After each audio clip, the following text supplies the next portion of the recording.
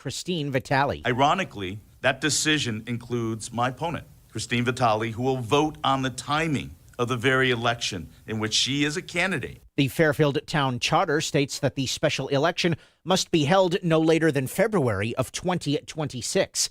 Senator Wong has also requested a series of debates to be held before the election. I'm Chris Williams with WICC News.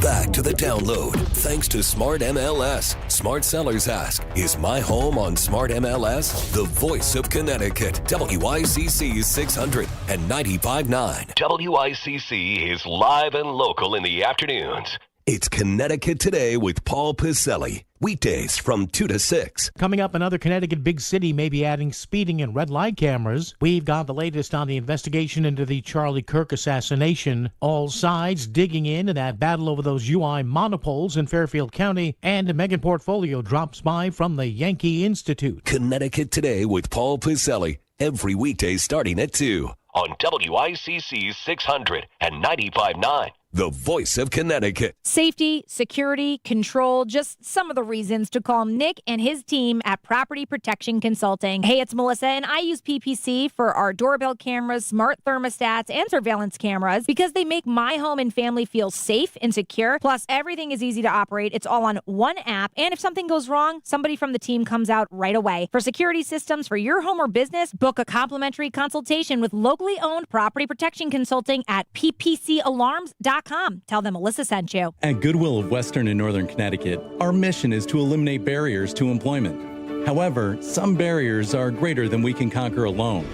September 8th through the 22nd, Goodwill stores are asking you to round up for the Bridgeport Rescue Mission. 100% of proceeds will go to providing meals as well as help relaunch their mobile food truck.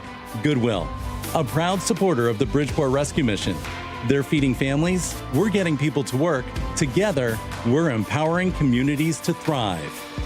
Diabetes, high blood pressure, anxiety meds, everyone's on them. If you're a 50-year-old male, maybe a bit porky, and you may even have type 2 diabetes, $1 million of term insurance may only cost you about $200 a month. Call Term Provider. Speak with Big Lou at 800-859-3220. Big Lou will find a term life policy for you even if you have type 2 diabetes, are overweight, or have high blood pressure. Term Provider has helped thousands of people like you who think they can't afford term life insurance. To buy $1 million of affordable term life for you, all you need to do is call Big Lou at 800-859-3220. Lou will make sure the scales are tipped in your favor. Call 800-859-3220. Big Lou will answer your call and work to fit you into a term life policy that you can afford. Remember, Big Lou's like you. He's on meds too. Call 800-859-3220 or biglou.com. This is WICC 600 and 95.9. The voice of Connecticut. CBS News brief. Congress presses FBI Director Kash Patel on the Epstein files. Would you commit to providing my office with all classified, non-classified records relating to the Epstein matter? I will commit to providing all records I'm legally permitted to do so under the court orders. Before heading to the UK, President Trump said Chicago will be next after sending federal forces to fight crime in Memphis. Chicago is a death trap, and I'm going to make it just like I did with D.C., just like I'll do with Memphis now.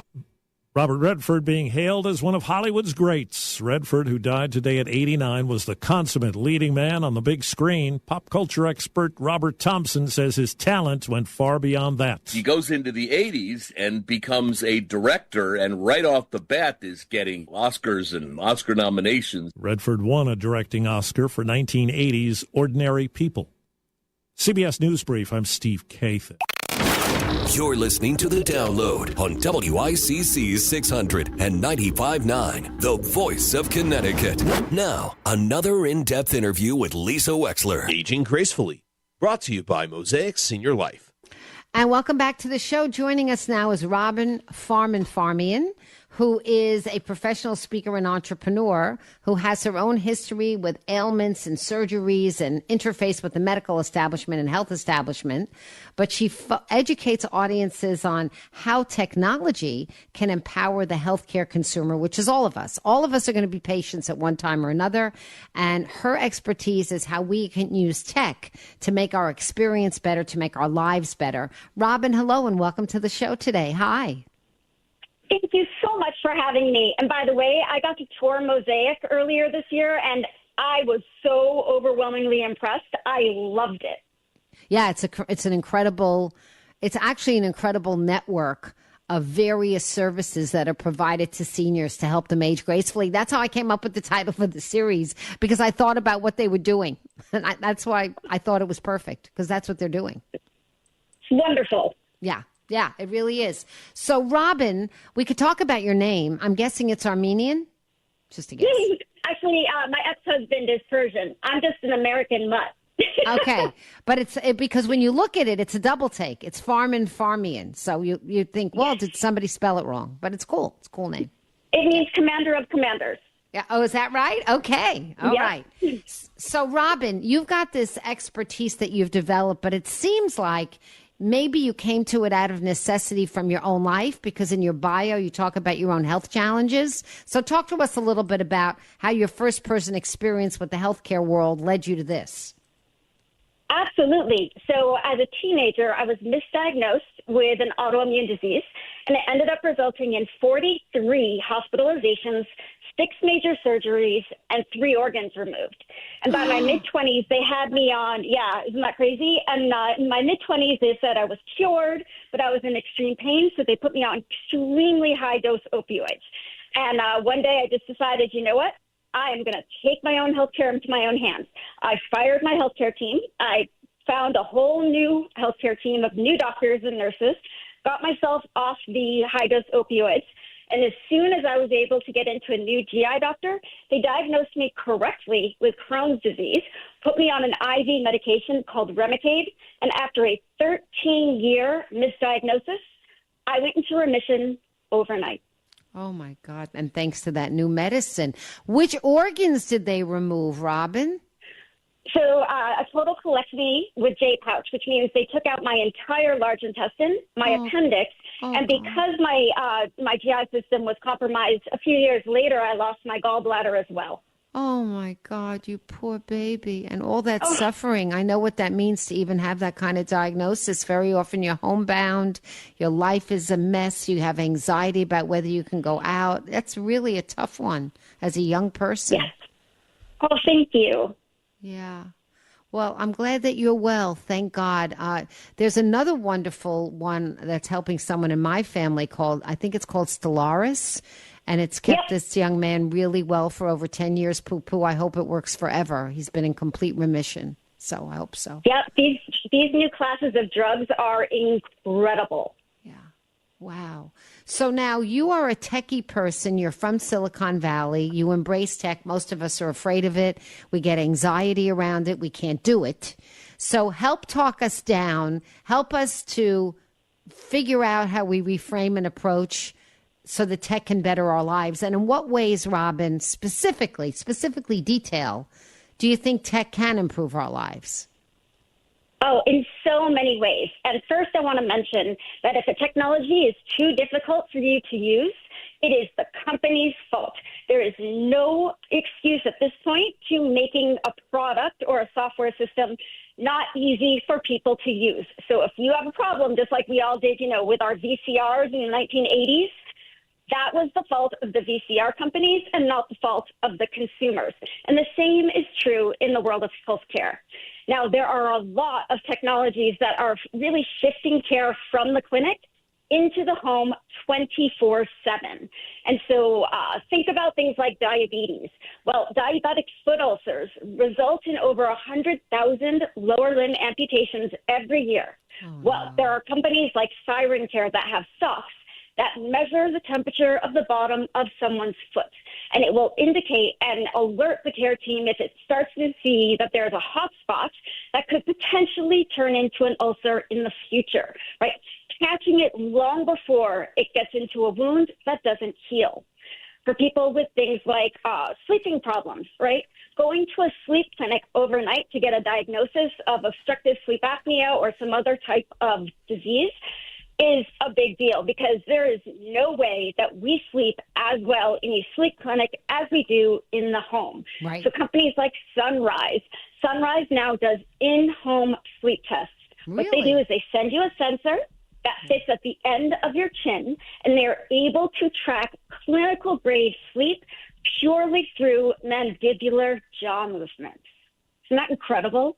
So wait a minute. Okay, I'm writing this down, but what was the first one you talked about? Because diabetes is so prevalent. What do we want to do? Who makes these socks? Yep, it's Siren Care, SIREN. It's fully covered by Medicare. What they do is they send you, about 5 pairs of socks, and you throw them in the washer and dryer. It's not like you even have to do anything new. These are just putting on socks that happen to be high tech. And do these and do you have to have an app on your phone connected to Siren Care? Like, what's the follow up? What do you do? It can be various, right? So you can hook it up with your healthcare professional. So the clinician, whether it's the doctor or the nurse, is the one who's monitoring it and gets the alerts. And yes, you can also have an app that goes with it. Siren Care, huh? Yeah. This is very. I love that one. We've interviewed a lot of engineers all over the world, because I'm into innovation, that are creating these sensor-based clothing in order to help people with all kinds of things. But this is really good to know that it's already approved by Medicare. It's commercially available. Siren Care. I suppose you can buy it online. Easy peasy, right? Probably buy it Absolutely. Well, you need a doctor's prescription. So a lot of the time when it's covered by Medicare, you get orders from the doctor, and that's when the Medicare will kick in. Now, that's very interesting, and that's for diabetes. My husband has neuropathy on his feet, which is a numbness issue, and so that would be excellent, actually. Absolutely. He's a perfect use case for this. Yeah, Siren Care. I'm writing this down. This is excellent. I'm very into practical, pragmatic tips. We're chatting with Robin Farmian, who is a co-founder and CEO of something called ChiroScript AI, which generates AI medical scribe for use in the clinic. And she is all about using AI with something called iGentic. Tell us about that, Robin. How is AI going to improve our lives as well? Well, the ones that I'm working on, those particular companies, those are really for the developer and for the company, not for the individual. iGentic is agentic AI that keeps organizations compliant with changing AI regulations. That is very complex unless you are running a pharmaceutical company or a hospital. So don't even worry about that one, because that one is extremely cutting edge. But there are a lot of other solutions that I have worked on.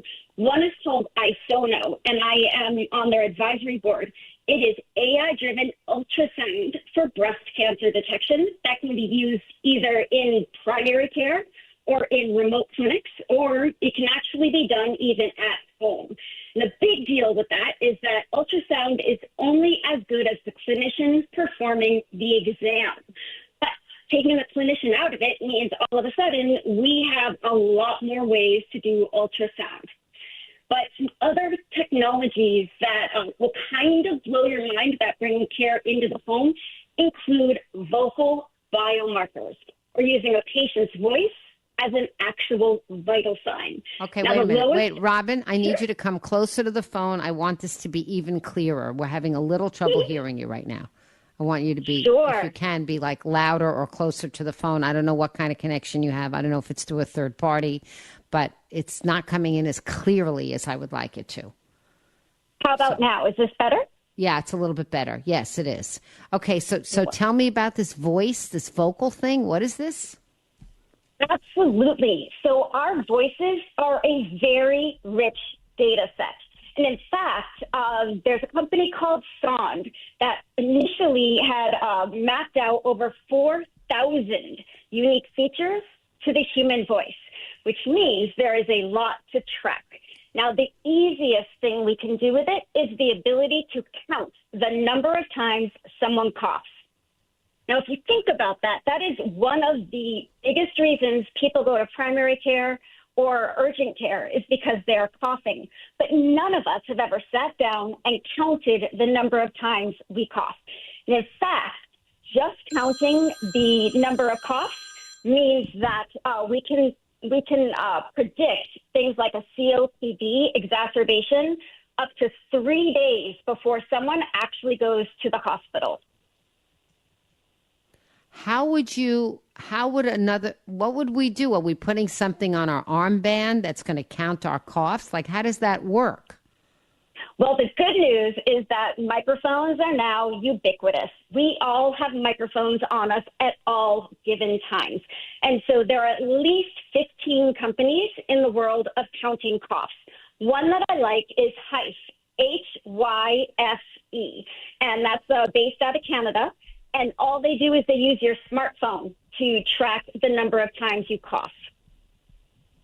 You know what that's really interesting? Is HYS is in Sam or HYF is in Frank? Frank. HYF. HYF. Yep. Okay. So what's interesting is, so my mom right now is in rehab after having had pretty horrible surgery to remove a 5-pound tumor from her sacrum. And, oh no, it's horrible. She had something called a chordoma, which is a 1 in a million sarcoma. It's a horror. Anyway, it's horrible. Today's 4 weeks to the day. The stitches are still there 4 weeks later. And it's an 11-inch incision. So, but she's developed pneumonia off and on, which is predictable because she couldn't get out of bed. And so one of the things we're always looking at is she coughing enough, right? The converse of what you're saying, coughing too much, coughing enough. So that would be a very useful thing for us to know, to monitor whether or not her lungs are clearing, right? Whether she's doing what she's supposed to do. That's really interesting, the coughing piece. Really interesting. Yes. Very interesting. Hyphe, Hyphe. We'll hook her up because she's going to come home soon. And the aides are not doctors. And Jill and I are doctors without diplomas. We're monitoring her if we're not in the room remotely like crazy. This would be very helpful to us to help monitor mommy. Absolutely. It's the exact right use case for that type of technology. This is fantastic. Okay, we're chatting with Robin Farman-Farmy, and you are a wealth of information. So you've told us about diabetic socks. You've told us about sleep apnea. You've told us that our voices and our coughs are a very important metric to our health. Keep going. Keep going. You're a wealth of information. So there's one company that I really like called Casper AI, and this is radar for remote patient monitoring. And so if you think about radar, it's over 100 years old. But now with AI, we can get a lot more information out of radar. And so a company comes in and they just install a radar on the patient's wall. And that's it. The patient never thinks about it, never recharges it, never turns it on. And what it's doing is it's measuring macro and micro movements. Macro movements means somebody is sitting up in bed. They've gotten up and they're walking around the room, or if they've fallen, right? This is a good fall detection. Micro movements are those tiny little skin displacements that you see when somebody's heart beats. And so it's able to do 20 different health markers, including heart rate, respiratory rate, and a baseline deviation. Does it measure AFib? No, this one doesn't measure AFib, but there are a lot of solutions on the market that do. In fact, I gave a keynote last year for an audience where one of the gentlemen had spent 3 months going in and out of clinic visits and testing to finally get a diagnosis of atrial fibrillation. Well, I happen to have my 6-lead EKG with me by a live core. And in 30 seconds, my device diagnosed him with atrial fibrillation. 3 months to 30 seconds. Can I ask you, Robin, you're not a nurse or a doctor yourself, correct? Nope, I'm just an entrepreneur. Okay. Do you see a resistance of healthcare professionals or the opposite? Do you see them embracing it? And does it depend on how old they are? A lot of it depends on how old they are and what they've been exposed to. So here in Silicon Valley, most people like things that are cutting edge. That's why they come to Silicon Valley. So it's a much easier adoption in these types of areas. If it's an older doctor in the middle of the country where there's only one clinic for, the entire town, they're probably slower to adopt. And the reason is because even in a specialty, they're seeing over 10,000 papers being written every single day. So how are doctors supposed to be able to keep up with their own specialty and with all these cutting edge technologies, right? And so that's where we see kind of the disconnect.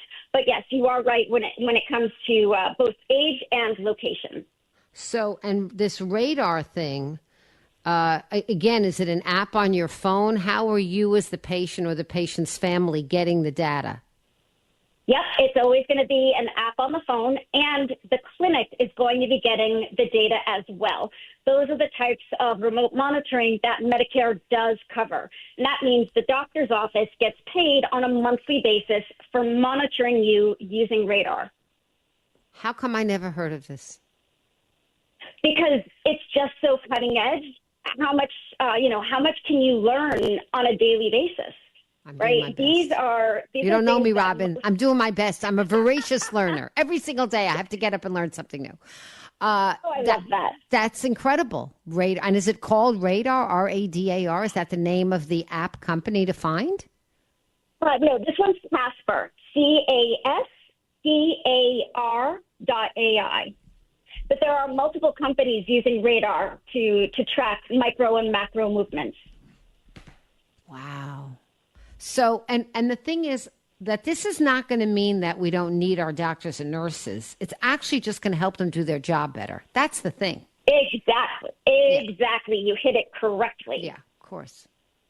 I mean, we're still going to need people with the big picture. We're still going to need people to put the puzzle pieces together better, because like Jill and I, we are pulling pieces of information about mommy and we're drawing very often erroneous conclusions because we don't have the fund of knowledge that a true medical professional has. But a medical professional with these bits of details filled into the jigsaw, they can make a more accurate diagnosis quicker when they have all this information. That's the point. Exactly. And catch things before they get worse and require a hospitalization. Right. Which is in everybody's interest. Nobody wants to lose a foot if they didn't have to. Exactly. Because they didn't see a sore. Because they literally cannot look to the bottom of their own sole of their feet. Many people with different infirmities, they can't see their own feet. They just can't. It's terrible, but it's true. Actually, and I'm quite athletic and slim, and it's even hard for me to see the bottom of my feet. That's not a normal part of the body that anyone checks out. Correct. And if you're not feeling it, it doesn't seem like there's anything wrong. You assume that your skin is intact. Right. Exactly. This has been phenomenal, Robin. If people want to access your newsletters, find out more about you, hear you speak, how do they find you? So I'm the only Robin Furman-Farmian in the entire universe. I believe that. It's very easy. Yeah.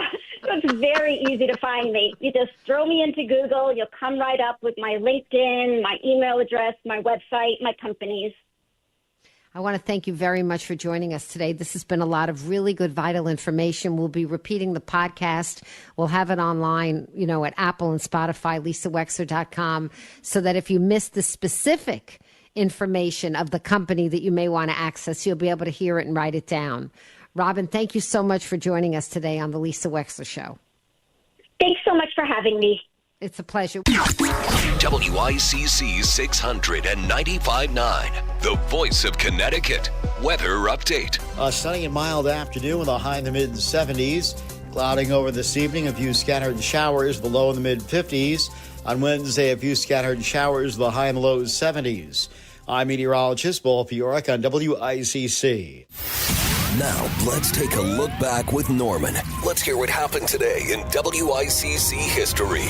It's September 16th. It's the birthday of Jacob Schick, the inventor and founder of Schick Razors in Milford. New Schick Hydro, a water-activated gel that hydrates your skin as you shave and lasts up to twice as long as ordinary strip. In 1908, the car company General Motors was founded. General Motors built many classic cars through the 1900s. The year 1970 was the perfect moment for Oldsmobile. The W30 was the best version of all. Oldsmobile was ready to compete with the strongest muscle cars of its era. The number one show on this day in 1990 was Murphy Brown. Barry Manilow.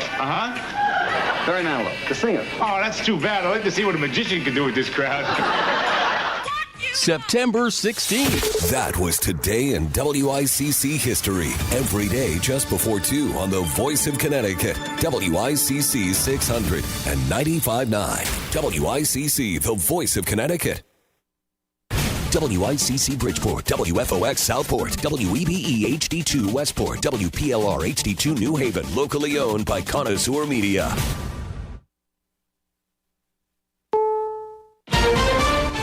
CBS News on the Hour, sponsored by Progressive Insurance. I'm Cammie McCormick. In the midst of a string of political attacks, FBI Director Kash Patel appeared before Congress. Minnesota Senator Amy Klobuchar. What I am asking for is that this rhetoric of blaming one side or the other stop. If you could convey that to the president, and that we actually work on things that are solutions. So could you commit to me, Mr. Patel, Director Patel, that you will do that? Absolutely, Senator. The suspect in the killing of Charlie Kirk will make a virtual court appearance today. Secretary of State Marco Rubio is threatening to revoke visas for anyone he says is cheering on such violence. CBS's Katrina Kaufman. He said America will not host foreigners who celebrate the death of our fellow citizens. This is a trend that we've seen from the State Department this year. We've seen thousands of student visas revoked, many of those pro-Palestine students. Also last month, they just began reviewing visas for any deportable grounds. Luigi Mangione was in a New York courtroom this morning. He's accused of killing United Healthcare CEO.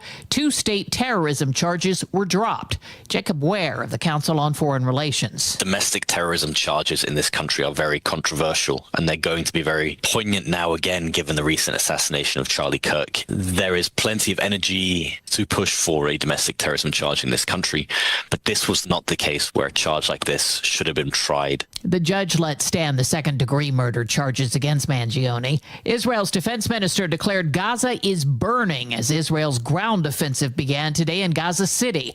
At the UN Human Rights Chief, Volker Turk. Everyone wants an end to this.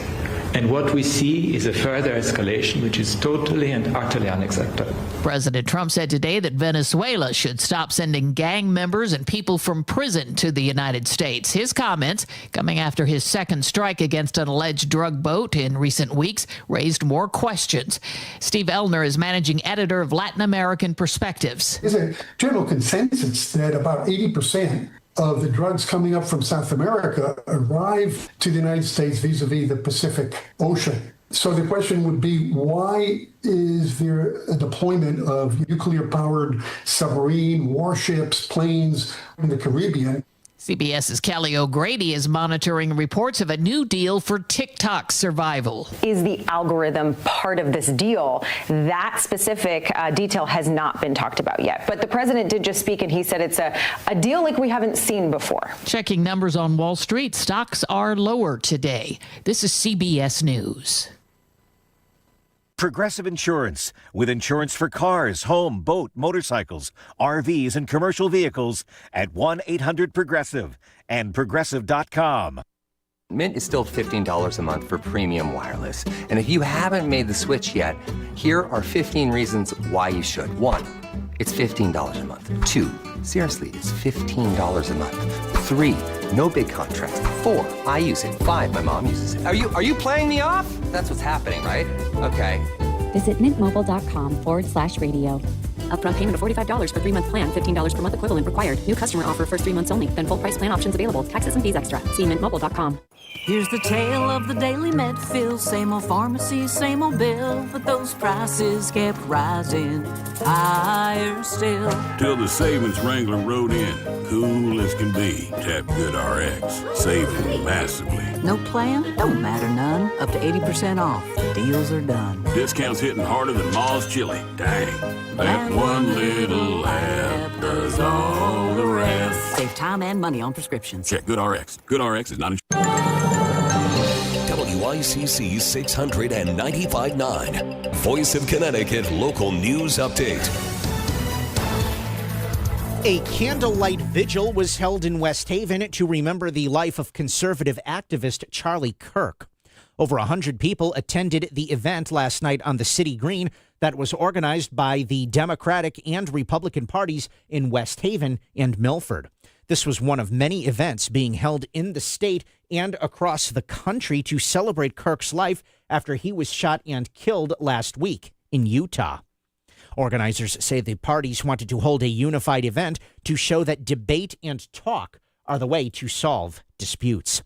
The Fairfield Representative Town Meeting has issued a statement on the controversial comments made by RTM Representative Melissa Longo. Longo made a Facebook post this past Thursday regarding the assassination of conservative activist Charlie Kirk that echoed many of Kirk's more controversial opinions and included profanity. In the statement, the RTM said in part, quote, "We call on all elected officials and leaders at all levels to embrace civility in our public discourse and online interactions." RTM Minority Leader Jeff Steele called Longo's comments shocking. I think right now we all need to take a step back and think about how we communicate with one another, how we communicate publicly, not only in person, but also, behind our keyboard, in social media, and in online communication. We really need to think about this because it's all about the tone and what we say and the words we choose when we communicate. Darien High School was closed today as police investigated a threatening social media post. Interim Superintendent of Darien Public Schools, Eric Byrne, said that no other schools were mentioned and that the threat was specific to Darien High. All other schools in town remained open, and police did add extra patrols. Anyone with information is asked to contact Darien Police's Detective Division. And former UConn star Paige Beckers is this year's WNBA Rookie of the Year. League Commissioner Kathy Engelbert surprised Beckers with the news ahead of her appearance on the Jennifer Hudson Show on Tuesday. Beckers was selected with the first overall draft pick by the Dallas Wings. She averaged 19.2 points, 5.4 assists, and 3.9 rebounds in her rookie season. Beckers received 70 of 72 possible votes to win the award. I'm Chris Williams with WICC News. WICC Smart MLS Right Now traffic. 95 northbound roadwork, exits 18 and 19. Stay to the left to get through. Parkway northbound, you've got it exits 13 and 14. And on the southbound side of the Wilbur Cross, roadwork between exit 50 and 46 approaching the West Rock Tunnel. Stay to the right to get through.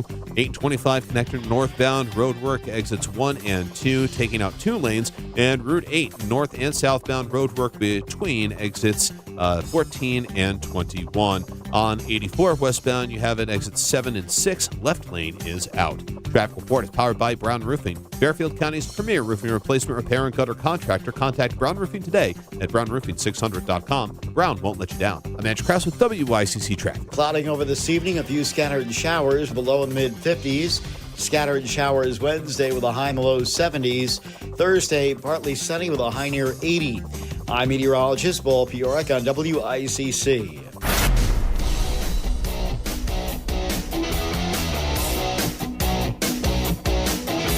You're listening to Connecticut Today with Paul Pizzelli on WICC 695.9, the voice of Connecticut.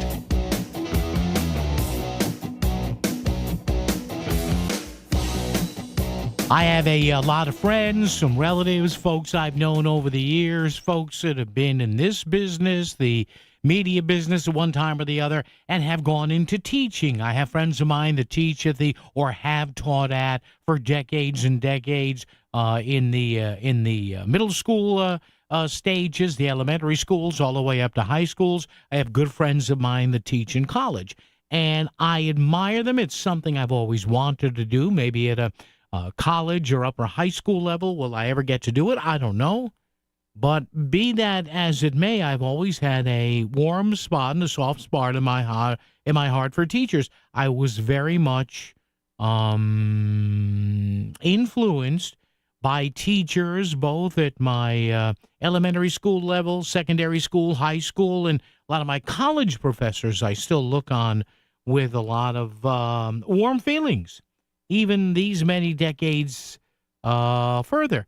But I read today something that I generally read every year here. And I want to bring something up here, but especially if you're a teacher, I urge you, hear me out first, because the reaction to this is going to be, well, he just doesn't like teachers. No, that's not what I'm saying. But I do have a question here that nobody ever seems to want to answer. Okay, if you go to, and this has been published in a couple of places already today. I'm looking at this Julie Martin Banks story in the Connecticut News Junkie. New survey out, teachers see public education challenges growing more severe. Okay, it's not an easy job. I get it. More than 60% of the teachers surveyed by the Connecticut Education Association. Now, it's a union survey. Okay, so let's keep that in mind. Nothing against the CEA, but again, just keep that in mind when you hear this. Believe that the issues they face have gotten worse over the past 2 years, with nearly 100% reporting that stress and burnout are their top concerns. Okay, I don't doubt that. I don't, honestly. With what they have to deal with today in the classrooms, with some of these kids and what they have to witness at home, I get that. I understand that.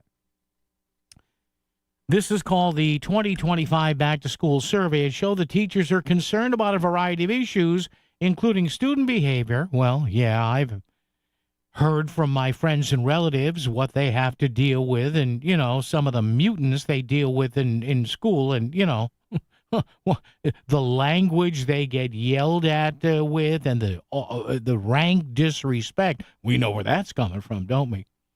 Student mental health issues, yes, we all know that there's a lot of kids out there with mental health challenges having too little time to prepare, collaborate, and plan. All right, couple things here. And I honestly want to hear from teachers out there, both active and retired. There's something I don't understand here. Well, a couple of things I don't understand here.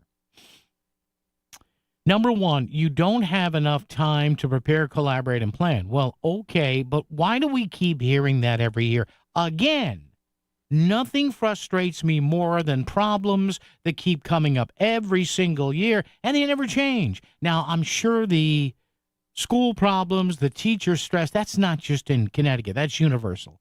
But every year we seem to have these surveys that say, well, this is a problem, and that's a problem, and that's been a problem for years. And what I hear from teachers is they don't listen to us. The school administrators don't listen to us. I've heard that from you teachers in the past, both present day and retired, that you try to make suggestions, and either the union or the Board of Ed or whatever doesn't listen. And then there's money. Kate Diaz, who's the union president here, I think she's a state rep too. There's complaints too about teacher pay. Now, again, we all want to make more money. I get it. I understand it. I'd be lying to you if I didn't say, hey, I love what I do here at Connoisseur. I'd like to make more money. You'd like to make more money. You over there, you'd like to make more money. So I went in, I consulted the great God Google, and I found these figures, and this is what I want to lead the show off with today. And I am in no way, shape, or form criticizing teachers. I'm not. But one of the things brought up in this report is, well, you know, the towns and cities, they don't give us, I'm paraphrasing now, well, they don't give us the salaries we want. Well, how much do you want? How much is enough? And again, I'm not trying to be caustic here, but I get a little weary a little, and again, I have friends that teach, relatives, friends, God bless them. I get a little weary of hearing the saying, well, I'm a teacher, I deserve more money. Hey, guess what, Harry? We all deserve more money. So I went ahead and looked up some numbers here. The average teacher salary in Connecticut, and again, I know average is not starting. We'll get to that momentarily, so hang with me here. The average teacher salary in the state is about, I rounded up or down by about $20 or whatever, but the figure I came up with was about $86,500. That's not good pay? Well, they do. And I'm even getting people commenting on this. This is our Facebook question of the day. Well, they're educators. They deserve more. Well, wait a minute. Don't they know what the salary range is going in? See, again, I'm okay with you wanting more, but again, we seem to hear this every year. Well, we need to make more, whatever. Okay. And your firemen don't need to make more, and your EMTs don't need to make more, and your police men and women don't need to make more, and your local crews for a city or town, municipal crews, they don't need to make more. The office staff at City Hall or Town Hall, they don't need to make more. So the average Connecticut teacher salary is $86,500 a year. That's number 6 in the country. How much more money do you want? I'm sorry. I love teachers. I do. This is in no way, shape, or form I'm not trying to be hostile here, but there's only so much money. Everybody's got to get paid. The teachers have to get paid. The firefighters have to get paid if it's a career department. The cops have to get paid. The EMTs have to get paid. The city and town crews have to get paid. Park and Rec has to get paid. City Hall or Town Hall staff, they have to get paid. The starting salary in Connecticut, not bad, just a hair under $50,000, $49,900 and change, and that's 15th in the country. Starting. Now, again, I understand starting is different from having been doing it 15 or 20 years and making X amount of money. But really? People say, well, they should make more. Well, how much is more? That's my question. That's what we start with today. 203-333-9422, 333-WICC. You tell me, what's the proper salary for a veteran teacher? The average Connecticut teacher, the average is making over $86,000 a year. You know how many people would like to be making 86 large? Getting through your work week is tough, but the weekend means one thing: football. And all the best action is heard live on WICC. Every Sunday at 11, the Rudin Report presents Sunday Morning Quarterback, recapping the week of high school football. Then at 12:30, it's time to go pro with a doubleheader of the best games from around the NFL. Because Sundays are made for football. Every week this season on WICC 600 and 95.9, the voice of Connecticut.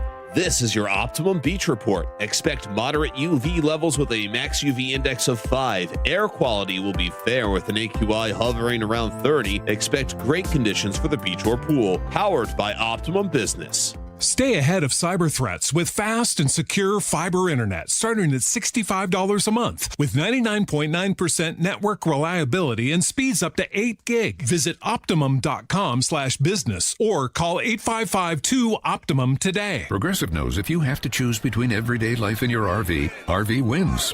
What, are you going to take the RV to the mountains or go pick up your dry cleaning? RV wins! Are we cleaning the gutters or taking the RV camping? RV wins! Are we getting a new passport or cruising up the coast? RV wins! Don't forget, you got that trip to Sweden coming up. Oh, yeah, passport, then RV. With Progressive, you can bundle your RV with your home or auto and save with a discount and spend more time enjoying those savings in your RV. Progressive Casualty Insurance Company affiliates and other insurers not available in all states and situations. Selling your home is a numbers game. The more potential buyers who see it, the greater the opportunity to sell.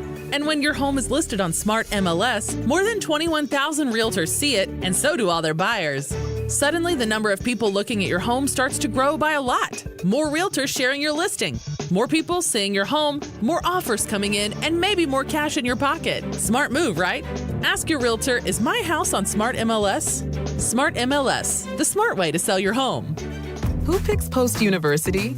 People who pick Post are people who believe in themselves and their potential. Post people want a school that helps them succeed on their terms, on their budget, and on their schedule. They want on-campus activities and online flexibility. Most of all, they want an education that could help prepare them for success in over 50 fields. Because when you're an Eagle, the sky's the limit. Are you a Post person? Find out now at post.edu. Imagine talking to thousands of local consumers about your business. You will with your ads on the Voice of Connecticut. It all comes up to your sales rep. Here, Maria, my sales rep, try to understand my business, customize my need, and that make it different than any other experience that I have. Real stories, real results. It's why advertising on the Voice of Connecticut works. Learn more. Email sales@voiceofct.com. You're listening to WICC 600 and 95.9, the Voice of Connecticut, broadcasting from Cadillac of Greenwich Studios, CadillacofGreenwich.com. WICC Smart MLS Right Now traffic. 95 northbound roadwork, exits 18 and 19. Stay to the left to get through. Parkway northbound, you've got it exits 13 and 14. And on the southbound side of the Wilbur Cross, roadwork between exit 50 and 46 approaching the West Rock Tunnel. Stay to the right to get through.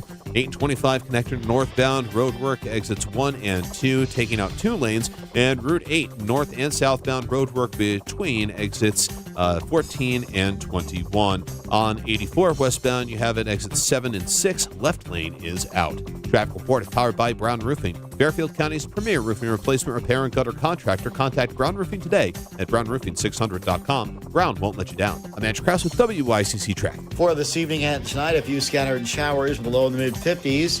Cloudy on Wednesday, a few scattered showers with a high in the low 70s. Thursday, partly sunny with a high near 80. I'm meteorologist Paul Fiorek on WICC. The only place in Fairfield County for live local talk. This is the Voice of Connecticut, WICC 600 and 95.9, and Connecticut Today with Paul Pacelli. And I'd love to hear from teachers today. New teachers, veteran teachers, teachers maybe you're near retirement, or those where you've put in a good 20, 30, 40, 50 years and you're done. Love to hear from you. I know in the past, when I do education topics, I get a lot of calls. If you don't want to call because, well, they can still recognize my voice, you can text me anonymously at 203-333-9422, 333-WICC. New survey is out there, the 2025 Back to School survey. And again, I'm not doubting the sincerity of these teachers, but it's the same old song and dance. It's the one-note samba. To which, here's what I say. If the teachers keep mentioning the same problems year in and year out and year in and year out and year in and year out and year in and year out, why doesn't it ever get better? Why, again, it's a sports play-by-play acronym I like to use. Why are we chasing the game here? There's so much stuff in Connecticut we can never get a hold of. We chase the game, whether it's teachers' conditions, whether it's energy planning or the lack thereof, whether it's trying to make it better and gooder for businesses in this state. And so we don't end up sucking in all these business surveys that come out from all these major business outlets that bosses and CFOs and CEOs read. Well, now the teachers are telling us that although they love what they do, a lot of them hate their jobs. You know, a friend of mine used to say that in the radio business years and years and years ago. He goes, Paulie, and I was really young at that time. I didn't know what I was doing, but he said, remember, a lot of people that say they hate what they do don't really hate what they do. They hate their job. They love what they do, but they hate their job. New survey out called the 2025 Back to School survey. The problems in our schools are growing more severe, and teachers' calls for action are being ignored, leaving students to pay the price. That's according to Kate Diaz, CEA president. She's been on this program before. All right, then why aren't things getting better? Because I believe the vast majority of the teachers that they talk to here, and I know it's a union survey, I get it, but why don't things ever get better? Have we ever seen a survey where the majority of teachers say, hey, it's great, well, our stuff is so good? There's always problems. Why can't we get out in front of the problems? Our educators are disrespected. Well, where's that come from? Stretched beyond their limits. Why is that? Is it poor planning? Are the unions not listening? Are the Board of Eds not listening? And many are being driven out of the profession in search of careers that value their work, pay them fairly, and treat them with dignity. Now, let's get to the pay thing again. And you see this in Connecticut and all over. A lot of union leaders will always carp and moan about teachers' pay. All right, so what's a fair number? Give me a fair number. Connecticut teachers, on average, and again, I know not everyone makes average. I get it. It's like a lot of civil service and state jobs. You don't go in at a big nut right away. I understand it. But you tell me, 203-333-9422, 333-WICC, you tell me what's a decent teacher's salary? And again, it gets to the point where every year the teachers in this state, and God bless them, I'm sure 99% of them are great, they always say, yeah, but if you really respected us, you'd pay us more. Well, guess what? Everybody wants to make more. You're not the only part of a municipality sitting at the table. Taxpayers can only afford so much. If you're upset with and I'm sorry, I'm really not trying to be a jerk here, but you sound like it. But if the pay is so bad, we love what we do. Well, you know what? A lot of times we love what we do, but, you can't always get what you want, as the great philosopher Jagger sings every so often. And again, I'm sure people who think they're great teachers are great teachers. I've talked to teachers who love their kids like they're their own, especially if they see them in the same school from the time they come into kindergarten and first grade all the way through junior high school. I've been told that. That's part of the fulfillment. But again, we're hearing in the survey, Connecticut teachers want to pay more. Well, if you're an average teacher in Connecticut, you're making almost $87,000 a year. How much you want? Well, I have a tough job. I'm not saying you don't have a tough job. How much do you want? What's fair? You tell me. See, nobody ever wants to put a dollar figure on this. This is one of those things, and it's especially with this issue, well, I deserve more. Well, don't we all deserve more? Who's going to take less? Who's going to sit there and say, no, I'm good. I got grandma's inheritance. I got $2 million plus in the bank, so I'm good. And people do that, fine. But again, the average Connecticut teacher salary, I looked it up here, $86,500 and change. All right, fine. Good for you. But again, the union leaders, every year we hear, our membership deserves more. Well, you don't think the cops think that? You don't think the firefighters think that? You don't think the EMT crews think that? I mean, they're life and death things. We love teachers. It ain't life and death. Not saying you don't have a tough job, but you see what I'm saying here? After a while, people don't want to hear this anymore. But you tell me as a teacher, and according to this here, the average starting pay in the state's about $49,900, $50K. 15th highest in the U.S., by the way. 35 more states. Even I can do that math. 35 other states in the state pay you less than Connecticut. So you tell me. You give me a holler here or a text. 203-333-9422, 333-WICC. You guys tell me, what's a fair average teacher pay in the state? WICC Smart MLS Right Now Traffic. 95 northbound roadwork, exits 18 and 19. Stay to the left to get through. Parkway northbound, you've got it exits 13 and 14. And on the southbound side of the Wilbur Cross, roadwork between exit 50 and 46, approaching the West Rock Tunnel. Stay to the right to get through.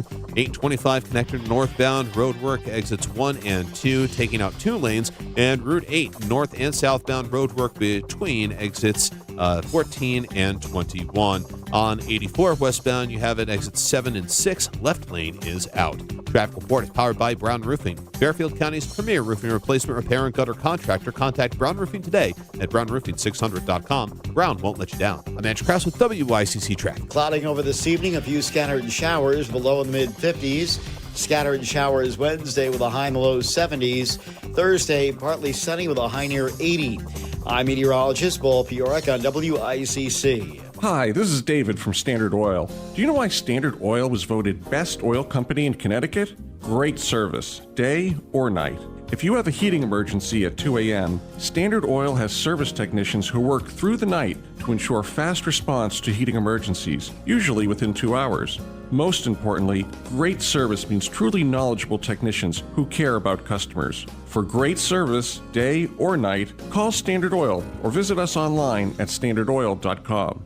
When it comes to getting the guaranteed lowest price on Falcon tires, there's only one place to go, Town Fair Tire. And when it comes to getting more free services for life than anywhere else on Falcon tires, there's only one place to go, Town Fair Tire. So when you're in the market for the best deal on Falcon tires, get to Town Fair, because nobody beats a Town Fair tire deal. And I mean absolutely nobody. Name brands at discount prices, Town Fair Tire. I'm still going for it, even with higher stroke risk from atrial fibrillation, an irregular heartbeat not caused by a heart valve problem. Over a 3-year study, Eliquis apixaban tablets reduce stroke risk better than warfarin, and over 97% of Eliquis patients did not experience a stroke. A first stroke occurred in 2.9% of warfarin patients versus 2.3% of Eliquis patients.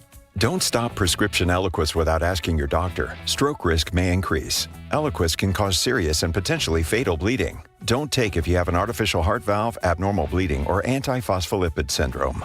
While taking, you may bruise more easily or bleed longer. A spinal injection increases blood clot risk, which may cause paralysis. Get medical help right away for unexpected bleeding or bruising, or back pain, tingling, numbness, muscle weakness, or incontinence. Aspirin products, NSAIDs, SSRIs, SNRIs, and blood thinners increase bleeding risk. Tell your doctor about planned medical or dental procedures. Learn more at Eliquis.com or call 1-855-ELIQUIS. This is WICC 695.9, the voice of Connecticut. CBS News Brief. FBI Director Kash Patel faced some heated questions today from lawmakers. CBS's Nicole Killian is there. Democrats especially are certainly trying to ask some very pointed questions of the director, particularly with respect to the purging of a number of career officials. As well as the handling of the investigation into Charlie Kirk's killing. Luigi Mangione, accused of killing United Healthcare CEO, was in a New York court this morning where 2 state terrorism charges were thrown out.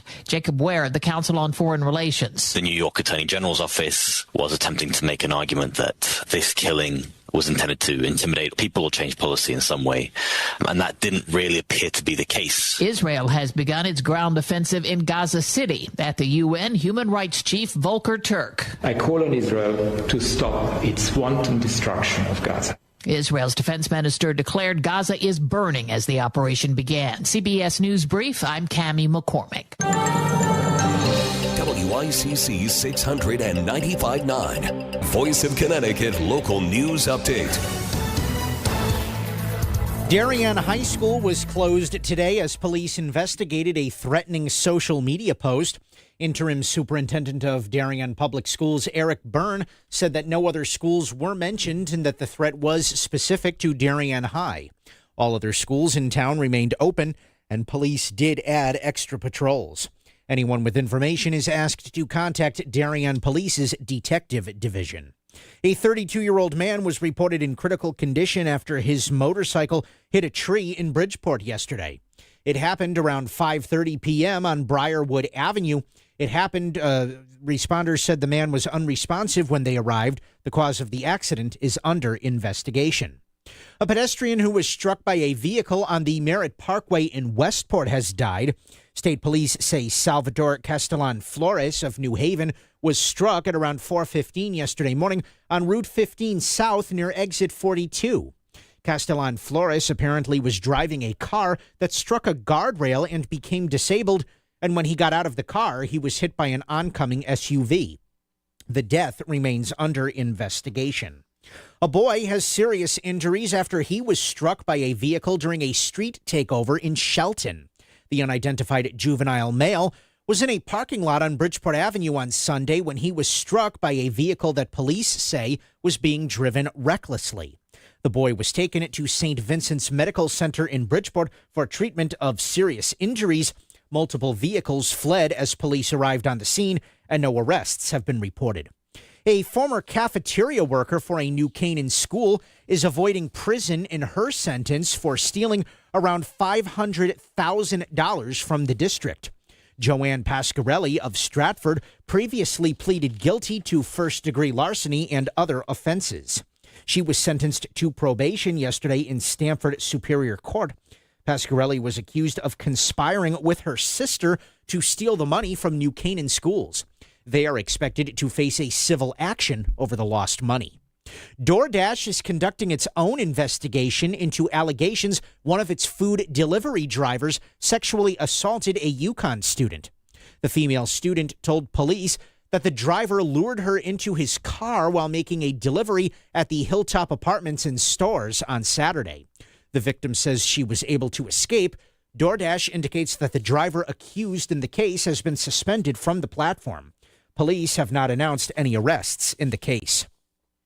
A grant of well over $5 million to expand the Naugatuck River Greenway Trail has been canceled by the federal government.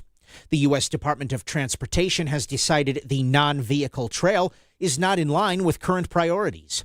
The grant money was set to be used for expansion of the trail in towns that include Naugatuck, Waterbury, and Watertown. The Naugatuck Valley Council of Governments is now looking for new funding sources to complete the project. Fairfield and Bridgeport will hold a joint news conference to discuss the installation of electric monopoles on Wednesday, September 17th at 11 a.m. at the Barnum Museum. The installation proposal from United Illuminating has been a subject of fierce debate between the energy company and local elected officials. Bridgeport Democratic State Representative Steve Staffstrom expressed his disapproval with the ongoing process. I think we're all sort of shaking our heads at, frankly, the kangaroo court actions that we've seen. The news conference is being held ahead of a vote this coming Thursday from the Connecticut Siting Council that would progress the current installation plan. Today is National Voter Registration Day, the goal being to get more residents ready for Election Day in November. It's not enough to just get registered. Today is also meant for people to mark their calendars for Election Day, make a plan to get your vote in, and know what races are happening and who is on the ballot. For any voter information, check out myvote.ct.gov.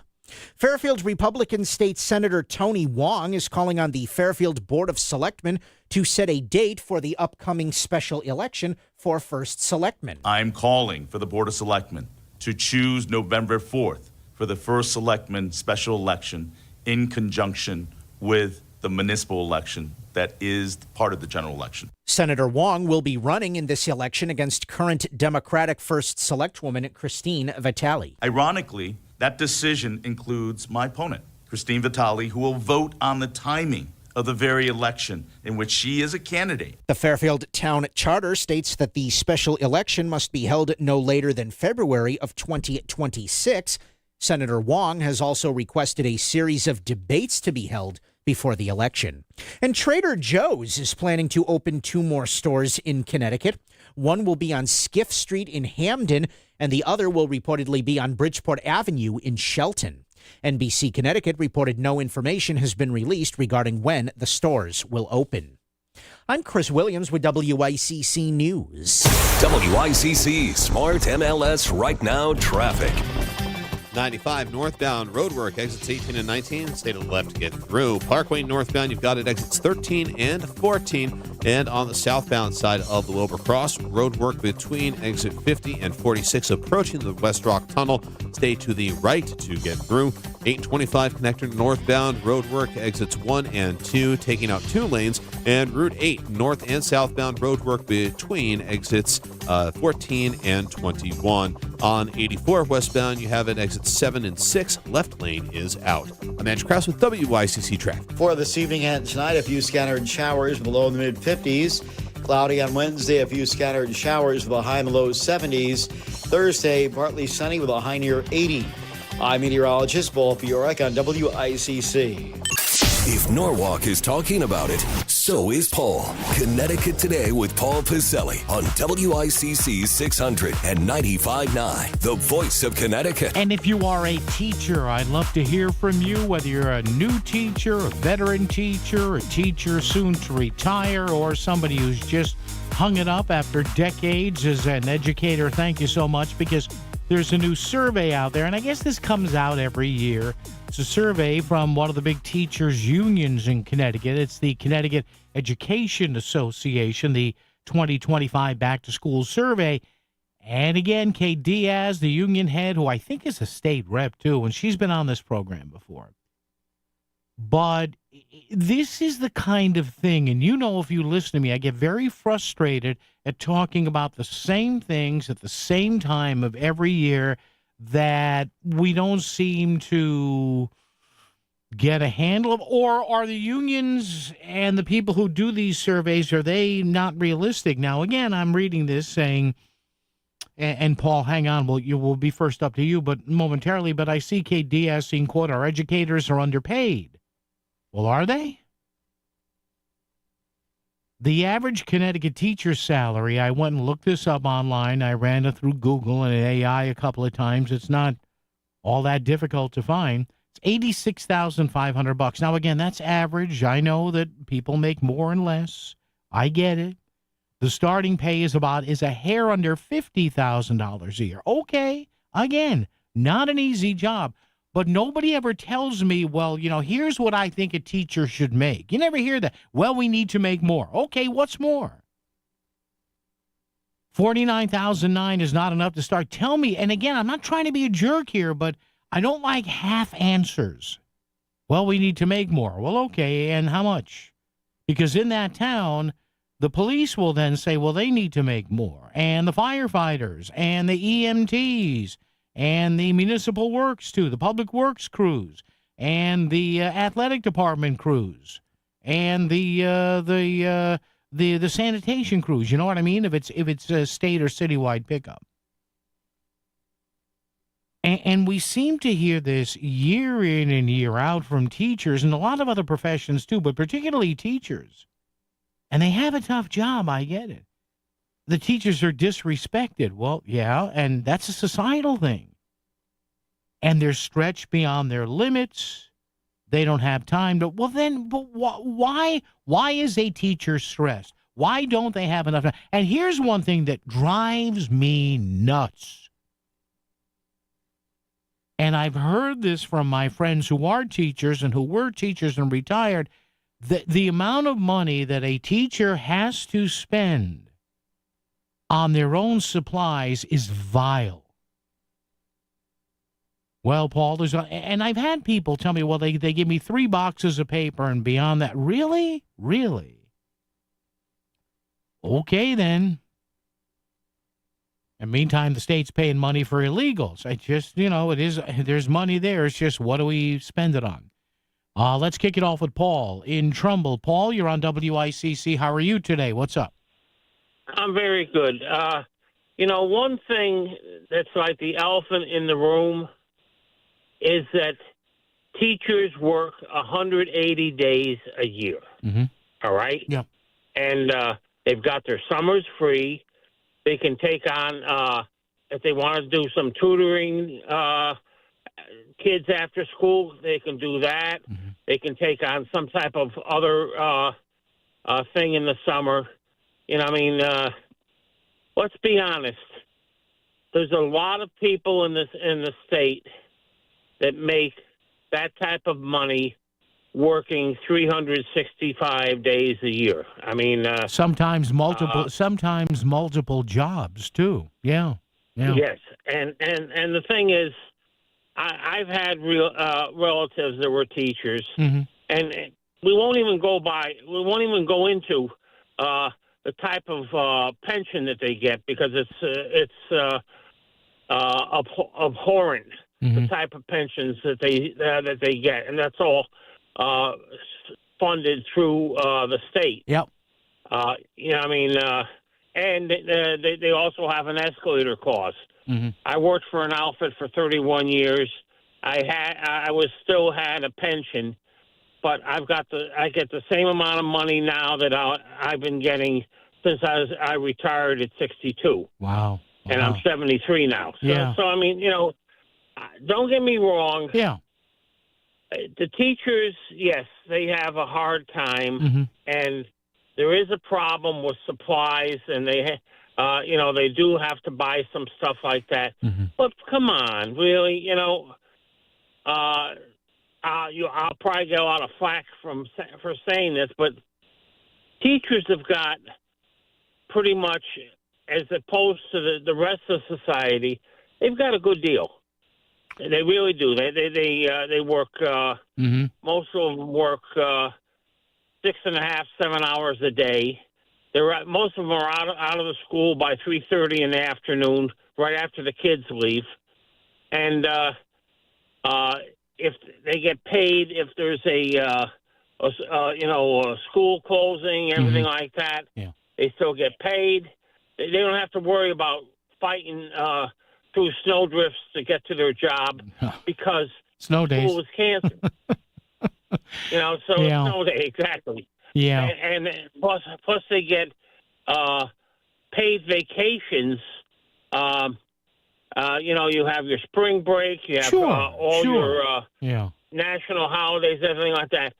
Don't get me wrong. No, I know. And Paul, I do have to run. I'm up against it time-wise. Thank you for holding on. No, we get the point here. Again, and Paul's right. We tend to tread lightly here. It's not that we don't like teachers. I was thinking of my teachers the other day. It's a noble profession. It is.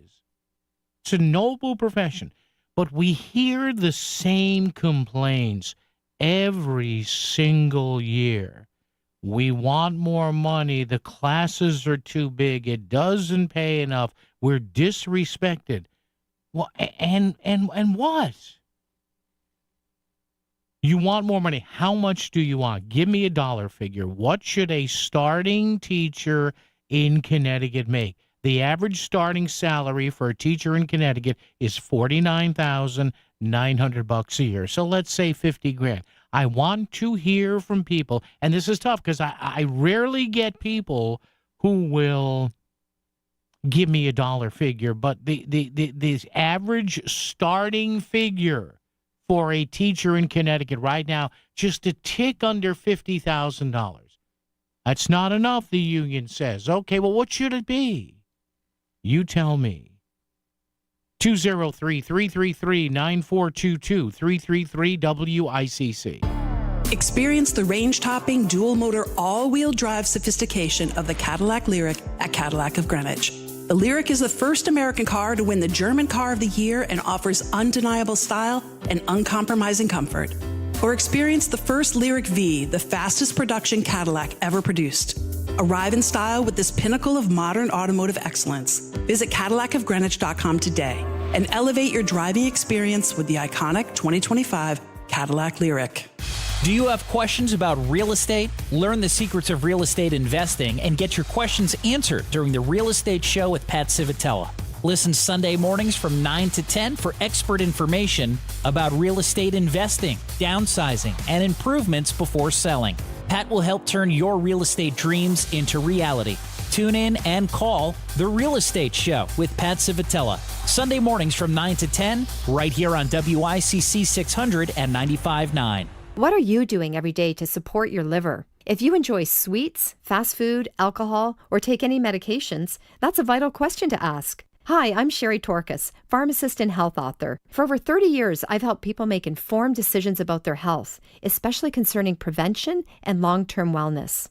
Supporting your liver isn't just a wellness trend, it's a daily essential. That's why I recommend Active Liver by New Nordic. It's made with plant-based ingredients like milk thistle, turmeric, and globe artichoke, herbs clinically studied for their protective and restorative effects on the liver. Active Liver blends traditional herbal wisdom with modern scientific research. Not all supplements are created equal. I trust Active Liver because it's backed by science, meets strict quality standards, and delivers true daily liver support. Protect your liver and give it the support it deserves. Make Active Liver from New Nordic part of your daily wellness routine. Active Liver is available online at Amazon or find it in stores at CVS, Meijer, and now available at ShopRite.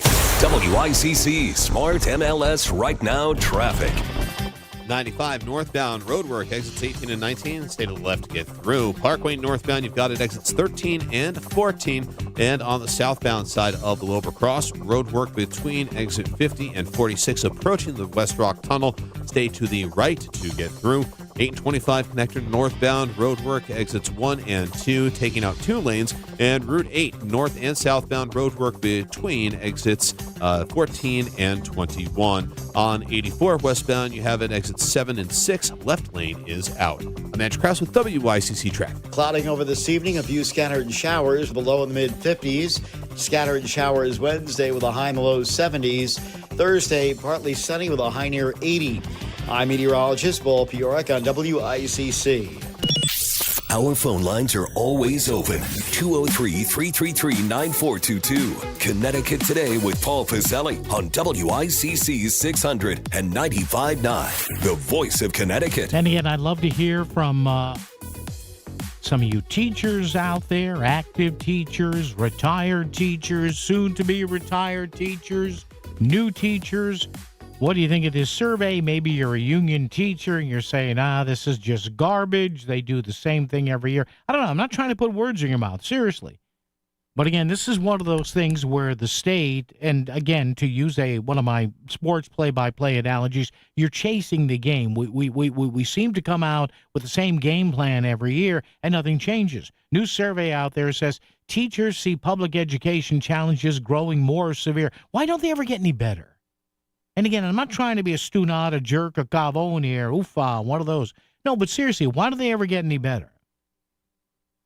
Teachers always say they're underpaid. The classroom sizes are too big. The number of students in the class, by the way, is too big. They're not getting help. They're not heard. How are teachers not heard? That's something I'm seeing here. They want a more collaborative effort. What does that mean?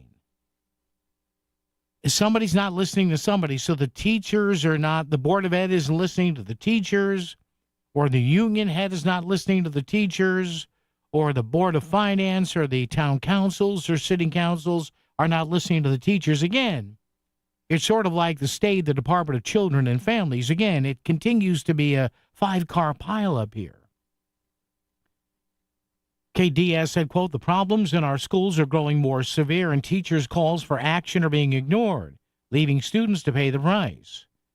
She said, quote, our educators are underpaid. Well, you think so. The average teacher salary is $87,000 in the state. Underpaid, disrespected. Well, you put a dollar figure on respect. Again, and I'm not saying these problems don't exist. But what's being done to fix them? Stretched beyond their limits, many being driven out of the profession in search of careers that value their work, pay them fairly, and treat them with dignity. All right, well, why aren't teachers? Who's not treating the teacher with dignity? Tell me, please. Explain to me. According to the survey, 72% of special ed teachers, 89% of teachers in urban districts expressed dissatisfaction. 66 and 76% of those groups, respectively, reporting things have gotten worse. Why have they gotten worse? The VP of the CEA, Jocelyn Delancey, she's been on this show before too, said teachers' voices need to be heard on the issues of special ed and curriculum planning time. All right, so why aren't they heard? Administrators could help support teachers by helping to work with dysregulated students, whatever that means. Delancey said the next step would be to seek support from local school boards, which make policy on decision making and hiring superintendents. All right, you see what I'm saying here? This almost sounds like a football team where the defensive coordinator or the offensive coordinator don't talk to the head coach. You see it's weird here. Delancey said boards of education may put forward a budget that the town's finance committee sends back for further cuts, which can impact class sizes and support for students. Well, yeah, that's how it works. I hate to tell you, but that's because, again, the teachers are important, the school system is important, but so is the police department, so is the fire department, so is the sanitation department, so is the public works department. So was the city or town hall staff. Delancey said, we need the support of all of our education stakeholders to ensure that we can do well without extra additional stress and burnout that's been put on us, whether it's by weird accountability measures or top-down initiatives and mandates that don't include the voices of the people who are impacted by them. All right. They want higher taxes, which, all right, you could say they want higher pay. Okay, so does that. That's why I bang my head on the mic. So does everybody else. But again, I wanted to bring this up because every year, we're not making enough. The classes are too big. And again, we hear the same prattle and dribble from our state leaders. Oh, we have wonderful teachers. We have a wonderful... Connecticut is so well... Oh, the education system in the state. So who's zooming who here? Our state leaders, or are the people in the trenches, the educators and teachers, really the ones that know what's going on here? Well, we need more money. Well, so do I. And I'm not pleased. I ain't denying it's tough to be a teacher. Some of the stuff that my friends tell me that they deal with in the classrooms, I wouldn't work. They'd fire me the first day. Hey, come here, wise guy. Oh, man. Dave in Fairfield's with us. Dave, good afternoon, sir, and how are you? Hey, Paul. Just a couple of things with this. So, number one, with the teachers' pay, I'm not sure. The other gentleman had a great point about their pension and their amount of days they work. Number two, it's interesting to me that the unions always speak up on teachers' behalf when it comes to pay.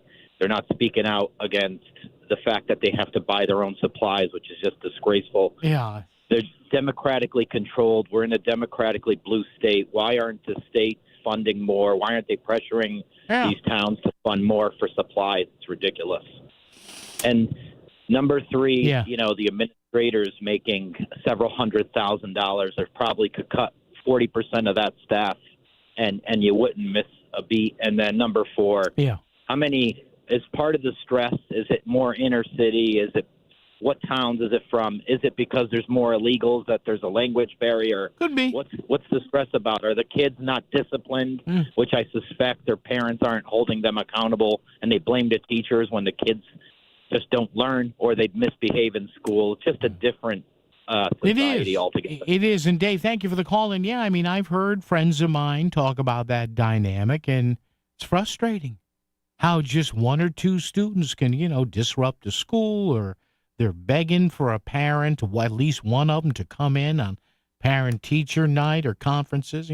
So listen, bottom line here is I have the utmost respect for students. I do. I understand that. And teachers. I get that. I understand that. But after a while, you got to pay us more. Is the money going to solve it? Money doesn't solve systemic problems and problems of the family unit and respect. Sorry, money can't buy that. Traffic and weather together right here on a Tuesday on WICC. WICC Smart MLS Right Now Traffic. 95 northbound roadwork, exits 18 and 19. Stay to the left to get through. Parkway northbound, you've got it, exits 13 and 14. And on the southbound side of the Wilbur Cross, roadwork between exit 50 and 46, approaching the West Rock Tunnel.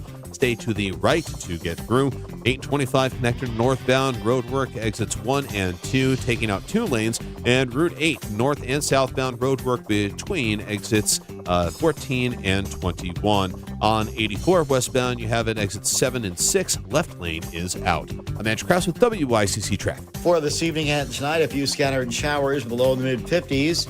Cloudy on Wednesday, a few scattered showers with a high in the low 70s. Thursday, partly sunny with a high near 80.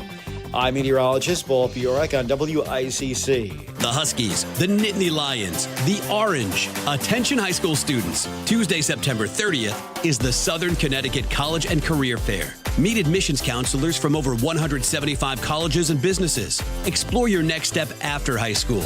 The Southern Connecticut College and Career Fair. Tuesday, September 30th from 4:30 to 7:30 p.m. at the Hartford Healthcare Amphitheater in Bridgeport. It's free and open to all students and families. Info at ctcollegefair.com. Finding great candidates to hire can be like, well, trying to find a needle in a haystack, but not with ZipRecruiter. Its powerful technology actively finds and invites qualified candidates to apply to your job. So while other companies might deliver a lot of hay, ZipRecruiter finds you the needle in the haystack. See why 4 out of 5 employers who post a job on ZipRecruiter get a quality candidate within the first day. Try ZipRecruiter for free at ZipRecruiter.com/free. That's ZipRecruiter.com/free.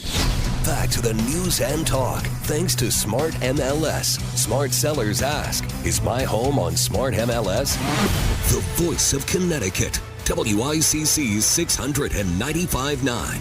It's Connecticut Today with Paul Pacelli. And again, we have problems here in Connecticut that never seem to get better, whether it's Pura, whether it's DCF, whether it's a myriad of things. Our future plan for power. Nope, can't do. We're constantly playing catch up, and we're doing this again. New survey out there. Teachers see public education challenges growing more severe year after year after year. WICC Bridgeport, WFOX Southport, WEBE HD2 Westport, WPLR HD2 New Haven. Locally owned by Connoisseur Media.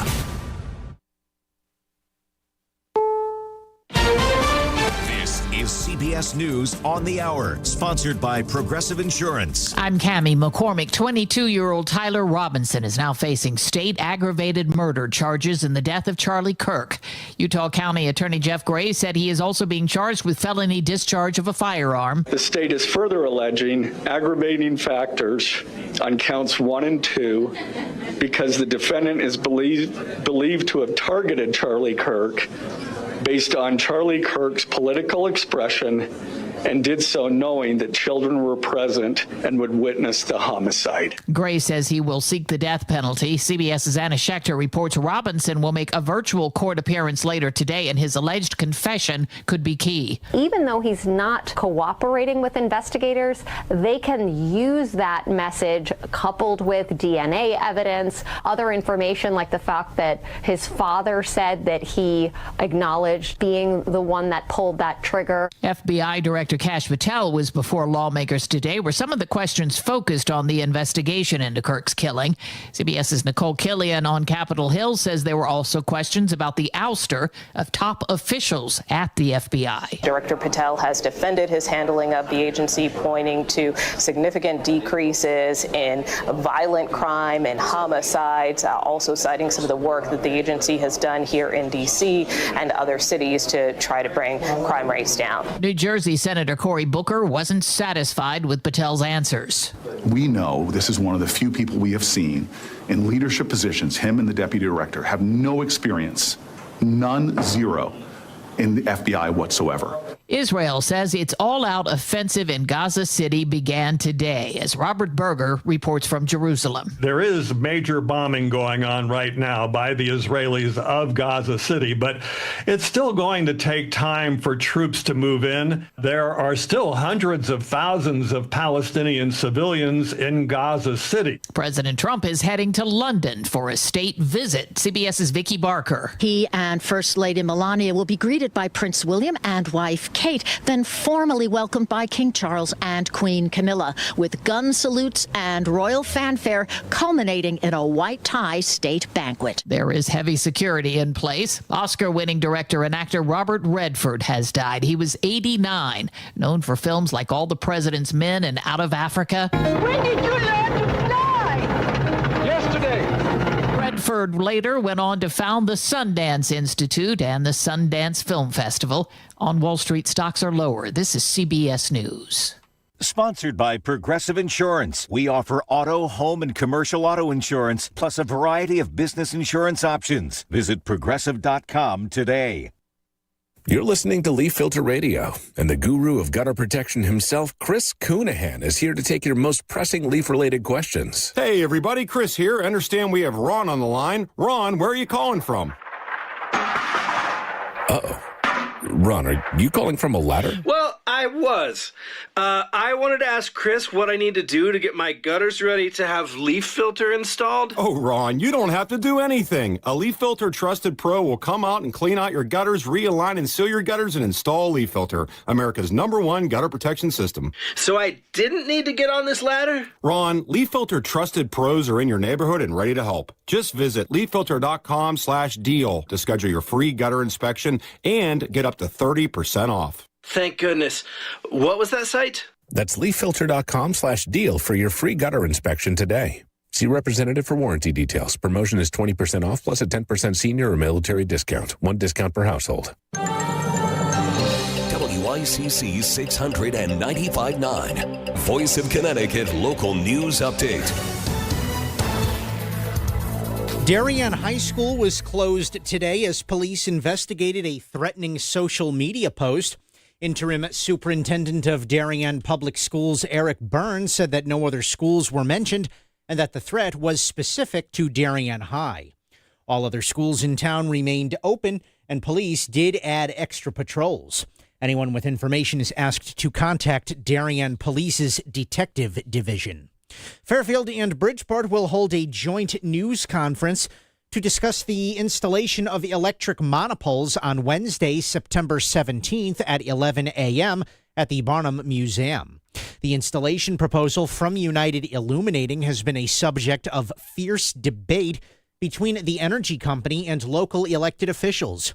Bridgeport Democratic State Representative Steve Staffstrom expressed his disapproval with the ongoing process. I think we're all sort of shaking our heads at, frankly, the kangaroo court actions that we've seen. The news conference is being held ahead of a vote this coming Thursday from the Connecticut Siting Council that would progress the current installation plan. A former cafeteria worker for a New Canaan school is avoiding prison in her sentence for stealing around $500,000 from the district. Joanne Pasquarelli of Stratford previously pleaded guilty to first-degree larceny and other offenses. She was sentenced to probation yesterday in Stamford Superior Court. Pasquarelli was accused of conspiring with her sister to steal the money from New Canaan schools. They are expected to face a civil action over the lost money. DoorDash is conducting its own investigation into allegations one of its food delivery drivers sexually assaulted a UConn student.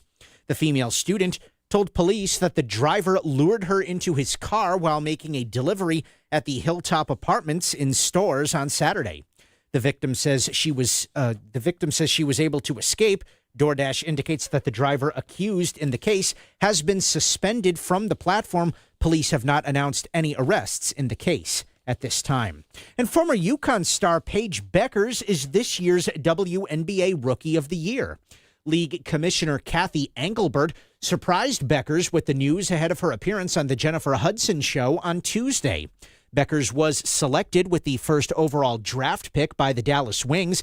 She averaged 19.2 points, 5.4 assists, and 3.9 rebounds in her rookie season. Beckers received 70 of 72 possible votes to win the award. I'm Chris Williams with WICC News. WICC Smart MLS Right Now Traffic. 84 westbound crash near exit 7 has things backed up towards exit 9. Lower Fairfield County 95 north an hour. Greenwich through Fairfield. Lower Merritt will serve you well. And on Route 8 northbound, you're bunched up going into the Commodore Hole Bridge. Traffic report is powered by the Connecticut Lottery. Now play your favorite draw games at ctilottery.org. Odds vary by game. Must be 18 or older to purchase. Help is available for problem gambling. Call 888-789-7777 or visit ccpg.org. Match Krause at WICC Traffic. Clouding over this evening. Evening, a few scattered showers, the low in the mid-50s. Scattered showers Wednesday with a high in the low 70s. Thursday, partly sunny with a high near 80. I'm meteorologist Paul Piorek on WICC.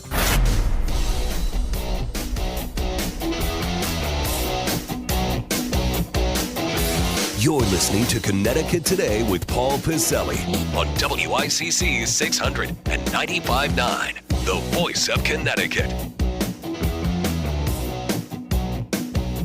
Yes, sir. Yes, ma'am. It's hour number 2 of our daily 4-hour get-together. Glad to have you with us. Tell your friends, family members, cellmates, tell your doctor, tell your parole officer.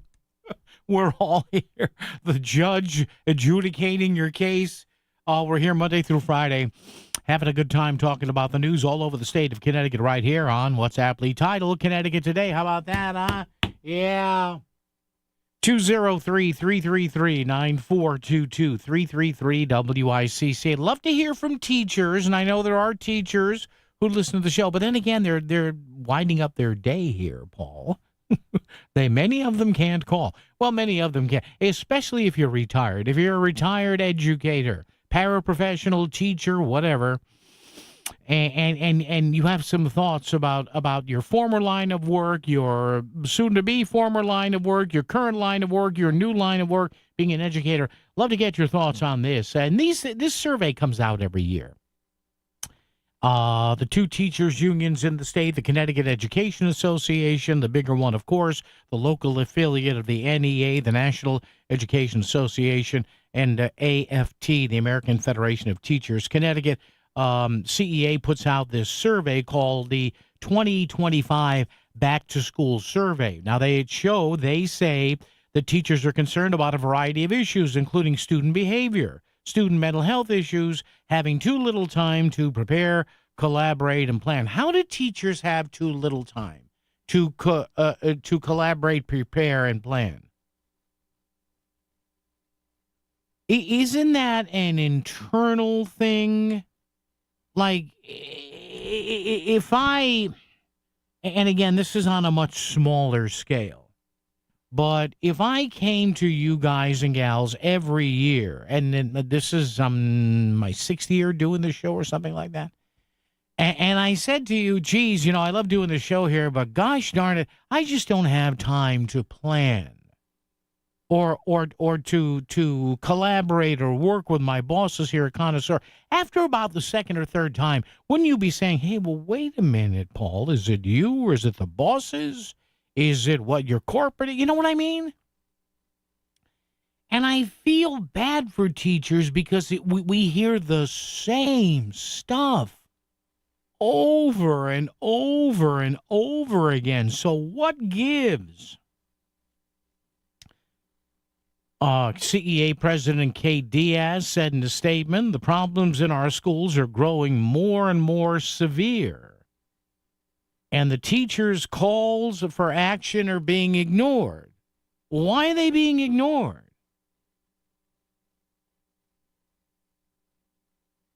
Why are they being ignored? I don't quite understand this.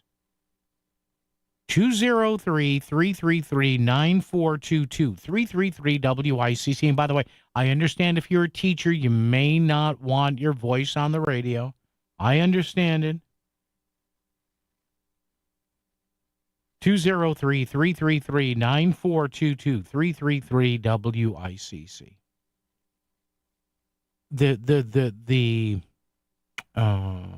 The pay is not good enough. There are discipline. And I'm not saying there's not. But what's the road to make this better? Because, again, I hate the fact that we're chasing the game. Again, a sports play-by-play analogy, chasing the game. It's like you're trailing from the first pitch or from the kickoff or from the face-off or from the opening tip-off. You know what I mean? And then there's the pay issue. Kate Diaz saying our membership doesn't get paid enough. Well, I went online. I took a quick look. I consulted Google. I put in the question for AI. Wonderful thing, that AI. And according to what I see here in Connecticut, The average teacher salary is $86,500 a year. Now, again, I know you don't get there right away. I get it. But Connecticut has the 6th highest teacher salary in the country. It's not too shabby. Well, Paul, what do they start at? Well, in Connecticut, according to what I was able to find through AI and Google, $49,900 a year. Again, it depends by district. I get it. 15th highest in the U.S. Now, again, I feel bad for these teachers if they're saying nobody's listening to us. Now, what does that mean? Now, I knew it would happen. Classes are done for the day, and we have a couple of teachers standing by. We'll get to Andre and Bob coming up right here on Connecticut Today. For the latest news in Southern Connecticut, WICC is where you turn first on 600 AM and now 95.9 on FM. Hear your favorite live and local shows during the week. Melissa in the Morning, The Lisa Wexler Show, Connecticut Today with Paul Piselli on both 600 and 95.9. Plus more live and local news updates on weekends to keep you informed. You found the voice of Connecticut. WICC 600 and 95.9. Looking for complete dental care in one convenient location? Visit Columbia Dental in Norwalk. Their expert team includes a general dentist, periodontist, and oral surgeon. So whether you need a routine checkup and cleaning, dental implants, or wisdom teeth extraction, they've got you covered. Quality care all under one roof. Call Columbia Dental in Norwalk today at 203-299-0111 or visit columbiadental.com. I'm Barbara from Trumbull, and I've used Steve Basso Plumbing, Heating, and Air Conditioning since 2012 when he diagnosed the source of a carbon monoxide problem when no one else could. I use him for maintenance and emergency situations for that reason. He has always been able to fix any problem in my home. There's no one better than Steve Basso. Looking for a reliable plumbing or HVAC company? Steve Basso Plumbing, Heating, and AC has proven customer satisfaction since 1974. Go to BassoPHAC.com. That's BassoPHAC.com. Most people want to spend their retirement years at home, but most seniors are not equipped to do it. In fact, according to AARP, 82% of adults ages 50 and up want to remain in their current homes as they age, but only about 10% of U.S. homes are considered aging ready. Hey, Melissa Sheketoff here, and I'm so grateful my grandmother lived with us for more than 20 years. And as she got older, my parents equipped their home in Fairfield to accommodate her needs, and they got in-home care, like Connecticut In-Home Assistance. I believe in-home care made my grandmother's final years comfortable, joyful, and actually made her feel more independent. It also helped my parents to have peace of mind that someone could get her to her appointments, make sure she didn't fall, and allow them to have a loving relationship with her instead of one filled with tension and resentment. Don't wait until it's too late to make your home ready for an aging parent. Get the help you need to keep your loved one at home safe and sound. Check out Connecticut In-Home Assistance at cthomecare.com. And right now, you can even download their free ebook online. Again, cthomecare.com. Premier Concerts presents Herb Alpert and the Tijuana Brass, March 26th at New Haven's College Street Music Hall. Herb and the band will be performing many hit songs we all know and love. Herb Alpert and the Tijuana Brass in their final Connecticut appearance, as 2026 will be their last year of touring after over 30 years away from any extensive touring. Herb Alpert and the Tijuana Brass, March 26. Tickets at collegestreetmusichall.com. You're listening to WICC 600 and 95.9, the voice of Connecticut, broadcasting from Cadillac of Greenwich Studios, CadillacofGreenwich.com. WICC Smart MLS Right Now traffic. 84 westbound crash near exit 7 has things backed up towards exit 9. Lower Fairfield County 95 north an hour. Greenwich through Fairfield. Lower Merritt will serve you well. And on Route 8 northbound, you're bunching up going into the Commodore Hole Bridge. Traffic report is powered by the Connecticut Lottery. Now play your favorite draw games at ctilottery.org. Odds vary by game. Must be 18 or older to purchase. Help is available for problem gambling. Call 888-789-7777 or visit ccpg.org. And that's Krause with WICC traffic. For this evening and tonight, a few scattered showers below in the mid-50s. Cloudy on Wednesday, a few scattered showers with a high in the low 70s. Thursday, partly sunny with a high near 80. I'm meteorologist Paul Piorek on WICC. Phone lines are always open to say what you want and need to say. 203-333-9422. It's Connecticut Today with Paul Pacelli. WICC's 600 and 95.9. The voice of Connecticut. Thankfully, we have a couple of teachers online here. 203-333-9422. The 2025 Back to School Survey released by the CEA, the Connecticut Education Association. Teachers concerned about a variety of issues, including student behavior. All right, I get that from my friends who teach. The stuff they tell me, I'm like, good God, how to end this? So, yeah, well, comes with the territory. Student mental health issues. Yeah, you don't know what's going on at home. And having too little time to prepare, collaborate, and plan, really? And then the teachers complain that they're not listened to, which is kind of distressing, you would think. And they want to make more money. So we have a couple of teachers here want to comment on this. Some stuff I said, some stuff I didn't. Let's go to Andre in Shelton joins us. Andre, good afternoon. How are you? Hi, how you doing, Paul? How's everything going? I'm good, Andre. So you're a teacher. Just let me ask you, about how many years you've been teaching? Going on, I'm going to say my 8th year right now. All right. And now what do you think of the stuff they're saying, the CEA, the AFT Connecticut, in this survey? You guys and gals don't make enough money. You're not listened to. And you got to go out and spend tons of money of your own on supplies. So give me the lowdown from your angle. All right. So it's what I see, it's a lot of miscommunication. It's a lot of miscommunication from the constituents, which is, the parents and the people that, miscommunication between them to the board, the boards to the superintendent, back to the cities and all that. And if I can just say, teaching has been nothing but walking on eggshells. Really? No one can talk about the pink elephants in the room. Yeah. No one can talk about anything when there's a clear issue. There's a clear solution. Teachers know what the solution is, and it gets lost in bureaucratic red tape. The lack of accountability on both the schools and unfortunately with the communities. Mm-hmm.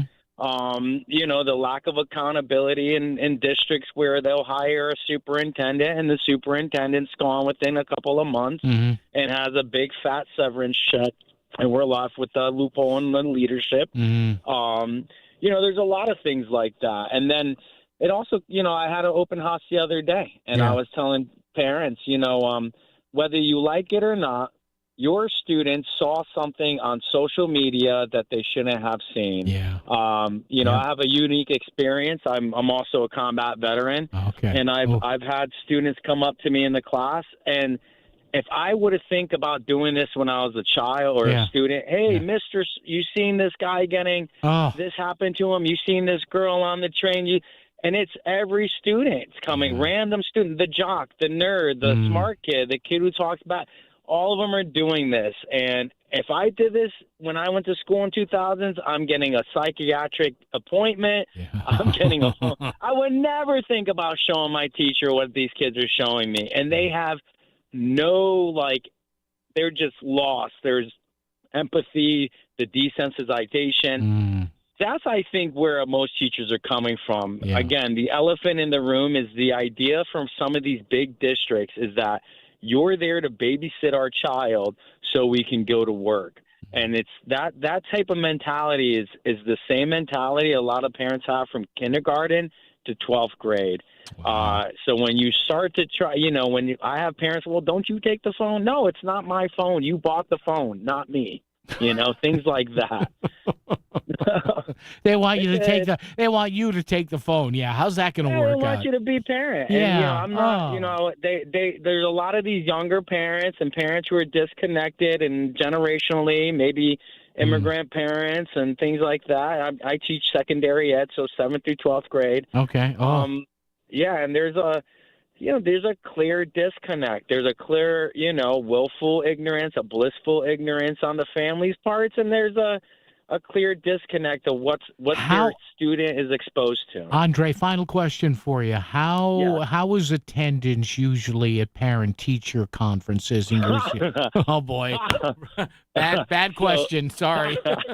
I have 100 and something students, and I would get my honors class always full of parents. Good. My other ones, 1, 2 parents tops. Oh. And so out of 100 and something, I'm getting maybe 20, and they're usually all the honors kids' parents. Andre, thank you for being a teacher, sir, and thank you for your military service. I appreciate that. Wow. What do you say? Out of 100 and change, he's getting 20. Oh, and they're passing around video of Charlie Kirk getting taken out with a shot in the neck. Oh man, before we do traffic and weather together, we have another teacher hanging on, Bob in Monroe. Bob, good afternoon, sir. How are you? Hi, good afternoon, Paul. How are you doing today? I'm doing well, and what do you think of this discussion, what this survey is saying here, what our last caller said? What are your thoughts? Just to add to what he said, I think the problem is, try to explain to your listeners who are maybe in the business world. Yeah. The business world is very efficient because trying to either, sell a service, make a product, make a profit, and they do it in the most efficient way possible. And teachers are trying to educate the kids, but the problem is really with the central office. They bog the teachers down with all this. They're more concerned with the process. And we could be here on this phone for an hour. That's the simplest way I can make it for your listeners who are not teachers. The central office bogs the teachers down with the process, and it just is not very efficient. We're not given the resources we need. As the last caller said, it seems like, to add to what he's saying, society wants you to be a parent to the kids, but then they handcuff you.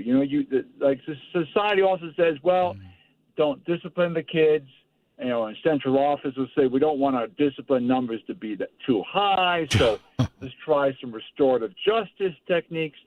I don't know. It's not a very efficient process. That's the best way I can explain it. And Bob, is it kind of like, with all due respect, it's kind of like just keep the line moving, keep the conga line moving here, because if we get bogged down, that's a problem. Is that right or not? Well, I would say, in fairness to the immediate direction is to we want to push the kids. We want to raise their skill levels. Yeah. But it just seems like you're not really given the resources you need to really do that. And as a teacher, if that frustrates you, Bob, and you complain to someone, are you as a teacher confident, Bob, that your complaint or your concerns will be heard or not? It'll be heard by my local building, but the central office will not make it happen. And I can't tell you why. Anyone out there in government work, any of your listeners, they'll be able to say, I think I kind of know what he's talking about. But those who are in the trades or sell cars, it's going to sound very strange, this whole process. Yeah, I don't doubt it. Hey, Bob, thank you. Current teacher there, Bob in Monroe. Appreciate it. Hearing from the teachers. See, I knew it. I knew once school was over today. The teachers would call. Are you a teacher out there, new teacher, currently in your teaching profession, retired, soon to be retired? What do you think of this survey? It's in the Connecticut News Junkie if you want to read it. There's a link to the survey, too. It's called 2025 Back to School Survey. Teachers see public education challenges growing more severe. I tell you, it's too bad. You can tell by our last two gentlemen to call. They like what they do. They're into it, but it's just stuff. Stuff gets in the way. And the whole thing with discipline and restorative justice, believe me, I've had friends in the business, and they've sent me stuff, and when we're talking, they say, get a load of this, what I'm allowed to do and what I'm not allowed to do. Traffic and weather together right here. News coming up on WICC. WICC Smart MLS Right Now Traffic. 84 westbound crash near exit 7 has things backed up towards exit 9. Lower Fairfield County 95 north an hour. Greenwich through Fairfield. Lower Merritt will serve you well. And on Route 8 northbound, you're bunching up going into the Commodore Hole Bridge. Traffic report is powered by the Connecticut Lottery. Now play your favorite draw games at ctilottery.org. Odds vary by game. Must be 18 or older to purchase. Help is available for problem gambling. Call 888-789-7777 or visit ccpg.org. And that's Krause with WICC traffic. Clouding over this evening, a few scattered showers with a low and mid-50s. Scattered showers Wednesday with a high in the low 70s. Thursday, partly sunny with a high near 80. I'm meteorologist Paul Piorek on WICC. Selling your home is a big decision. You deserve someone who truly listens and picks up the phone when you call. I'm Jonathan Carbeauty with Carbeauty Real Estate, and we make real estate simple. Whether you're ready to sell, just exploring your options, or even want a cash offer on your property, call me directly at 203-980-6886. No pressure, just real results. Sell your home smoothly when you call Carbeauty. Go to CarBeautyRealEstate.com. The rave reviews for Fairfield Motorworks say it all. Ron in Fairfield bought his Mercedes and says, "Love this place. I've finally found a mechanic I can trust." Diane in Shelton had her Nissan serviced and says, "This shop is the best. They go above and beyond for the mechanics you can trust. Bring your car to Fairfield Motorworks." 203-333-1800. Fairfield Motorworks in Fairfield off exit 25. They keep you going. Fairfield Motorworks. 203-333-1800. This is an ad by BetterHelp. We've all had that epic rideshare experience. Halfway through the trip, you know their heartbreak, their career path, and they know your aspirations to go find yourself in Portugal. It's human. We're all looking for connection, for someone to listen. But sometimes the people we spill our hearts to aren't exactly equipped to help us through it. With over a decade of data-backed experience from helping millions of people, BetterHelp matches you with a therapist based on your needs and goals. No asking for recommendations or endless scrolling through listings. Simply answer a few questions online and you'll be matched with a therapist, often in as little as 48 hours. Join over 5 million people worldwide who've trusted BetterHelp for their mental health and well-being. Get a therapist who gets you. Visit BetterHelp.com/ABC Radio to get 10% off your first month. That's BetterHelp.com/ABC Radio. Need metal? Metal Supermarkets, the world's largest small quantity metal supplier, is open in Bridgeport. The metal you need, cut to size and ready fast. Call or visit at 1085 Connecticut Avenue and ask about the other metal services we provide. This is WICC 695.9, the voice of Connecticut. CBS News special report. Utah authorities just announced 8 charges against the suspect in the killing of Charlie Kirk. Charlie Kirk was murdered while engaging in one of our most sacred and cherished American rights. Utah County Attorney Jeff Gray reading the charges against 22-year-old Tyler Robinson. Count 1, aggravated murder, a capital offense for intentionally or knowingly causing the death of Charlie Kirk under circumstances that created a great risk of death to others. Count 2, felony discharge of a firearm causing serious bodily injury, a first-degree felony. On the punishment sought, I am filing a notice of intent to seek the death penalty. I do not take this decision lightly. Robinson will make a virtual court appearance later today. CBS News special report. I'm Cammie McCormick. WICC 695.9, Voice of Connecticut Local News Update. Darien High School was closed today as police investigated a threatening social media post. Interim Superintendent of Darien Public Schools, Eric Byrne, said that no other schools were mentioned and that the threat was specific to Darien High. All other schools in town remained open and police did add extra patrols. Anyone with information is asked to contact Darien Police's Detective Division. Governor Ned Lamont and the governors of 17 other states sent a letter to congressional leaders urging Congress to extend the Affordable Care Act's enhanced premium tax credits. The letter read, in part, quote, These subsidies are the only reason health insurance is still within reach in a country where the cost of living keeps going up. If they expire, premiums will rise by thousands of dollars for many families, millions will lose coverage, and people will be forced to make impossible choices between paying for health care, rent, or groceries. A company that installs solar power generation systems is shutting down its 3 locations in Connecticut. Louisiana-based Posigen has notified state labor officials that their facilities in Danbury, Shelton, and Wethersfield are closing, and Posigen indicates that it will not be able to sell the remaining business in a way that will allow it to continue operating. The workers will all be terminated by October 4th. A grant of well over $5 million to expand the Naugatuck River Greenway Trail has been canceled by the federal government. The U.S. Department of Transportation has decided the non-vehicle trail is not in line with current priorities. The grant money was set to be used for expansion of the trail in towns that include Naugatuck, Waterbury, and Watertown. The Naugatuck Valley Council of Governments is now looking for new funding sources to complete the project. A boy has serious injuries after he was struck by a vehicle during a street takeover in Shelton. The unidentified juvenile male was in a parking lot on Bridgeport Avenue on Sunday when he was struck by a vehicle that police say was being driven recklessly. The boy was taken to St. Vincent's Medical Center in Bridgeport for treatment of serious injuries. Multiple vehicles fled as police arrived on the scene, and no arrests have been reported. A pedestrian who was struck by a vehicle on the Merritt Parkway in Westport has died. State police say Salvador Castellan Flores of New Haven was struck at around 4:15 yesterday morning on Route 15 South near Exit 42. Castellan Flores apparently was driving a car that struck a guardrail and became disabled, and when he got out of the car, he was hit by an oncoming SUV. The death remains under investigation. A 32-year-old man was reported in critical condition after his motorcycle hit a tree in Bridgeport yesterday. It happened around 5:30 p.m. on Briarwood Avenue. First responders said the man was unresponsive when they arrived. The cause of the accident is under investigation. A candlelight vigil was held in West Haven to remember the life of conservative activist Charlie Kirk.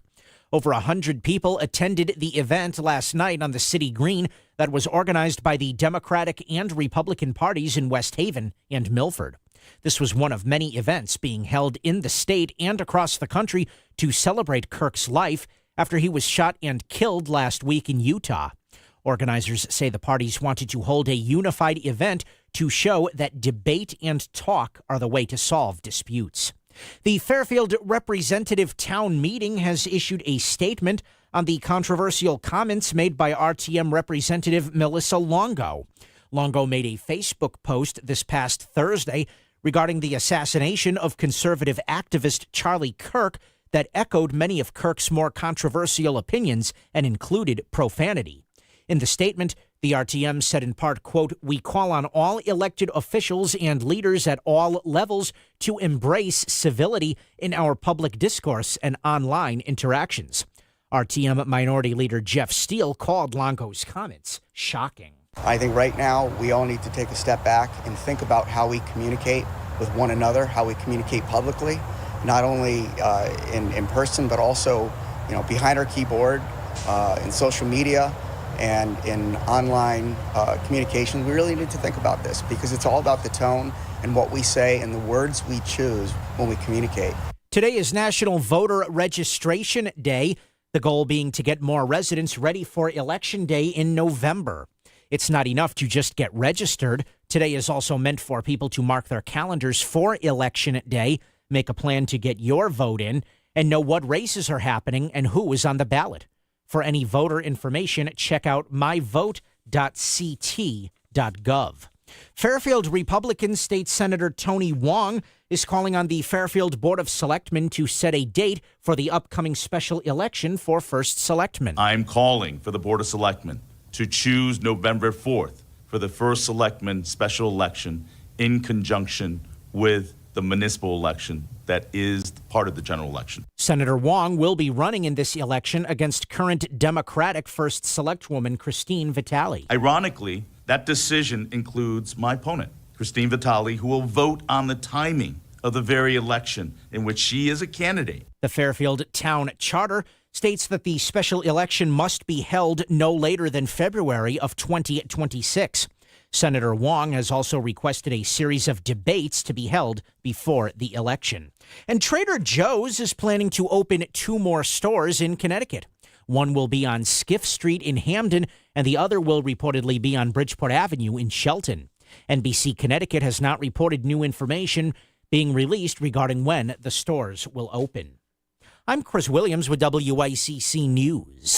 WICC Smart MLS Right Now traffic. 95 northbound, an hour from Greenwich to Bridgeport right now. The Parkway northbound is better, but you are busy coming out of New Canaan going through Fairfield and out of New Haven on 95 south. Volume delays now through Long Wharf into West Haven. Route 8 northbound, you're bunched up nicely going into the Commodore Hole Bridge.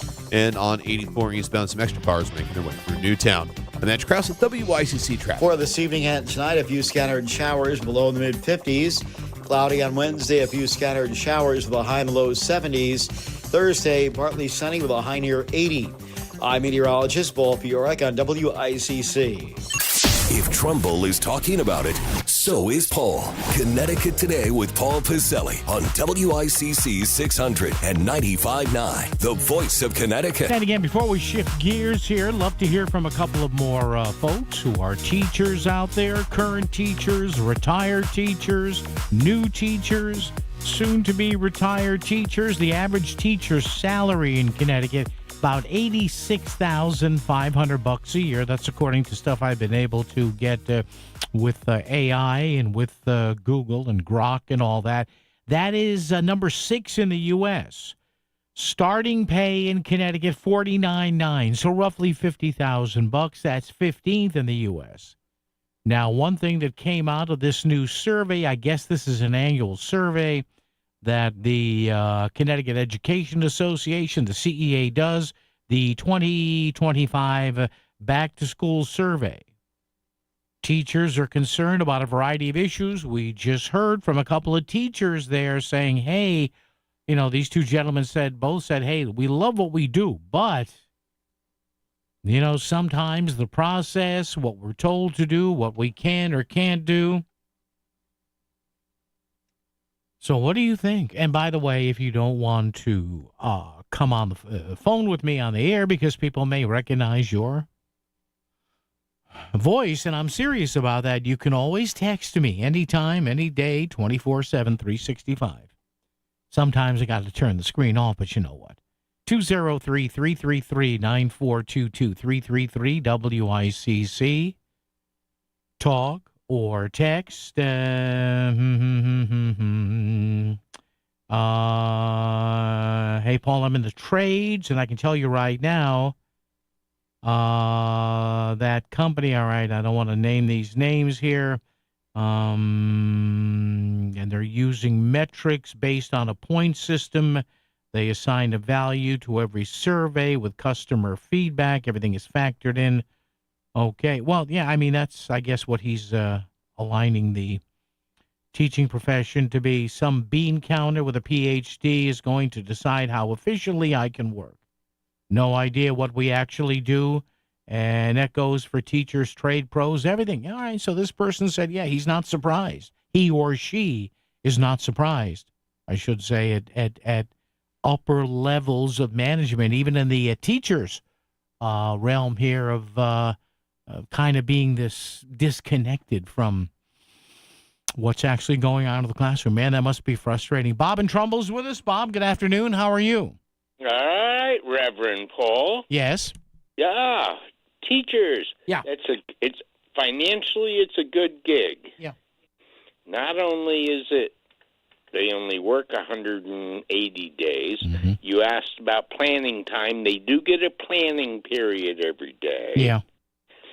And the health benefits are the best you could want. And when they retire... It's a state pension, right? Oh, yeah. Yeah. It's a state pension. Yeah. And the health benefits continue. Yeah. Oh, yeah. Mother was a teacher for, 30, 35 years. What grades? What level, Bob? High school, elementary no, school? it was grade school. Okay. It was grade school. Okay. And no, she bailed out because she was at the highest level. She Okay. had 3 master's degrees. Wow. Yeah. About that. One chemistry, 1 education, and 1 education psychology. Jeez, God bless her. Yeah. Yeah. That's why she didn't have time to teach me. Oh, well. Yeah, all right. She Bob. loved the school, but I mean, it's a noble, Bob, and thank you for the call. We all know it's a noble profession. It is. And Bob's like, yeah, look at his mother. 3 degree. 3. Oh, my God, I barely have 1. 3 degrees. Chemistry, psychology, philosophy, whatever he said. Oh, man. Yeah, it's, look, I've had friends of mine who are teachers, who were teachers, and some of all the stuff you have to do kind of beyond the teaching thing. Yeah, I mean, in that realm, yikes. All right, we'll shift gears a little here. The state is looking to bail out and probably buy 3 distressed hospitals. We'll get a lowdown on that, talk to an industry expert about that, coming up right here on WICC.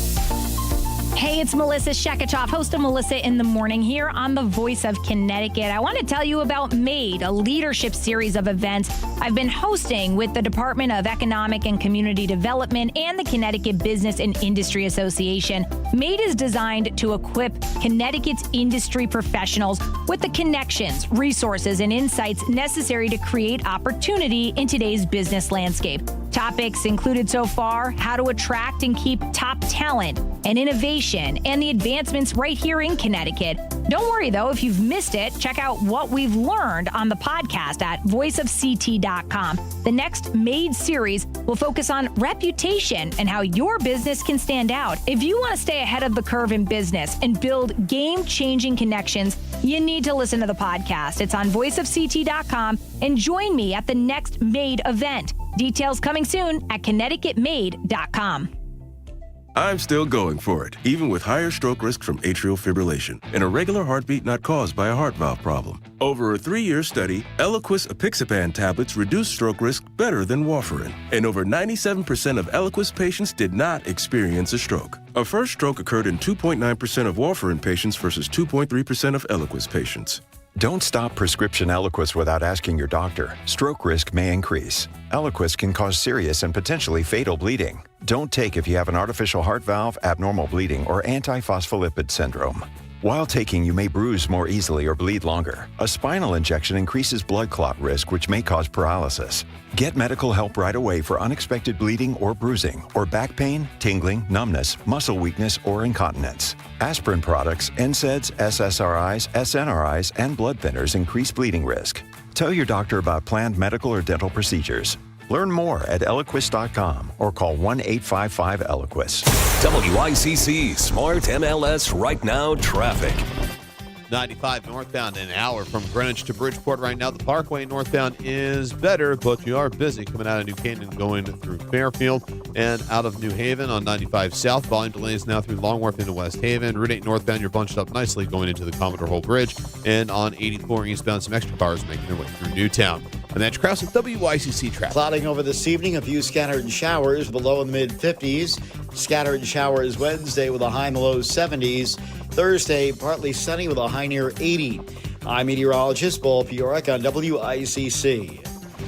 Ask Alexa to play WICC. Playing WICC. Back to Connecticut Today with Paul Pacelli on WICC 600 and 95.9. The Voice of Connecticut. All right, we've been talking about over the past couple of weeks about the state of Connecticut maybe getting into the professional basketball business and buying a minority share in the WNBA's Connecticut Sun to keep them here. Now is the state maybe getting into the hospital business. We have 3 distressed hospitals in the area, and they are teetering on insolvency. And what to do here: Waterbury Hospital, Bristol Hospital, and Day Kimball Hospital. And joining us right now, one of our go-to folks when it comes to matters like this. We haven't spoken to her in, about 2 years, two and a half years.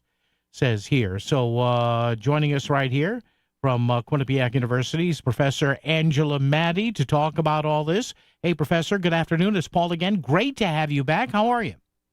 Absolutely my pleasure, Paul. I'm good. How are you? I'm good. I'm doing well. And I remember having you on a couple of times to talk about, this very sort of thing, healthcare, but almost from a kind of a business standpoint here and a management standpoint here. So, Professor, we're looking at 3 properties here. About $400 million is the estimate here. What are your initial thoughts here? What do you think? Well, just to lay a little bit of a foundation for your listeners, development of health systems, and this is what this is nothing new. This has been a trend for about a decade, and for good reasons. It's financially impossible, almost impossible, to maintain a small community hospital. Even though we would all reminisce about the days where we had maternity care down the street or cardiology. It's no longer financially viable because of the administrative costs associated with that. But in addition, the good news is clinical care has become more and more sophisticated. So you have subspecialties within subspecialties, and it's impossible to have that kind of clinical expertise at the corner store. So, this is a trend that is not new with the Yukon business deal, and this is a business deal. And it's a trend because of the financial issues around maintaining a small hospital, and also the good news around the sophistication and the subspecialties that we've developed over the last 2 or 3 decades in healthcare. So I think the dialogue around this has to be, is this a financially viable business move? And these are business deals. And more, as important, what are the quality metrics and safety metrics that we're going to hold whomever comes along and does this deal too? So, the dialogue should be probably less about who's the purchaser and more about how does it benefit the citizens of Connecticut, patients of Connecticut. Professor Angela Maddie is the guest. She's a professor of management and medical sciences at Quinnipiac University, again, talking about what's going to happen here, maybe integrating Waterbury, Bristol, and Day Kimball hospitals into the Yukon system. Maybe somebody else comes along. Professor, there is a question here, right, of bed capacity. Is there not? Correct me if I'm wrong, but is part of the reason to save these hospitals that experts look at a certain amount of bed capacity, perhaps, that would be needed in a state like Connecticut? How does that work? That's true, and we want to make sure that we have the number of acute care beds available for the number of patients. We're an aging demographic. Yeah.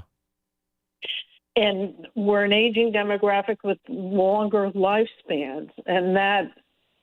So not only do you have a higher number of people who are going to require acute care, but you also have a sicker population that will go into acute care because of the fact we're living longer. And we have more disease processes because of that. So, you want to see the number of beds, the number of acute care facilities available to Connecticut residents. Yeah. But you also want to see that it's not just to save Yukon Hospital, but it's the best business deal from a financial perspective, from a Connecticut taxpayer perspective, and also, if the state is going to get into this business of providing health care, what are the regulators going to set up that are going to hold accountability for quality and safety in any business deal we do? So, is this going to be accessible and available to the people of Connecticut? Are we going to put guardrails in place that are going to help provide quality and safe care? And that's where the dialogue has to be. Personally, I would like to see the employers get more skin in the game around these discussions. Yeah. Employers are one of the largest, except for the federal government, purchasers of healthcare services. Yeah. But you don't hear a lot from employers around these types of discussions. And they really should be calling for accountability around quality, financial, and safety metrics for any business deal. Doesn't this all, well, you just kind of answered that, Professor Maddie.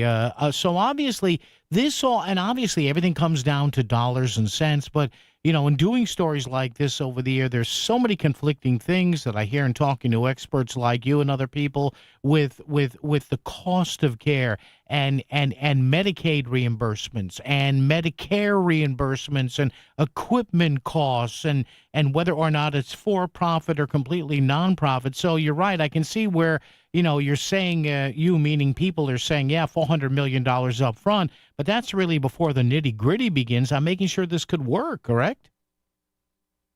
Yeah, well, what I think most people haven't really tuned into is that big, beautiful bill that has passed has significant cuts to Medicaid in that big, beautiful bill that will take effect in 2026. And, even for us who have insurance coverage tied to employment, it will impact us because as people go off of Medicaid and lose the ability to see physicians for routine things, primary care of asthma, care of diabetes, and they don't have that care in an ambulatory, less expensive setting, they're going to end up in the emergency department and in an acute situation and put a burden on already burdened emergency departments in this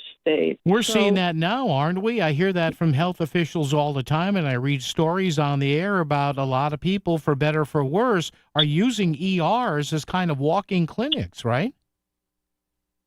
That is true, and that problem's going to get worse as people are forced off of Medicaid rolls in Connecticut and nationwide because of this big, beautiful bill, and don't have care to, let's say, manage their diabetes on the outside where, they're seeing a physician on a regular basis, they're getting their insulin on a regular basis. If they don't have that care, they're going to end up in an acute state and in our emergency rooms that already are overburdened.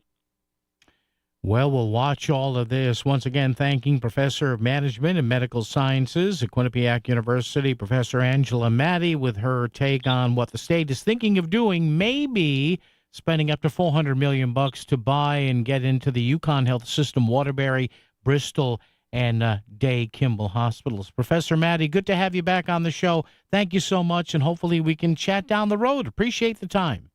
Absolutely, my pleasure. I appreciate you covering these important issues. Thank you so much. Thank you, Professor. Appreciate that. Professor Angela Maddie, Professor of Management and Medical Sciences. So she looks at medicine kind of from the business end of it, too, at Quinnipiac. Reports, the state may buy Waterbury Hospital, Bristol Hospital, and Day Kimball hospitals and then roll them in under the Yukon Health System brand, which, of course, is the Yukon Health Center, John Dempsey Hospital, and all of that. All right, thanks to Professor Maddie. Traffic and weather together. More coming up on WICC. WICC Smart MLS Right Now Traffic. 95 northbound, an hour from Greenwich to Bridgeport right now. The Parkway northbound is better, but you are busy coming out of New Canaan, going through Fairfield and out of New Haven on 95 south. Volume delays now through Longworth into West Haven. Route 8 northbound, you're bunched up nicely going into the Commodore Hole Bridge. And on 84 eastbound, some extra cars making their way through Newtown. And that's Krause with WICC traffic. For this evening and tonight, a few scattered showers below in the mid-50s. Cloudy on Wednesday, a few scattered showers with a high in the low 70s. Thursday, partly sunny with a high near 80. I'm meteorologist Paul Fiorek on WICC. Hello, my name is Bob Cento, and I would like to rent you office space.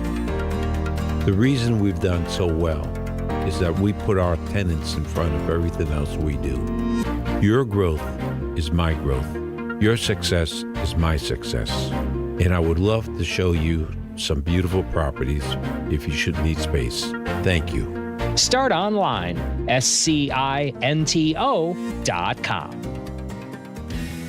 Hi, this is Leo Carl from Carl Chevrolet in New Canaan. Last year, more consumers switched to Chevrolet than any other automotive brand. Why? With more standard passive and active safety features than any other brand, plus easy-to-use technology like wireless Apple CarPlay, Chevy simply builds in more value. And who doesn't love getting more for their money? With fresh inventory arriving daily, see for yourself at Carl Chevrolet, 261 Elm Street in New Canaan, or online at carlchevy.com. Back to the news and talk, thanks to Smart MLS. Smart Sellers Ask. Is my home on Smart MLS? The voice of Connecticut. WICC's 695.9. It's Connecticut Today with Paul Piselli.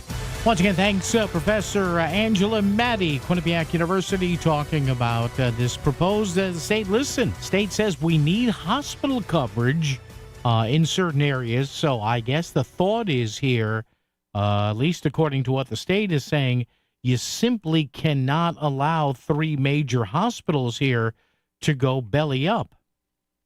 State officials, says here in the Connecticut Mirror, and leaders are in high-level discussion. I guess there's discussions and there's high-level discussions concerning the purchase of Bristol Hospital, Day Kimball Hospital, and Waterbury Hospitals by the Yukon Health Center. Officials are considering a total for the deal that could reach nearly $400 million. All right. Members of the governor's team met Monday with the leadership from Yukon and lawmakers to discuss the deal. State Comptroller Sean Scanlon, Lamont's Chief of Staff Matt Brockman, they're among those in attendance, as well as the CEO of the Yukon Health Center. So, yeah, look, folks, you need the beds. You can't lose that many beds, so we shall see how that shakes out. WICC Bridgeport, WFOX Southport, WEBE HD2 Westport, WPLR HD2 New Haven, locally owned by Connoisseur Media. This is CBS News on the Hour, sponsored by Progressive Insurance. I'm Cammie McCormick. Utah authorities are charging 22-year-old Tyler Robinson with aggravated murder in the killing of Charlie Kirk. I am filing a notice of intent to seek the death penalty. Utah County Attorney Jeff Gray, CBS's Anna Schechter on some of the new evidence authorities are analyzing. He actually lingered in his vehicle right by the campus as police were racing up to the roof, and they realized which sort of direction he ran in, and they were following his track. He stayed right there. He was thinking, I want to go back and retrieve that gun. He will appear virtually in a court hearing this afternoon. Scott McFarland reports questions about the case also came up during a congressional hearing with FBI Director Kash Patel. Well, there have been some Trump supporters who've questioned just how impactful this FBI investigation was if the father of the suspect turned the suspect in. Patel has been making a number of media appearances in the last 24 hours where he has touted the speed with which this case was closed, which may run counter to the criticisms that it was a father who turned in his son as much as a manhunt that led to this arrest. The Treasury Department will stop issuing paper checks for tax refunds, Social Security payments, and most other government programs, as Stacey Lynn reports. More than 5 million people still get them in the mail from the government. They're mostly seniors, people with disabilities, immigrants, and others without bank accounts. Advocates for for them are worried they may not get proper notice until a payment doesn't show up. But the Treasury Department says it began mailing beneficiaries information about the change in July, with instructions about alternate payment options. President Trump has extended TikTok's shutdown deadline for a fourth time after reaching a framework deal with China. CBS's Jolene Kent has more on the arrangement. The tech giant Oracle is part of a group of companies that would allow TikTok in the U.S. to continue operating. According to sources, the structure of the final deal is unclear, but it will include multiple firms. There's no word on what level, though, of involvement there will be from Chinese companies. Allison Keyes reports the deadline is looming for a government spending bill, and one focus of the negotiations is health care. Senate Minority Leader Chuck Schumer warns that some 24 million Americans and small businesses will see skyrocketing health insurance costs if Congress doesn't extend Affordable Care Act tax subsidies. On average, premiums will increase a shocking, 93%, almost double. Senate Majority Leader John Thune says he's open to discuss extending the subsidies, but not as part of a government funding deal. And checking the numbers on Wall Street at the closing bell, stocks finished lower. The Dow off 125. This is CBS News. Sponsored by Progressive Insurance. Get renter's insurance to protect the things that make your place a home, including coverage for theft or damage. Visit Progressive.com. Sherry, what have you done to your hair? What do you mean? Does it not look good? It doesn't look good. It looks freaking amazing. I can't believe how thick and healthy it looks. Oh, I must know your secret. No secret. It's hair volume from New Nordic. Hair volume, huh? Well, it certainly lives up to its name. Your hair has never looked so thick. It is gorgeous. I was so tired of having thin and brittle hair. Ugh, and the shedding. So I figured I'd give hair volume a try. Needless to say, I'm thrilled with the results. Hey, where are you going? I'm going to pick up some hair volume right now. My reunion's next month, and I want my hair to look as good as yours. Hair Volume is the best-selling hair tablet in the world and one of many award-winning natural health products from New Nordic, the #1 supplier of dietary supplements in Scandinavia. Purchase at newnordicusa.com or your local Walgreens, Rite Aid, or CVS. Available as a tablet or delicious gummy. Help your hair look full, voluminous, and beautiful again at newnordicusa.com, Walgreens, Rite Aid, or CVS. WICC 695.9, Voice of Connecticut Local News Update. Today is National Voter Registration Day, the goal being to get more residents ready for Election Day in November.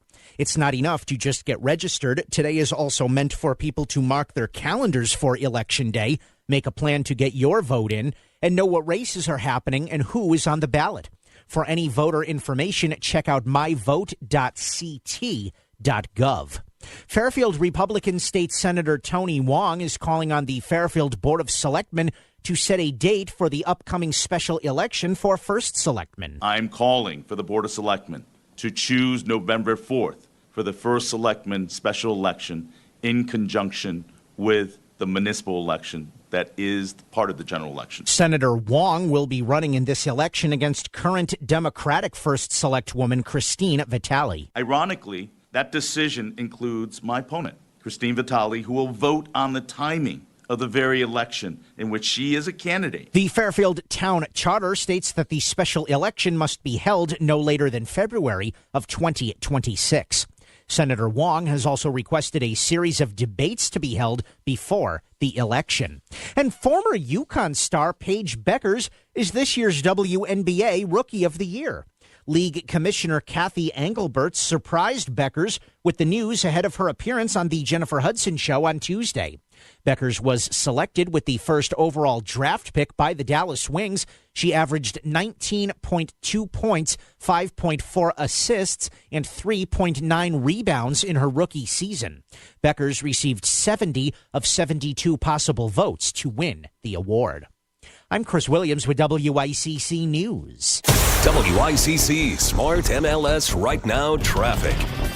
95 northbound, solid hour. Greenwich through Fairfield Parkway is a bit easier. Out of New Haven on 95 south, you're jamming through Long Wharf and West Haven. Wilbur Cross southbound, a long line of cars coming out of Hampton, going down into the West Rock Tunnel. Route 8 north and southbound, heavy volume delays into the Commodore Hall Bridge. Traffic report is powered by Optimum Business. Stay ahead of cyber threats with fast and secure fiber internet starting at $65 a month with 99.9% network reliability. Visit Optimum.com/business today. I'm Andrew Krause with WICC Traffic. Clouding over this evening, a few scattered showers, below in the mid-50s. Scattered showers Wednesday with a high in the low 70s. Thursday, partly sunny with a high near 80. I'm meteorologist Paul Piorek on WICC.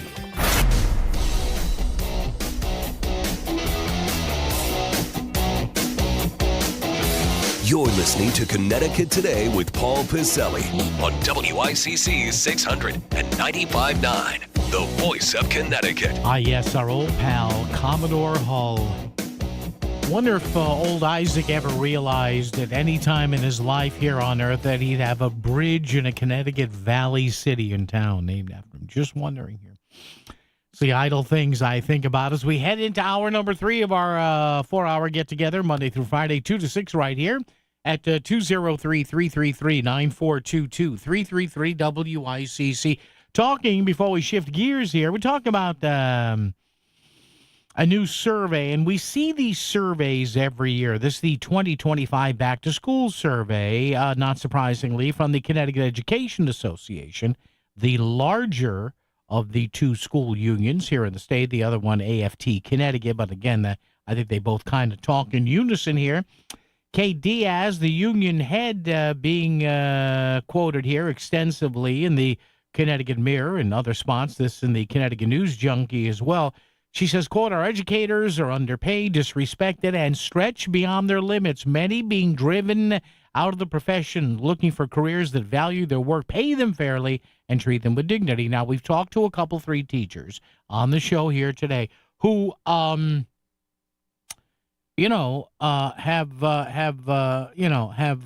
said the whole process thing here drives them nuts. Now, pay's another thing, and this was our question of the day here at 203-333-9422, 333-WICC. Went on, used Grok, used the great AI stuff here that we have. And I found out the average Connecticut teacher salary is $86,500. That's average. That's 6th in the U.S., so not too shabby.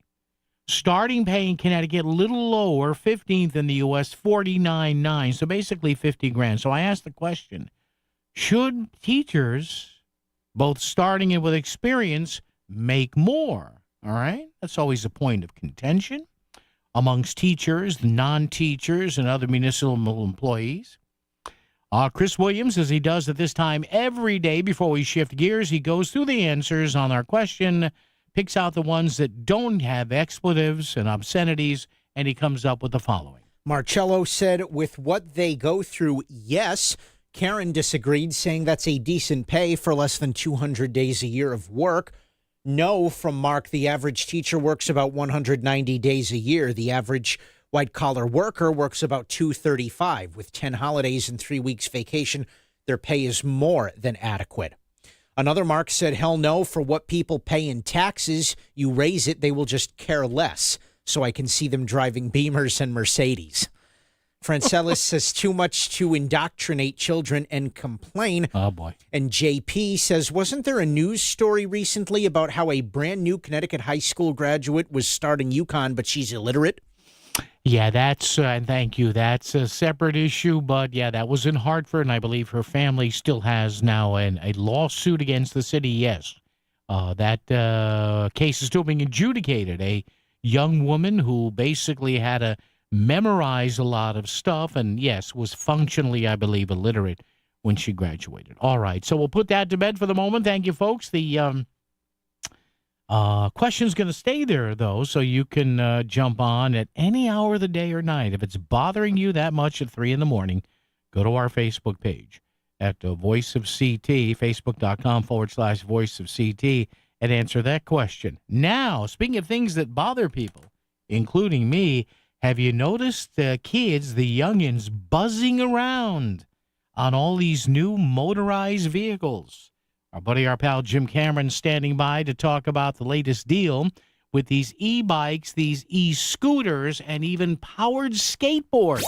Did you run out of the house and miss breakfast? And now there's nothing in the office kitchen? Then you need the WICC City Line Florist Breakfast Brigade. We'll bring delicious treats from Cakes by Sonia and make our way around southern Connecticut until we reach your office. Sign up at voiceofct.com and the WICC City Line Florist Breakfast Brigade will be on the way. You can't see it, you can't smell it, but radon gas could be putting your family at risk. Radon is an invisible, odorless gas that could be lurking in your home and cause serious risk to your family's health. Protect your family with a free on-site radon test from Apex Radon Solutions, your local Connecticut certified radon specialist. Apex Radon Solutions is offering free in-home radon test kits to help you detect and protect. Go to apexradonsolutions.com today to get your kit. Healthy air, healthy home with Apex Radon Solutions.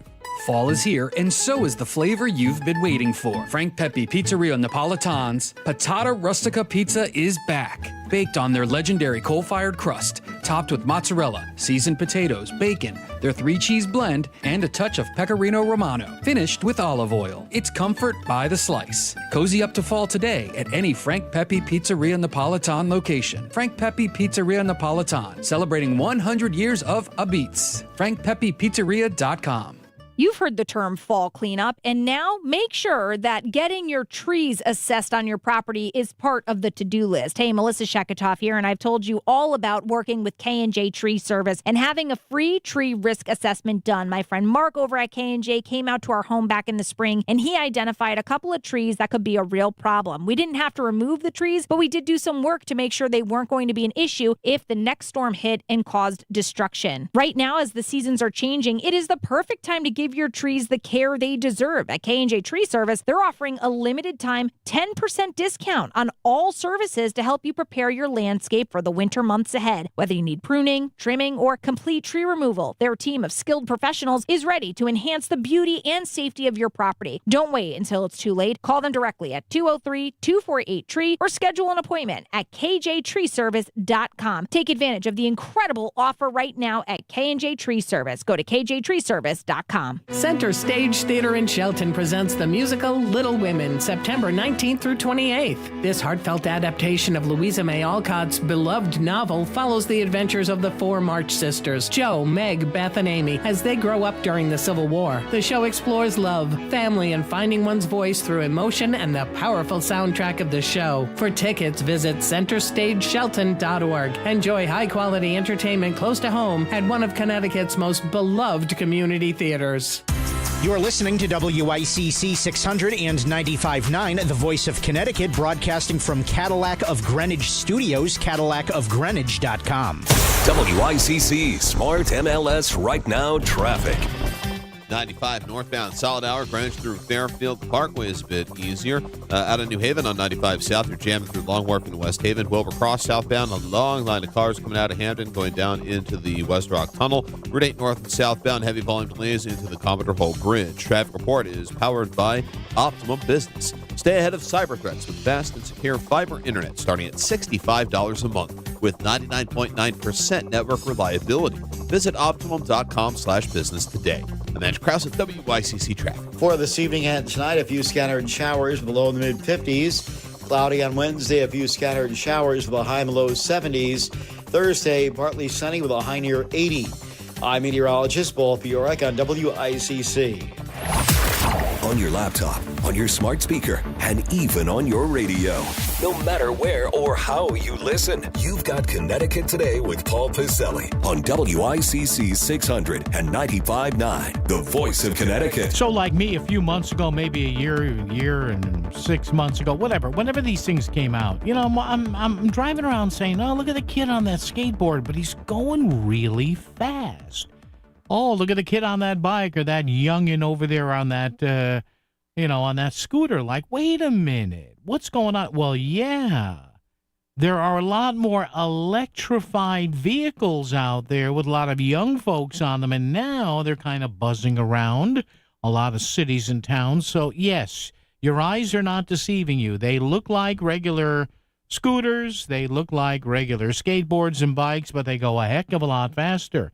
And a great piece by our buddy, our pal Jim Cameron, talking transportation in the Connecticut Mirror. A new worry for motorists, e-scooters. Yeah, we need those. That's me, not Jim. And skateboards. Jim, good afternoon, sir. How are you? Professor Baselli, I'm fine, thank you. Do we really need these things? I'm sorry. I don't want to put you in a corner and make a judgment on these things. Hey, listen, talk to parents. Yeah. Parents love these things. You know why? Yeah. Because then they don't have to play chauffeur, taking people to their dance class and then taking them to bridge class. Soccer practice, yeah, and everything. Yeah, exactly. Yeah, it's on the other side of town, and Johnny. Johnny doesn't have to pedal so hard. He can just go to the other side of town now. Well, it's not the pedaling I think they're worried about. Yeah. It's more like, can I trust my kid on this thing?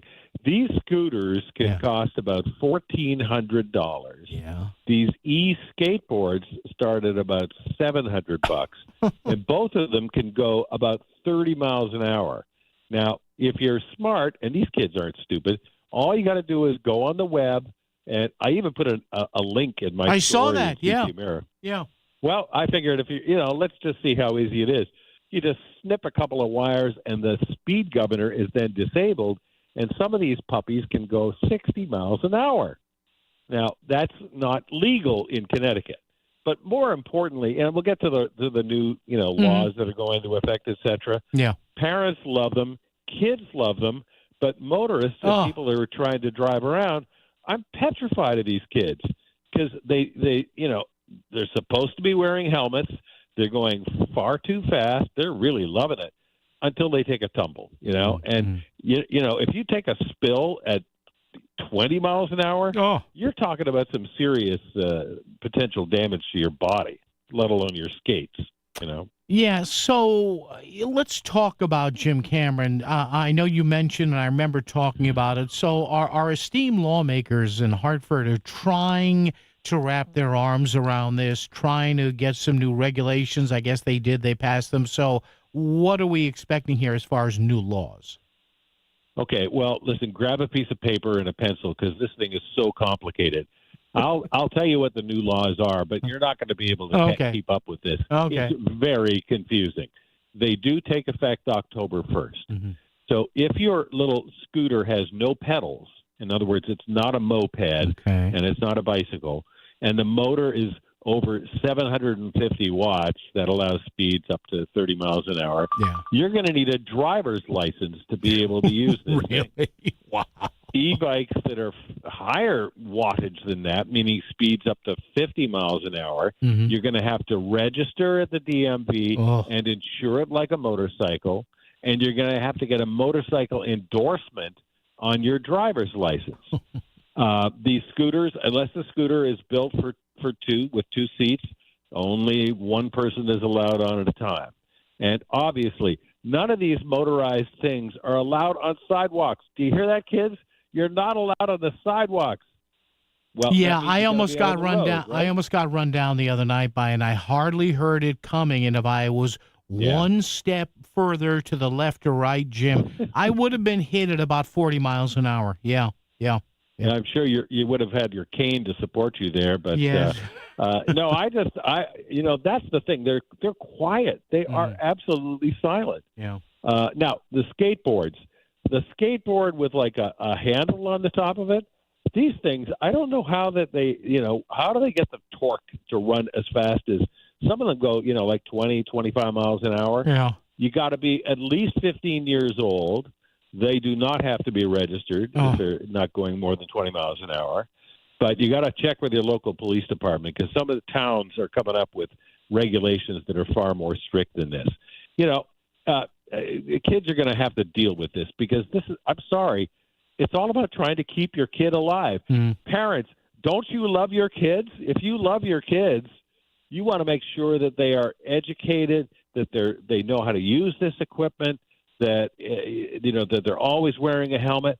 Maybe put some knee pads on them and some elbow pads, like if they were out there skateboarding in a skate park or something like that.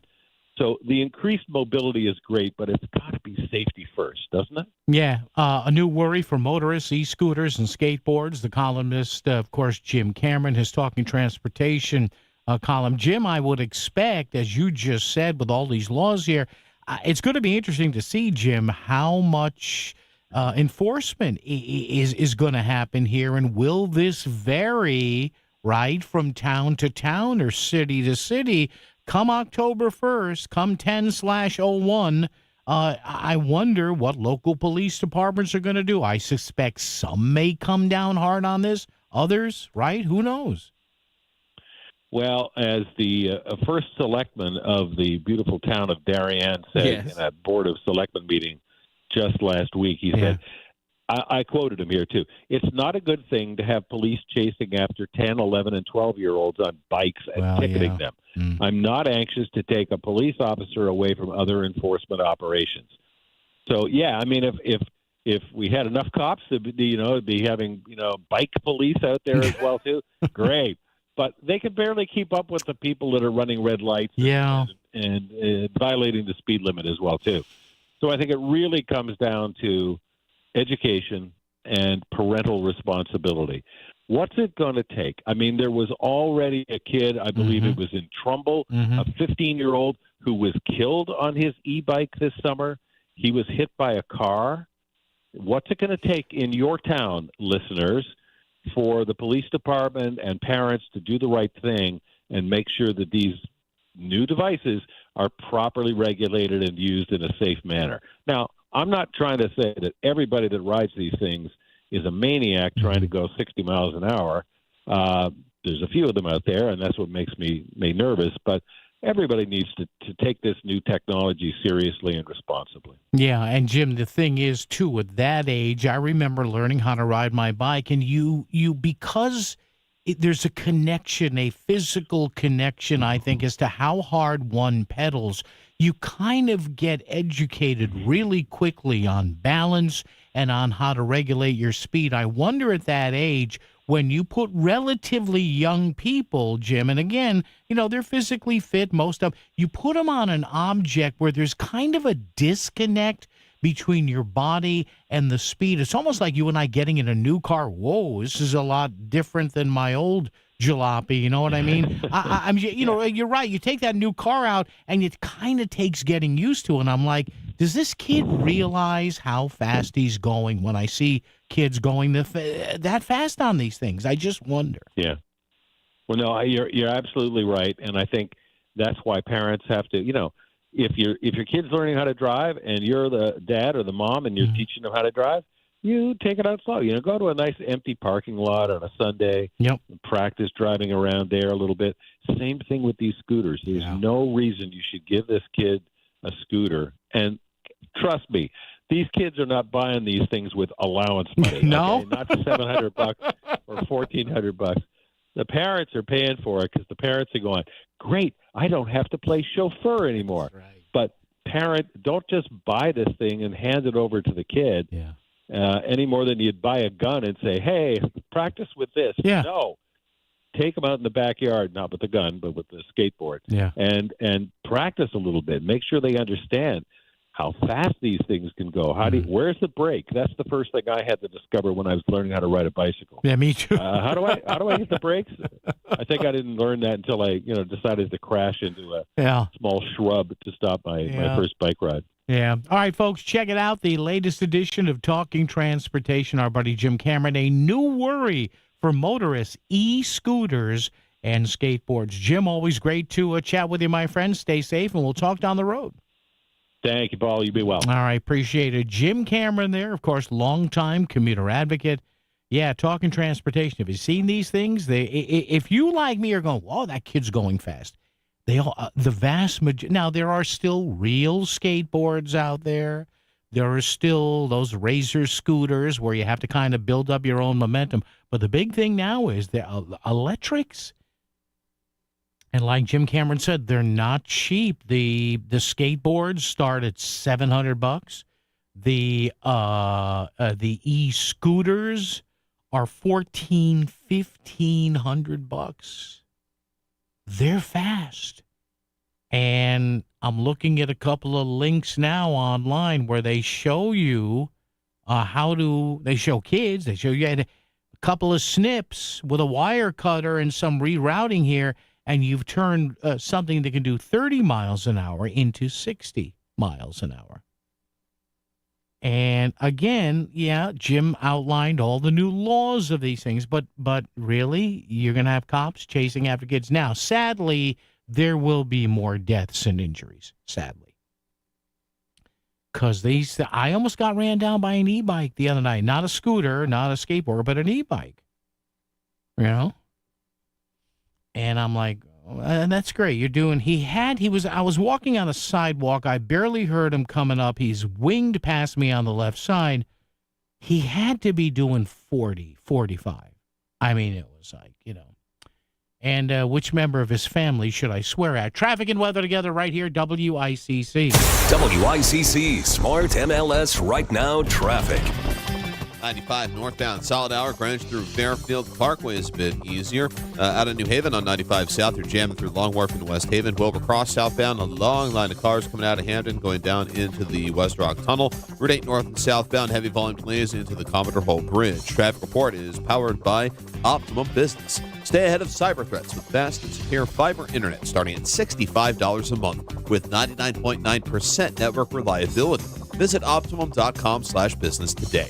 I'm Matt Krause at WICC Traffic. Clouding over this evening, a few scattered showers, below in the mid-50s. Scattered showers Wednesday with a high in the low 70s. Thursday, partly sunny with a high near 80. I'm meteorologist Paul Piorek on WICC. Selling your home is a numbers game. The more potential buyers who see it, the greater the opportunity to sell. And when your home is listed on Smart MLS, more than 21,000 realtors see it, and so do all their buyers. Suddenly, the number of people looking at your home starts to grow by a lot. More realtors sharing your listing. More people seeing your home, more offers coming in, and maybe more cash in your pocket. Smart move, right? Ask your realtor, is my house on Smart MLS? Smart MLS, the smart way to sell your home. Metal Supermarket's not where you buy your eggs, but where you buy all the metal you need. The world's largest small quantity metal supplier with over 8,000 types, shapes, and grades is now in Danbury and Bridgeport. Fabricators, construction crews, manufacturers, auto shops, and hobbyists find the metal you need cut to size and ready fast with no minimum order. Or browse our drops and remnants.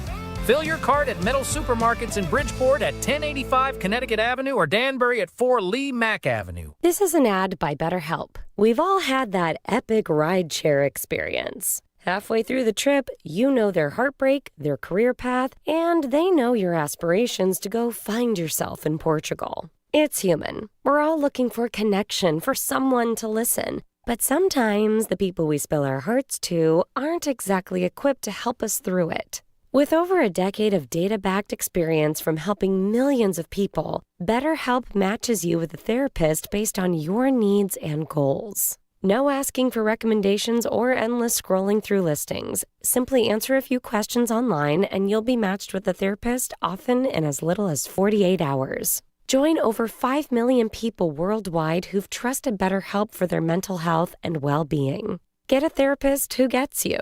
Visit BetterHelp.com/ABC Radio to get 10% off your first month. That's BetterHelp.com/ABC Radio. Want to know how business gets made in Connecticut? Check out the Made podcast at voiceofct.com. It's the official companion to the Made Leadership Series. Want to stay ahead of the curve and learn from top minds? Check out Connecticut-made.com and get made. Discover the finest flooring in Southern Connecticut at Courtesy Carpet. With over 50 years experience, from intricate area rugs and durable vinyl to elegant stair runners, they have it all.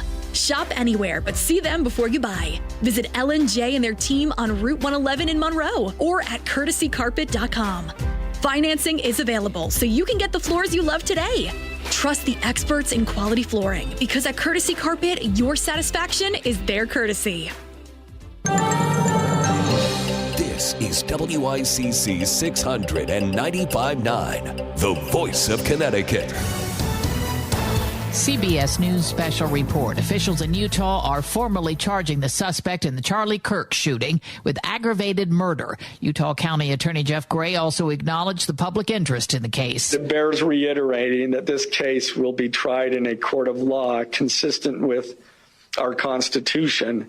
not the court of public opinion. He said the decision to seek the death penalty was his alone. Because we are seeking the death penalty, the defendant will continue to be held without bail in the Utah County Jail. Scott McFarland reports on some of the evidence. What's alleged here is a very granular set of messages between Tyler Robinson and Tyler Robinson's roommates, some of which, if proven true in a court of law, are remarkably damning. They say Robinson told his roommate that he'd been planning this for a week, that he was trying to recover the rifle that was left behind in the wooded area near that building at UVU. CBS News Special Report, I'm Cammie McCormick. WICC 695.9, Voice of Connecticut Local News Update. Fairfield and Bridgeport will hold a joint news conference to discuss the installation of electric monopoles on Wednesday, September 17th at 11 a.m. at the Barnum Museum.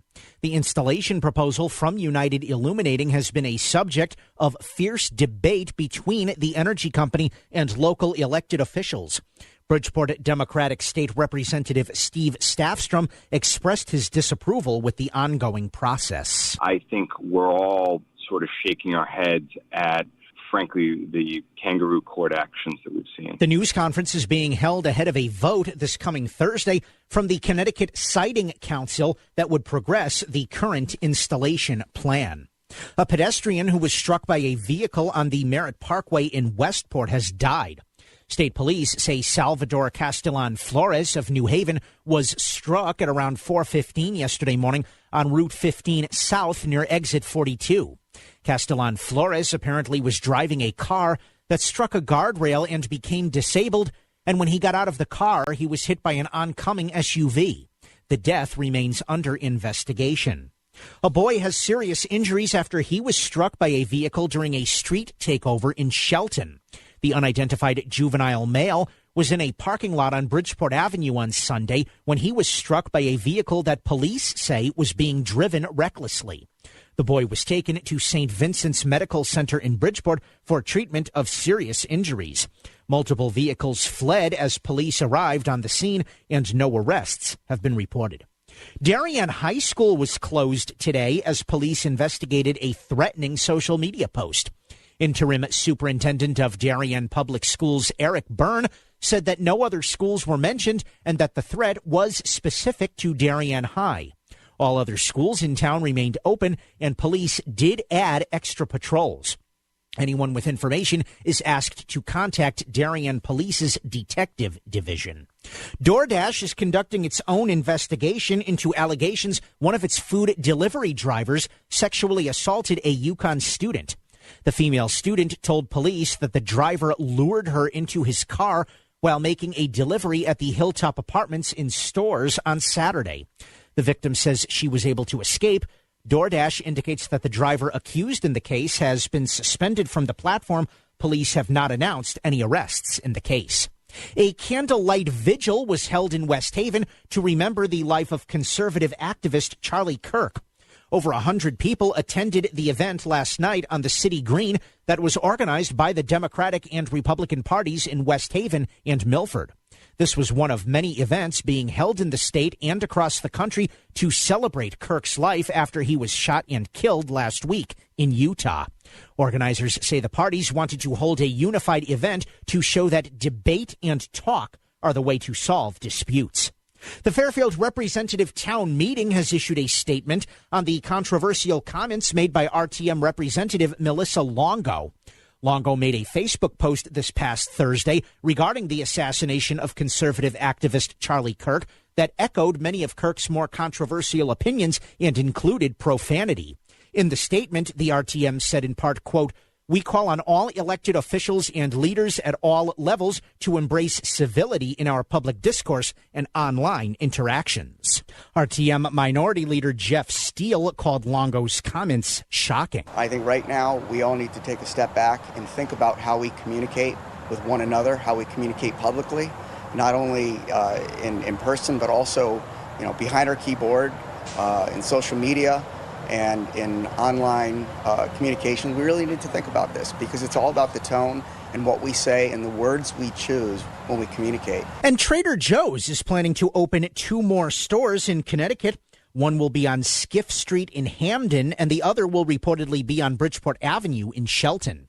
NBC Connecticut reported no information has been released regarding when the stores will open. I'm Chris Williams with WICC News. WICC Smart MLS Right Now traffic. 95 northbound, solid hour. Greenwich through Fairfield Parkway is a bit easier. Out of New Haven on 95 south, you're jamming through Long Wharf in West Haven. Wilbur Cross southbound, a long line of cars coming out of Hamden going down into the West Rock Tunnel. Route 8 north and southbound, heavy volume delays into the Commodore Hall Bridge. Traffic report is powered by Optimum Business. Stay ahead of cyber threats with fast and secure fiber internet starting at $65 a month with 99.9% network reliability.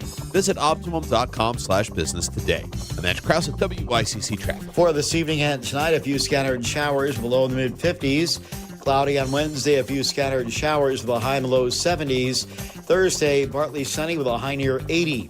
I'm meteorologist Paul Piorek on WICC. Paul wants to hear from you. Call 203-333-9422. It's Connecticut Today with Paul Pacelli on WICC 600 and 95.9, the voice of Connecticut. All right, I've had it with the BS posturing here. Let me get into this. I've been waiting to do this for this time in the show. All right, look. Nothing is worse than hypocrites drive me nuts. They just do. Especially for the fact that they know they're full of it, and yet they look you square in the eye like you're dumb. Like, as an old radio buddy of mine used to say, like we just fell off the fruit truck. Okay? Now, how many times does Donald Trump say stuff, and on this show I go, oh, my God, stop it, right? And how many times do you hear from the progressive side of the aisle, the Democratic side of the aisle? What did we hear during Trump 1.0, during the time he was out of office, the second run, he almost won, and now this run? I'm just asking you, you know what the answer is to this. What did we hear? Oh, hopefully there are decent Republicans who will denounce this. Okay, and some did. And you know I'm not a lockstep guy with Trump, and there's stuff that I say all the time, and he says, I'm like, oh, please, Mr. President, put a sock in it. Not necessary here, okay? So spare me this. If we talked about Chris Murphy yesterday, let me bring up Mr. Blumenthal here, and let me play you part of what Richard Blumenthal said. I believe this was yesterday, either late yesterday or early today, on MSNBC, and he was talking to, I don't know who it was, one of the MSNBC guys, and he was having him on to talk about a couple, three things, the FBI hearings today, but he said, Senator, what's your reaction now that you've thought about it for a few days to the assassination of Charlie Kirk? And this popped in my feeds, and I listened to it, and here's what Mr. Blumenthal said in part. I think it kind of, you know, it stands by itself. The killing of Charlie Kirk was a tragedy, as were every one of these instances of political violence that have occurred in recent times. And, of course, going back to the 1960s, I remember Robert Kennedy's speech well, and it had a calming influence, even though there were riots in some of the cities. But the really menacing and malevolent language, the overheated rhetoric that we see coming from some leaders today smacks of a political witch hunt and persecution designed to intimidate and suppress speech. So I am really deeply alarmed by the trend of some of these comments. And in the law, there's a clear distinction between the speech that is designed to incite violence, which can be contained, but other speech is permitted, and the broad, expansive view of speech is important. Okay, right. I mean, it's kind of lawyerly there, lawyer-ese, right? All right, nothing big. I think he's right. Now, as I said earlier, what have we heard for years? And I've tried to do this too, being responsible for this, Mike. What have we heard for years? Well, you good conservatives or Republicans, you need to tell the White House to tone it down. Okay. Well, like Mr. Murphy said yesterday, Mr. Blumenthal today, do they tell anybody in their own party to turn it down? No, I'm dead serious here. Let me give you another example. here. J.B. Pritzker, the incompetent governor of Illinois. And I remember when he said this. This is a little montage of J.B. Pritzker, okay? A Democrat just like Richard Blumenthal, right? Now, of the party saying, hey, we have to tone it down because this is dangerous rhetoric. Well, you know what's kind of dangerous rhetoric? Kind of, sort of? When a governor of a large state keeps making allusions to Adolf Hitler all the time and over the years. And listen to what J.B. Pritzker does here. He's confronted by a reporter, I guess a few months back. Hey, are you calling Republicans and Donald Trump Nazis? Oh, no. I would never do that. That is completely false. I have never called Republicans Nazis. Everything that he has done has been tearing down constitutional democracy. Mm-hmm. And that's what happened in Nazi Germany. It doesn't take very long to tear apart a constitutional republic. Indeed, the Nazis did it in 53 days. Oh. And our democracy is almost as fragile. Oh, yeah. And we're seeing it right now. The dangers that we saw in Nazi Germany, especially in the earliest days of Nazi Germany, are the dangers that we need to react to now.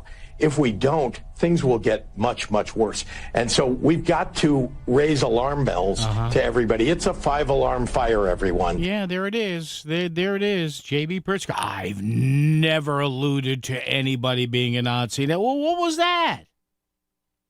And I remembered the 53 days thing because that became a meme for and everybody on the Sunday shows at one time, 53 days. Now, listen, if anybody on the other side wants to refer to Trump in any way, I don't care what you do, but please don't insult us.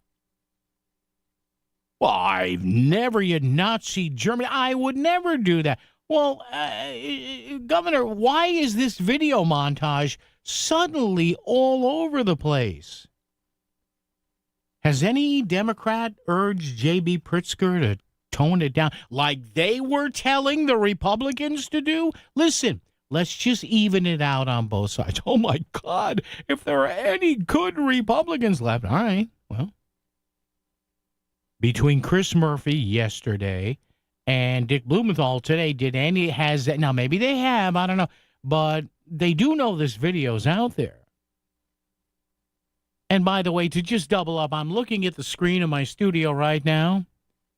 Congresswoman Jasmine Crockett of Texas, she's sounding very erudite today on CNN on political violence. We need to tone it down. Congresswoman, that's awfully funny that I played that 2.5-minute montage yesterday that was put up by Winsome Sears' campaign in Virginia, and you were in it 2 to 3 times, cackling like a mad woman. But now, of course, today she's on CNN. Well, you know what? All these people, Jasmine Crockett, Chris Murphy, Dick Blumenthal, spare me the garbage. Discover the finest flooring in Southern Connecticut at Courtesy Carpet. With over 50 years experience, from intricate area rugs and durable vinyl to elegant stair runners, they have it all. Shop anywhere, but see them before you buy. Visit Ellen J and their team on Route 111 in Monroe or at courtesycarpet.com. Financing is available, so you can get the floors you love today. Trust the experts in quality flooring, because at Courtesy Carpet, your satisfaction is their courtesy.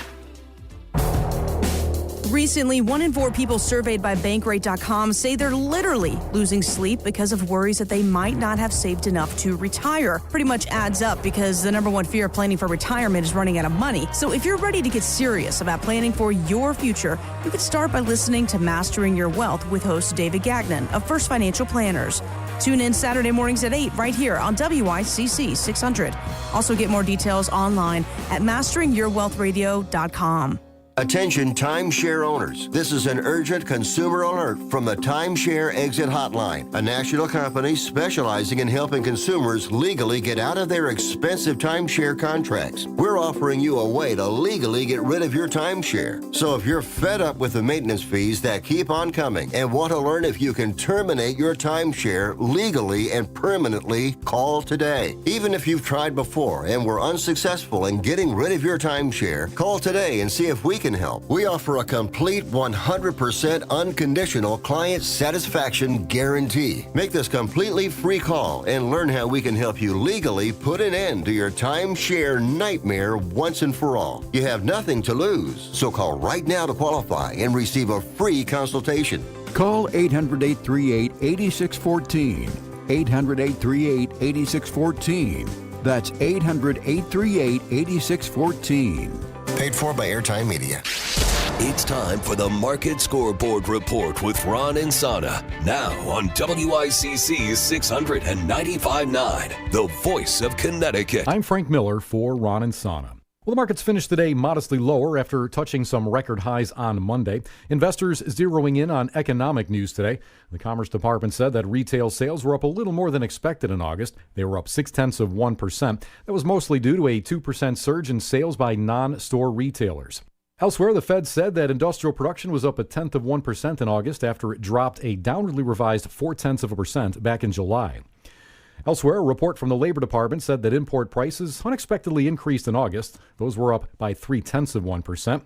And home builder confidence held steady in September, according to a report from the National Association of Home Builders. The Federal Reserve kicking off its two-day meeting in Washington, D.C. today. Announcements on a possible rate cut are coming tomorrow.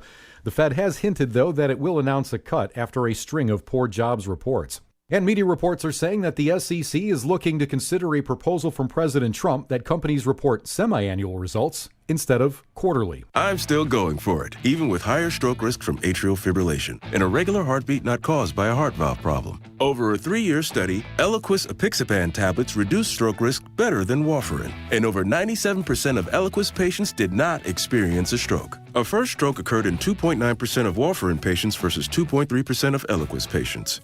Don't stop prescription Eliquis without asking your doctor. Stroke risk may increase. Eliquis can cause serious and potentially fatal bleeding. Don't take if you have an artificial heart valve, abnormal bleeding, or antiphospholipid syndrome. While taking, you may bruise more easily or bleed longer. A spinal injection increases blood clot risk, which may cause paralysis. Get medical help right away for unexpected bleeding or bruising, or back pain, tingling, numbness, muscle weakness, or incontinence. Aspirin products, NSAIDs, SSRIs, SNRIs, and blood thinners increase bleeding risk. Tell your doctor about planned medical or dental procedures. Learn more at Eliquis.com or call 1-855-ELIQUIS. WICC Smart MLS Right Now traffic. 95 northbound, solid hour, Greenwich through Fairfield Parkway. Northbound, heavy congestion off of Route 7 in Norwalk going into the no man's land in Fairfield.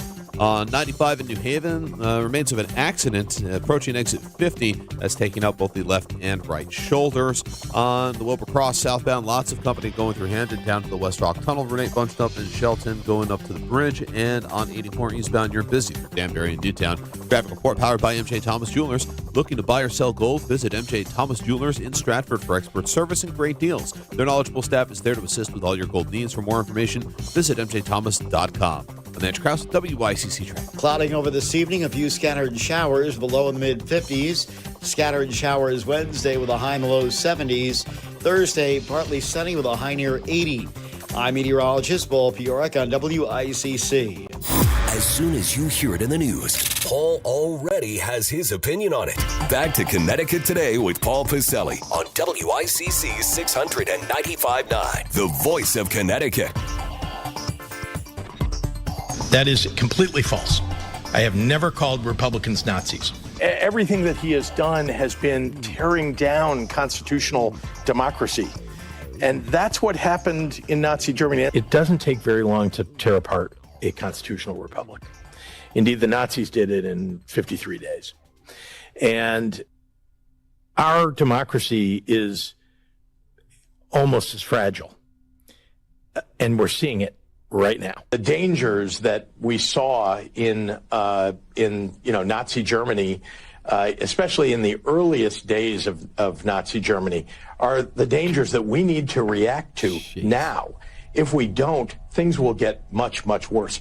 And so we've got to raise alarm bells to everybody. It's a 5-alarm fire, everyone. Yeah. That is completely false. I have never called Republicans Nazis. No, of course not. Of course not, Governor. You've never done that. You know what he's doing?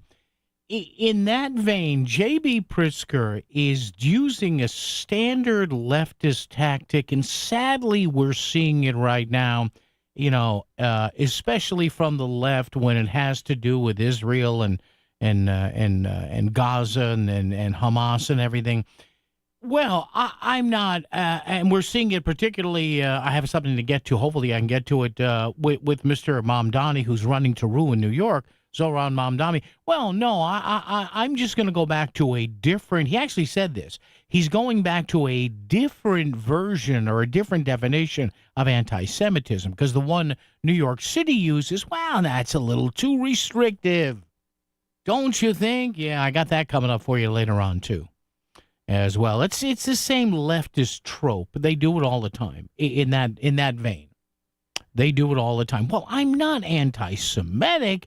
I'm not anti-Semitic. I'm just anti-Zionist. Yeah, kind of like this. That is completely false. I have never called Republicans Nazis. No, never. What'd you do there, Governor, for a minute and change? 203-333-9422, 333-WICC. Now, having said that, well, you're against free speech, Paul. No, I'm not. But for crying out loud, don't insult our intelligence here. And I remember a lot of that stuff was from Trump 1.0. Well, there you go. And I remember the 53-day thing. I remember, because that 53-day for the Nazis to get rid of a democratic Germany, that was sent out on the index cards. Everybody was using that. It was on the Sunday shows. And my point to playing that is simply this. All right, I don't disagree with what Dick Blumenthal said about, watching our rhetoric. Chris Murphy yesterday, he posted the rhetoric of Stephen Miller. Okay. Where are the Democrats, or where were the Democrats at that time, just the way they want Republicans to tell Trump to cool it? Did anybody say, hey, Governor Pritzker, hey, you this is not good. This is not helping. This is not helping us.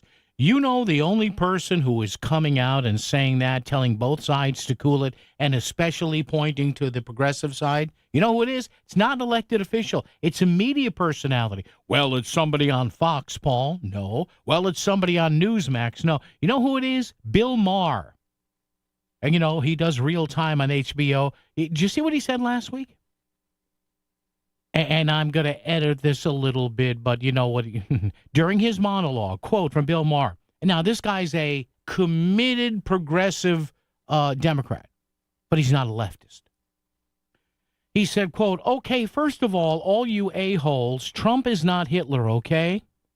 That's an insult to everybody who was in the Holocaust to begin with. Second of all, calling somebody Hitler makes it a lot easier to justify things like assassination. Let's put the S-load of that away, shall we? Beautiful, Bill. Beautiful. Beautiful. You don't hear that, though, from, at least not publicly, from Mr. Blumenthal or Mr. Murphy or Mr. Himes or Mr. Larson or Mr. Courtney or Ms. Hayes or Ms. DeLauro. I don't know. But we remember now we have to calm the rhetoric. And by the way, there is a frightening new poll number that's starting to get a little buzz here of where the thirst for political violence on the left is coming from. It was a poll that came out a few days ago, and a lot of people, including myself, were looking at it saying, wow. We'll get to that momentarily. Jerry in Stratford before the news. Jerry, how are you?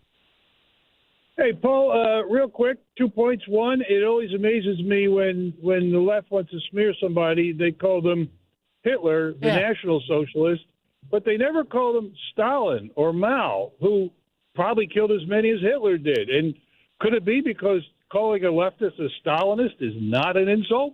Calling them a Maoist is a compliment, not a pejorative. Yeah, they never do that. No. So in terms of political provocation, I wanted just a quick trip down memory lane. Yeah. One of the most prominent ones the world has ever seen, and that was in the 2020 Trump State of the Union address. The highest-ranked Democrat in the country at the time was Speaker of the House Nancy Pelosi, and she ripped his State of the Union address, tore it apart on front of the country, on front of the world, and not one Democrat said, you should be removed from your office. They all kept their mouths shut, Jerry. They all got laryngitis. Yep. So silence is consent. And so their silence in the face of Nancy Pelosi's political hate and provocation is consent. So I agree with you.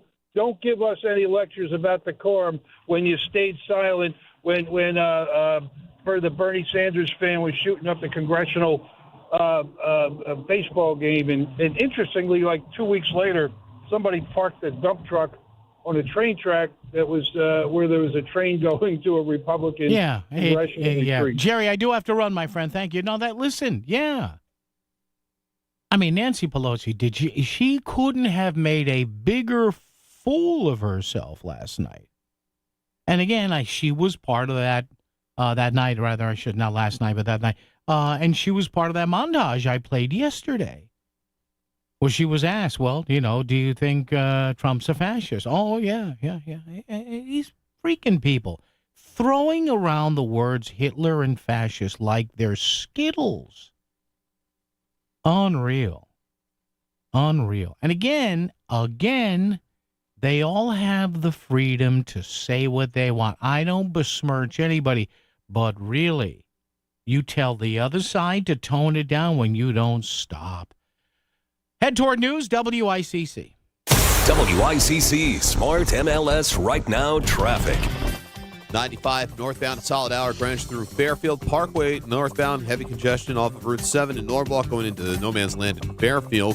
95 in New Haven, remains of an accident approaching exit 50 that's taking out both the left and right shoulders. On the Wilbur Cross southbound, lots of company going through Handon down to the West Rock Tunnel. Renate bunched up in Shelton going up to the bridge. And on 84 eastbound, you're busy through Danbury and Newtown. Traffic report powered by MJ Thomas Jewelers. Looking to buy or sell gold? Visit MJ Thomas Jewelers in Stratford for expert service and great deals. Their knowledgeable staff is there to assist with all your gold needs. For more information, visit mjthomas.com. I'm Edge Krause, WICC Traffic. Did you know tens of thousands of mothers, fathers, children, and seniors right here in Southern Connecticut face food insecurity? Moms going without so they can feed their children? That's why the Bridgeport Rescue Mission is relaunching their mobile kitchen, so they can deliver fresh hot meals directly into our streets and communities that need it most. Please help the relaunch of the Bridgeport Rescue Mission's mobile kitchens. Give today to bridgeportrescuemission.org, because no child, no senior, no human should ever go hungry.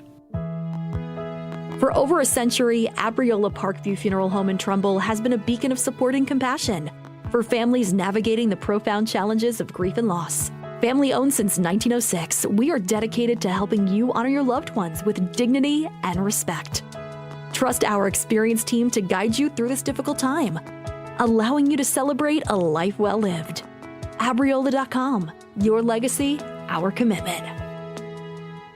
All right, hey, when we come back, also another ridiculous apology by, a very prominent newspaper that ran something that they shouldn't have run if they had any sense of decency. WICC Bridgeport, WFOX Southport, WEBE HD2 Westport, WPLR HD2 New Haven, locally owned by Connoisseur Media.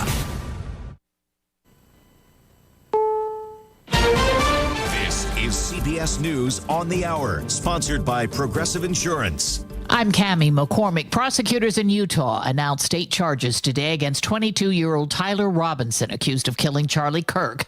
Utah County Attorney Jeff Gray said the charges include aggravated murder, and he will seek the death penalty. The evidence, he says, includes a note to Robinson's roommate. The roommate looked under the keyboard and found a note that stated, quote, "I had the opportunity to take out Charlie Kirk, and I'm going to take it." Robinson is due to make a virtual court appearance this hour. CBS's Anna Schechter. The purpose of the hearing today according to officials, is to inform the suspect of the charges against him and provide him with an attorney if he hasn't retained one already to represent him. A New York judge today dismissed the terrorism charges against Luigi Mangione, accused of killing United Healthcare CEO. Jason Ware is with the Council on Foreign Relations. The evidence that he committed the murder of Brian Thompson in order to intimidate or coerce a civilian population were not strong. In fact, he claimed that he committed the assassination at a certain time of day and using a certain weapon in order to limit the broader coercive effect. The state's second-degree murder charges remain in place. Israel says its all-out offensive is now underway in Gaza City. At the UN, Secretary General Antonio Guterres. We are seeing massive killing of civilians in a way that I do not remember in any conflict since I am Secretary General. In declaring the beginning of the operation, which could take months, Israel's defense minister said Gaza is burning. Actor and director Robert Redford has died. He was 89. He was one of the biggest stars of the 70s with films like The Way We Were and All the President's Men. All we've got are pieces. We can't seem to figure out what the puzzle is supposed to look like. People magazine's Nigel Smith says Redford stunned many by turning his attention to directing. It was very unprecedented, and it was also a big risk. I mean, this was an actor who was at the height of his game in Hollywood, men in the world, known for his acting, and he really went out on a limb to direct a challenging drama like Ordinary People. But because of his command of the craft of directing, because of his talent with actors, because he himself was an actor, he elicited such incredible performance that the film really has stood the test of time and is still regarded as one of the best picture winners. His publicist says Redford died at his home at Sundance in the mountains of Utah. On Wall Street today, stocks finished lower, the Dow off 125 points. This is CBS News. Progressive Insurance, with insurance for cars, home, boat, motorcycles, RVs, and commercial vehicles at 1-800-PROGRESSIVE and Progressive.com. Let's see, if something costs less, a lot less, but people are actually happier with it, that sounds like something to look into, and that's MediShare. Maybe you've heard joining MediShare can save you or your family up to $500 a month, and that's huge, but it's also true. People are just happier with it. They love being part of something that reflects and promotes their values and what they believe in. MediShare works, too. It's been around for 30 years now, and members have shared more than $7 billion of each other's bills. People love having telehealth and a huge nationwide PPO network, so yeah, really, you can save a ton and like it better. Imagine being happy with how you're taking care of your health care, whether you're self-employed or part of the gig economy, or you just want a plan that you're happy with. Here you go. You can call right now and get a price within 2 minutes. A very, very smart use of 2 minutes. Here's the number you need. It's 877-26-BIBLE. That's 877-26-BIBLE. 877-26-BIBLE. WICC 695.9. Voice of Connecticut Local News Update. A 32-year-old man was reported in critical condition after his motorcycle hit a tree in Bridgeport yesterday. It happened around 5:30 p.m. on Briarwood Avenue. First responders said the man was unresponsive when they arrived. The cause of the accident is under investigation. A boy has serious injuries after he was struck by a vehicle during a street takeover in Shelton. The unidentified juvenile male was in a parking lot on Bridgeport Avenue on Sunday when he was struck by a vehicle that police say was being driven recklessly. The boy was taken to St. Vincent's Medical Center in Bridgeport for treatment of serious injuries. Multiple vehicles fled as police arrived on the scene, and no arrests have been reported. DoorDash is conducting its own investigation into allegations one of its food delivery drivers sexually assaulted a Yukon student. The female student told police that the driver lured her into his car while making a delivery at the Hilltop Apartments and Stores on Saturday. The victim says she was able to escape. DoorDash indicates that the driver accused in the case has been suspended from the platform. Police have not announced any arrests in the case. A former cafeteria worker for a New Canaan school is avoiding prison in her sentence for stealing around $500,000 from the district. Joanne Pasquarelli of Stratford previously pleaded guilty to first-degree larceny and other offenses. She was sentenced to probation yesterday in Stamford Superior Court. Pasquarelli was accused of conspiring with her sister to steal the money from New Canaan schools. They are expected to face a civil action over the lost money. And a grant of well over $5 million to expand the Naugatuck River Greenway Trail has been canceled by the federal government.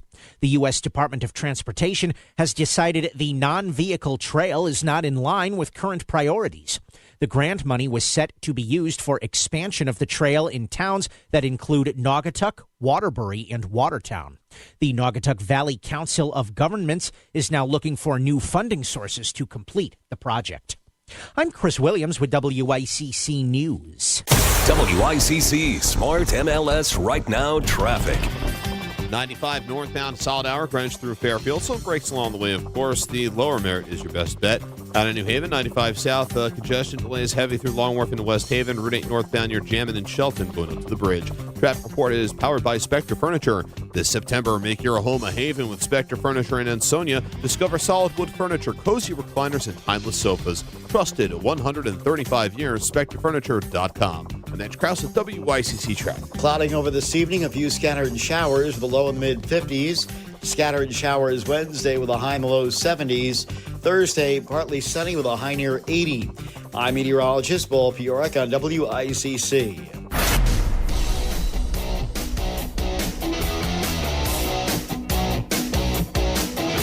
You're listening to Connecticut Today with Paul Piselli on WICC 600 and 95.9, the voice of Connecticut.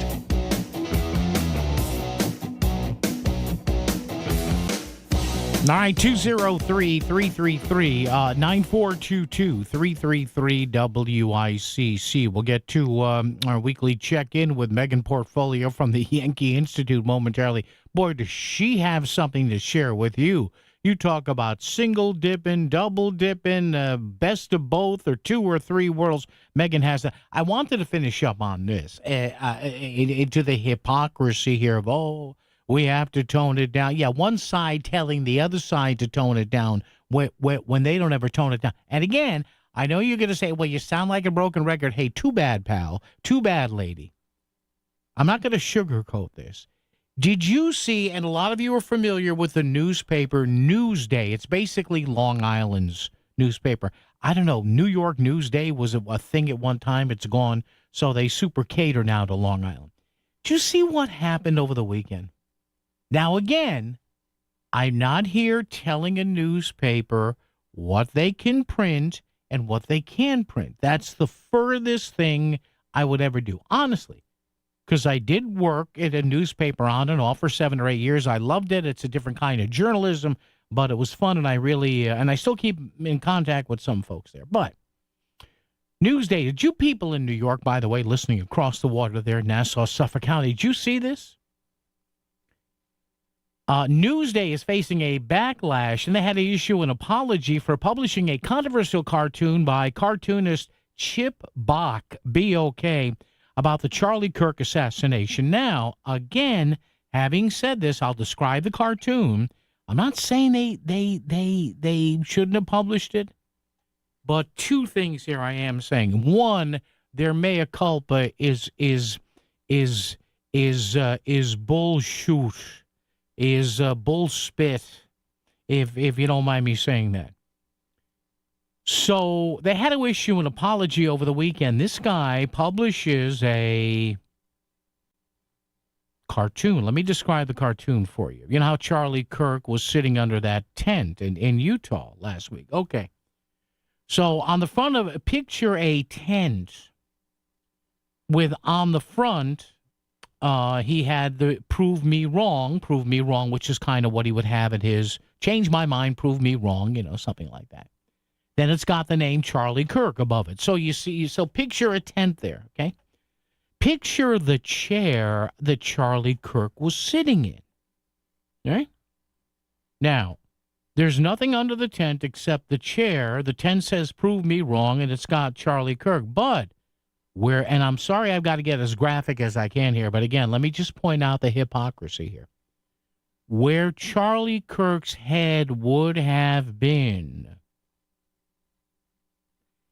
if he was sitting in the chair. If there was a sketch likeness of the chair, of him in the chair, there's a big blood spatter. So picture a lone chair under a tent that says, "Prove me wrong," with the word Charlie Kirk and a blood spatter. Okay, now two things. Should we have a police state that tells a newspaper you can't publish that? No, absolutely not. That's where we walk down a very dangerous path here. Okay? But listen to this bull crap from Newsday. And believe me, I've been in the news business for 40-something years.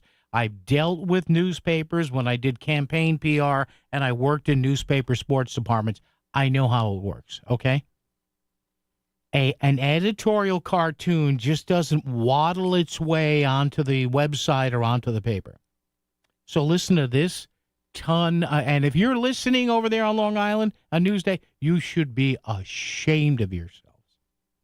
Listen to this mea culpa garbage. Quote, on Saturday, Newsday published a syndicated editorial cartoon referring to the assassination of Charlie Kirk that was insensitive and offensive.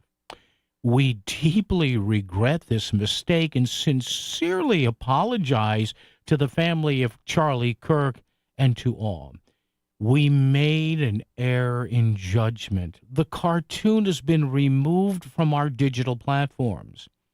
In his illustration, Chip Bach used the name of Kirk's organization, Turning Point USA, and the theme of his Utah event, Prove Me Wrong, to suggest that Kirk's assassination might be a turning point for healing our nation's divide. The imagery was inappropriate and should have never been published in Newsday. Signed, Newsday leadership. Yeah. And you mean to tell me probably of the 5 or 6 people, because believe me, folks, an editorial cartoon just doesn't pop into a newspaper. There's the cartoonist, there's the managing editor, there's the final editor and editor. Believe me, at least 4 or 5 sets of eyes saw that illustration. They knew exactly what they were doing. So again, spare me. All right? Just please, spare me. Spare me the, we have to turn it down. Because, please, stop it. Newsday, we're so sorry. As you're laughing. Come on, stop it.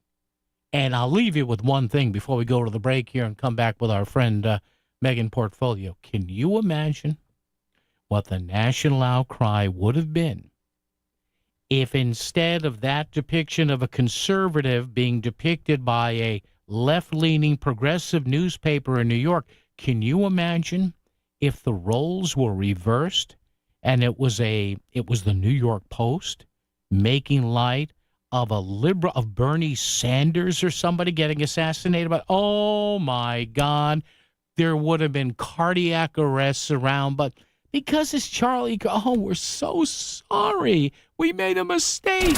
You're not always near your radio, but you still want to stay informed on Fairfield County matters. There are lots of ways to enjoy WICC beyond your radio at 695.9. Stream us free at work on voiceofct.com or on your smartphone by downloading our app. And now it's easier than ever to listen on your smart speaker when you say, play WICC. The voice of Connecticut is always live, local, and free, wherever you are. The following message is brought to you by the Fairfield Law Offices of Estate, Trust, and Probate Attorneys Eliasson and Tenor, online at ConnecticutElderLaw.com. Here is attorney Christine Tenor. If you are suddenly hurt or seriously ill and can't speak for yourself, what could happen to you and your family and all you care about?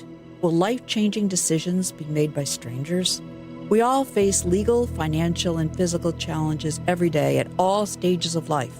Don't leave important matters to chance. And don't wait until you are elderly. No one can predict what the future holds for us. So even young adults and young couples, everyone should be prepared for the unexpected. Give your family and yourself the most important gift you can give, the gift of peace of mind. Visit ConnecticutElderLaw.com. Eliasson and Tenor, 203-336-2566. Protecting your family's future. Eliasson and Tenor. For peace of mind, 203-336-2566. No part of your home is more important than the roof over your head. Hi, I'm Eddie Griffin, the owner of Brown Roofing, your local expert for roof replacement and roof repair. Water resistant, weather resistant, wind resistant, our products offer superior protection that come with a 50-year lifetime transferable warranty. Call us today at 475-445-1195 or visit us at brownroofing600.com. Brown won't let you down. Columbia Dental in Norwalk is part of a trusted integrated network, offering comprehensive dental services from A to Z, all in one convenient location. From routine cleanings to advanced procedures, their expert team is ready to care for your smile. Call Columbia Dental in Norwalk today at 203-299-0111 or visit columbiadental.com. Complete dental care all under one roof. You can't see it, you can't smell it, but radon gas could be putting your family at risk. Radon is an invisible, odorless gas that could be lurking in your home and cause serious risk to your family's health. Protect your family with a free on-site radon test from Apex Radon Solutions, your local Connecticut certified radon specialist. Apex Radon Solutions is offering free in-home radon test kits to help you detect and protect. Go to apexradonsolutions.com today to get your kit. Healthy air, healthy home with Apex Radon Solutions. You're listening to WICC 600 and 95.9, the voice of Connecticut, broadcasting from Cadillac of Greenwich Studios, CadillacofGreenwich.com. WICC Smart MLS Right Now Traffic. 95 northbound, solid hour, Greenwich through Fairfield. Some breaks along the way, of course. The lower Merritt is your best bet. Out of New Haven, 95 south, congestion delays heavy through Long Wharf into West Haven. Route 8 northbound, you're jamming in Shelton going up to the bridge. Traffic report is powered by Spectre Furniture. This September, make your home a haven with Spectre Furniture in Ansonia. Discover solid wood furniture, cozy recliners, and timeless sofas. Trusted 135 years, SpectreFurniture.com. And that's Krause with WICC Track. For this evening and tonight, a few scattered showers below in the mid-50s. Cloudy on Wednesday, a few scattered showers with a high in the low 70s. Thursday, partly sunny with a high near 80. I'm meteorologist Paul Piorek on WICC. Where Southern Connecticut comes for the real story. Connecticut Today with Paul Pacelli on WICC 600 and 95.9, the voice of Connecticut. Right here, 203-333. 9422 333 WICC. Coming up, open phones to wrap up this thing today, including some frightening, and when I mean frightening numbers regarding what age group considers political violence, hey, okay if you have to do it. So we'll get to that momentarily. First, though, our weekly check-in from the Yankee Institute for Public Policy. Megan Portfolio, who, no surprise, writes the Hartford Portfolio blog, and she's got quite a story to tell us this week. Megan Heim, when I saw that story you sent me, I went, how do I get that gig? Oh, man, in my next life, I know what I'm doing. Yeah, I'm going right. to be on Easy Street. Yeah, so Megan is well, I'll let you explain to Megan. This is somebody who is a rather prominent person in I believe, the education establishment, the unions here, and single, double, triple dipping. What's going on here? Yeah, so I got a tip back in 2024 about a certain union boss. She is the president of the Hartford Federation of Paraeducators, and she's also the secretary-treasurer of the Connecticut AFL-CIO. Ah. But her full-time gig is Wait a minute. Wait. Yeah. She's got another job? Oh, okay. Go ahead. I'm sorry. Well, I like to call this her side hustle, but technically her full-time job is being a paraeducator in the Hartford school system. Okay. So the tip that I got was that she's not there a lot at school.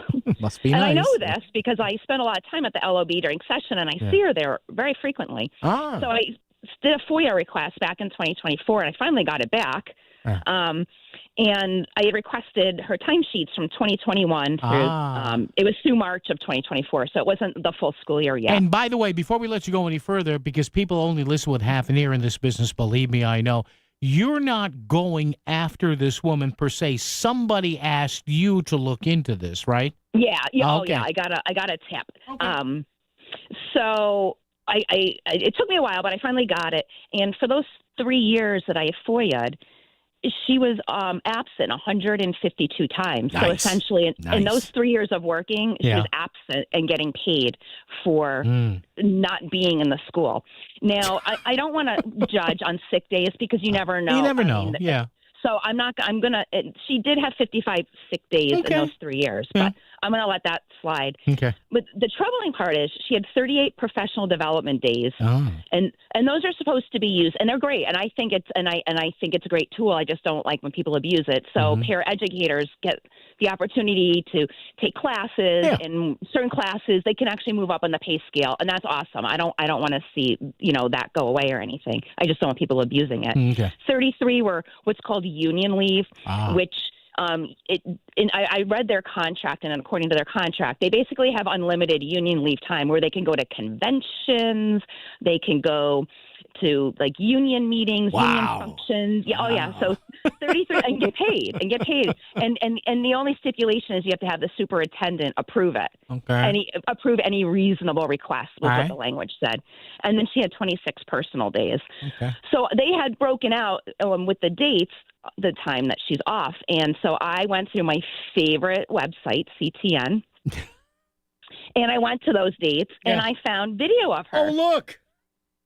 Yeah. So, for example, so on March 6, 2024, she had taken a professional development day. Yes. Supposedly to help with her career. Okay. Well, she was sitting there at the LOB. I was actually there and snapped the picture of it because I had been tipped to this.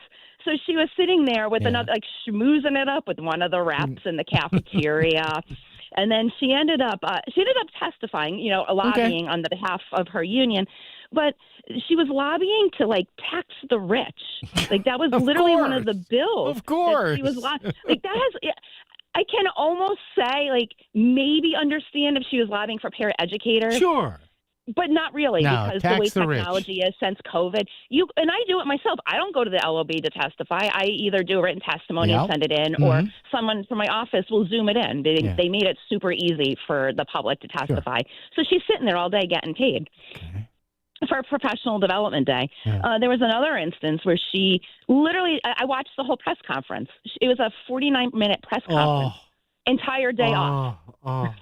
And it goes on and on and on like this. It's so many just different examples. One of the ones that really annoys me is they do get time off to go to these conventions. Okay. But they don't do the conventions on the weekend. They do them in the middle of the work week. And the people that go to these conventions are all employed union members. Shocking. So you're literally pulling these people off their jobs. So they're getting paid for their job that they're not going to, and yucking it up at the casino for 2 days. They have one coming up in November. I wonder if she'll be allowed to go to that. I think you should go to Carol, your boss. Tell Carol that you need to do some on-site undercover work. And I think you have to physically go to these go to the casino and put a nose and mustache on and glasses and a big floppy hat sit in the corner. But in all seriousness, just think about it. You have your job as a paraeducator is a very important job. Sure. Those jobs are incremental to our school systems. They're so beneficial to the students. But our students are held to certain standards for absenteeism. Yeah. They have 10%. If they're more than 10% absent, they start intervening and what's going on? They're doing home visits, all kinds. But the employees. No, there's nothing. It's just enjoy your day off. And here's your paycheck. And just to cover ourselves again, you're not accusing her of doing anything untawdry or illegal. I mean, we're kidding here, but you're not. No, I don't have any evidence of that. That would have to be something that the school system would have to dig in. I'm assuming are approved absences. Sure. So, this is something that, maybe management and HR needs to look at themselves and revise their policies. Yeah. I think that next time they go to the bargaining table in these union contracts, they need to specify If you're, you can only take X amount of days for union leave. You can't be going to, she's going to the LOB to testify on bills having to do with the tipped wage, where waiters and waitresses, they get that sub-minimum wage. Wait a minute. Hold on. She's testifying on that. Yes. Why? Because she's part of the AFL-CIO. Oh, of course. Don't get me started. Don't get me started on that, Bill. Oh, my God. But think about the poor teachers in the classroom. Now they got to scramble. Now they have more work to do. And we just saw a CEA survey on the Capitol Report today about how the teachers are feeling burnt out. Oh, yeah. That was when the their first. support staff aren't even there. That was the first 2 hours of my show. Yeah, I took calls from teachers who said, wink, wink.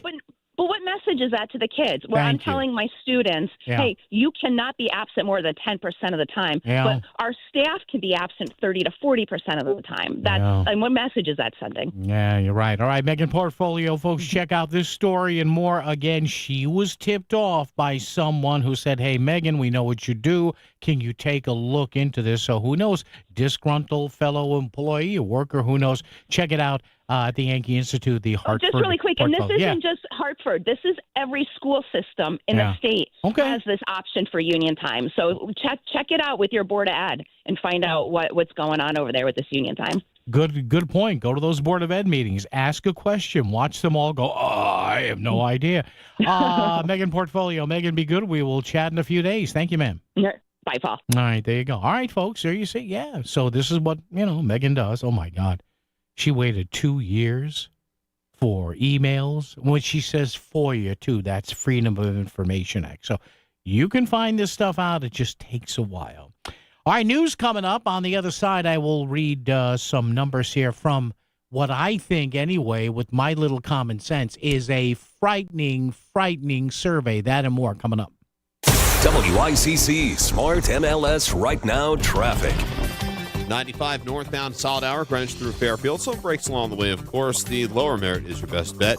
Out of New Haven, 95 south, congestion delays heavy through Long Wharf into West Haven. Route 8 northbound near Jammin and Shelton going up to the bridge. Traffic report is powered by Spectre Furniture. This September, make your home a haven with Spectre Furniture in Ansonia. Discover solid wood furniture, cozy recliners, and timeless sofas. Trusted 135 years, SpectreFurniture.com. And that's Krause at WICC Traffic. Clouding over this evening, a few scattered showers, the low and mid-50s. Scattered showers Wednesday with a high in the low 70s. Thursday, partly sunny with a high near 80. I'm meteorologist Paul Piorek on WICC.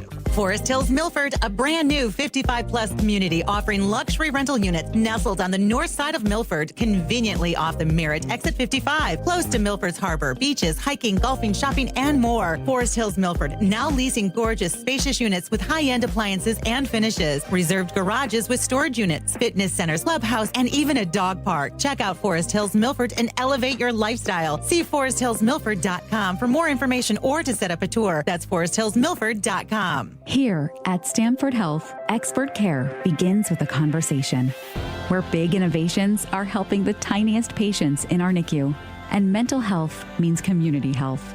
Here, we're collaborating with world-class partners like Columbia University Irving Medical Center, Dana-Farber Brigham Cancer Center, and HSS to redefine cardiac, neurological, cancer, and orthopedic care. From the everyday to the complex, Stamford Health. Care. It's different here. This is an ad by BetterHelp. We've all had that epic rideshare experience. Halfway through the trip, you know their heartbreak, their career path, and they know your aspirations to go find yourself in Portugal. It's human. We're all looking for connection, for someone to listen. But sometimes the people we spill our hearts to aren't exactly equipped to help us through it. With over a decade of data-backed experience from helping millions of people, BetterHelp matches you with a therapist based on your needs and goals. No asking for recommendations or endless scrolling through listings. Simply answer a few questions online and you'll be matched with a therapist, often in as little as 48 hours. Join over 5 million people worldwide who've trusted BetterHelp for their mental health and well-being. Get a therapist who gets you. Visit BetterHelp.com/ABC Radio to get 10% off your first month. That's BetterHelp.com/ABC Radio. This is WICC 695.9, the voice of Connecticut. CBS News Special Report. Utah County Attorney Jeff Gray has announced state charges against the 22-year-old accused of killing Charlie Kirk. Legal analyst Laurie Levinson has the rundown. He has brought a range of charges, the most serious of which is aggravated murder, and that very well could lead to the death penalty. But there are other charges as well, including obstruction and tampering and illegal possession of a weapon. Prosecutors say DNA on the trigger of the rifle matches that of Tyler Robinson. He will make a virtual court appearance shortly. CBS's Scott McFarlane on what we may learn. Who's his lawyer going to be? They'll be providing a federal defender if he doesn't hire his own. And what's the next step in the prosecution? Legal analyst Thane Rosenbaum. Remember, this case is brought by the state of Utah. Federal charges may be forthcoming too, although to qualify for the death penalty, it would have to be related to terrorism. CBS News Special Report. I'm Cammie McCormick. WICC 695.9, Voice of Connecticut Local News Update. Darien High School was closed today as police investigated a threatening social media post. Interim Superintendent of Darien Public Schools, Eric Byrne, said that no other schools were mentioned and that the threat was specific to Darien High. All other schools in town remained open, and police did add extra patrols. Anyone with information is asked to contact Darien Police's Detective Division. A pedestrian who was struck by a vehicle on the Merritt Parkway in Westport has died. State police say Salvador Castellan Flores of New Haven was struck at around 4:15 yesterday morning on Route 15 South near Exit 42. Castellan Flores apparently was driving a car that struck a guardrail and became disabled, and when he got out of the car, he was hit by an oncoming SUV. The death remains under investigation. A company that installs solar power generation systems is shutting down its 3 locations in Connecticut. Louisiana-based Posigen has notified state labor officials that their facilities in Danbury, Shelton, and Wethersfield are closing, and 78 workers will be laid off.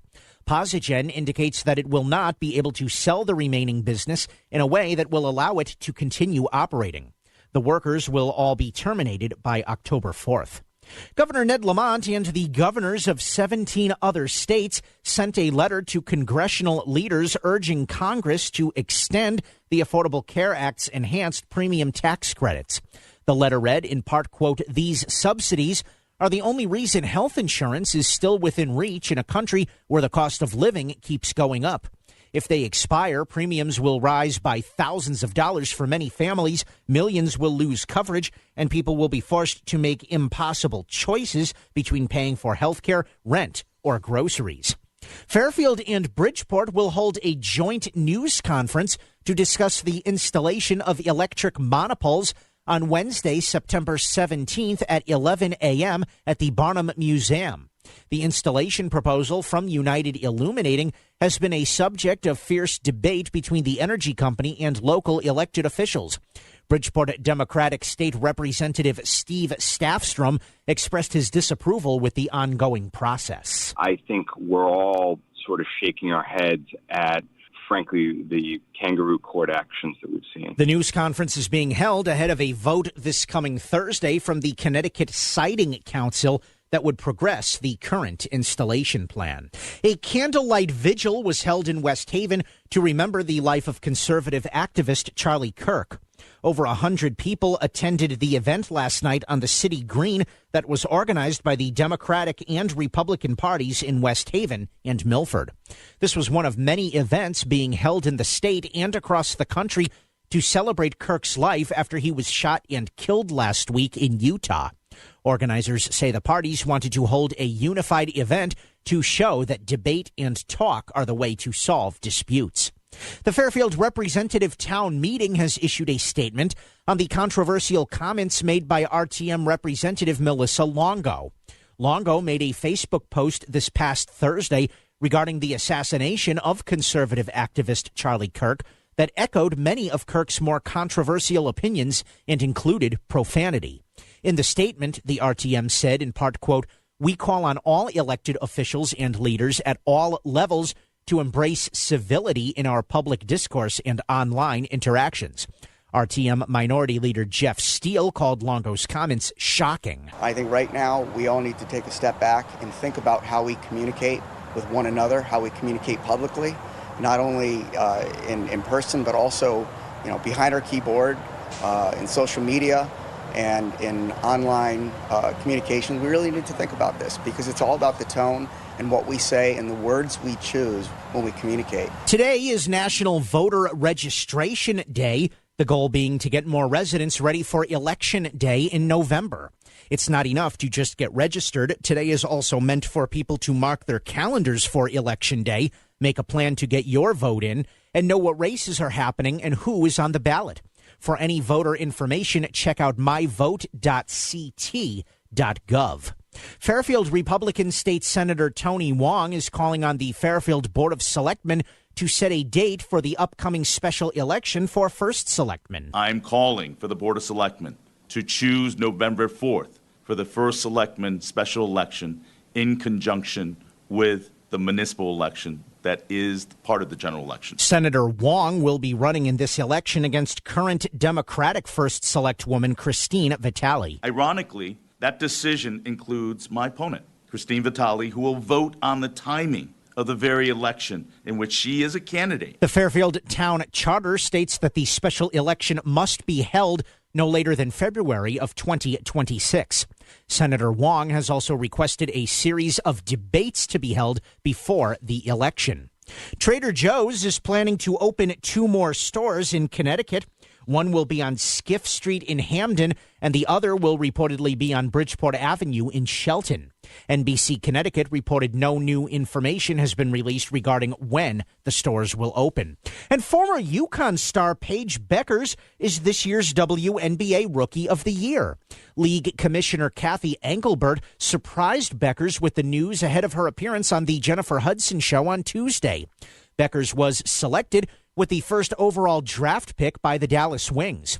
She averaged 19.2 points, 5.4 assists, and 3.9 rebounds in her rookie season. Beckers received 70 of 72 possible votes to win the award. I'm Chris Williams with WICC News. WICC Smart MLS Right Now traffic. 95 northbound, just under an hour from Greenwich through Fairfield. The Parkway overall is a little bit easier. Out of New Haven, 95 south, congestion delays heavy through Long Wharf. Route 8 northbound, you have it in Shelton going up to the bridge. I'm Mitch Krause, WICC traffic. For this evening and tonight, a few scattered showers below in the mid-50s. Cloudy on Wednesday, a few scattered showers with a high in the low 70s. Thursday, partly sunny with a high near 80. I'm meteorologist Paul Fiorek on WICC. If Stamford is talking about it, so is Paul. Connecticut Today with Paul Pizzelli on WICC 695.9, the voice of Connecticut.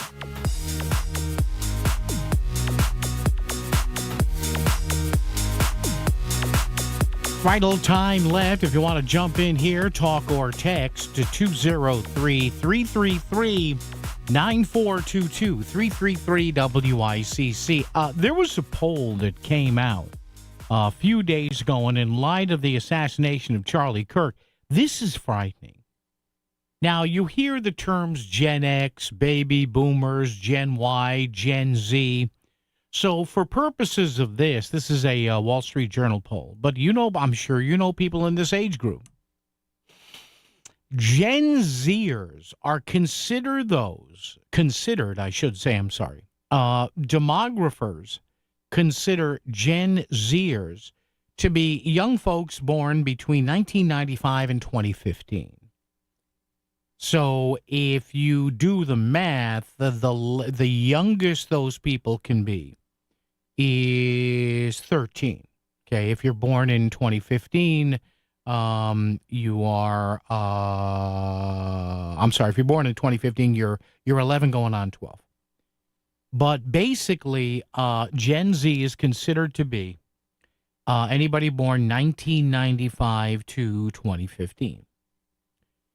So if you're born in 1995, that'll make you what? 30 years old, right? Yeah, 30 years old. Get this. 93% of baby boomers, my generation, right? 93% think political violence is never acceptable. Never. 7%, I guess, sometimes say it is. Okay, but that's about right. You're never going to get 100% agreement on something like this. But get this. Only 56% of Gen Z folks, guys and gals in Gen Z, agree to that. That means, let's do the inverse here, that there are maybe 44% who say, well, I'm not sure, or yeah, political violence is okay. So the violence is not coming from old people, even middle-aged and old people. A lot of this, or a lot of the fear, is what young people are growing up with. Again, 1995 to 2015. So the oldest Gen Zer, if I'm figuring this right, is 30 years old. The biggest divide in support for political violence is not ideological, it says here in the Wall Street Journal. It's generational. FIRE, F-I-R-E, that's a conservative group, the Foundation for Individual Rights and Expression's 2026 college free speech rankings show more than 1/3 of college students now say using violence to stop a campus speech can be acceptable. This, the writer says, should set off alarm bells in the nation's classrooms, faculty lounges, and dean's offices.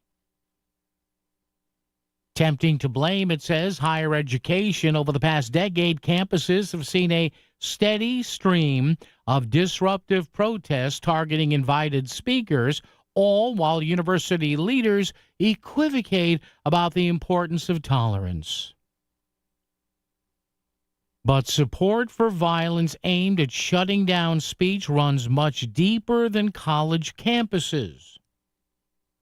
In a national survey conducted last year, respondents were shown a list of 8 politically divisive and potentially offensive statements. They were then asked to select the statement they found most offensive from the list.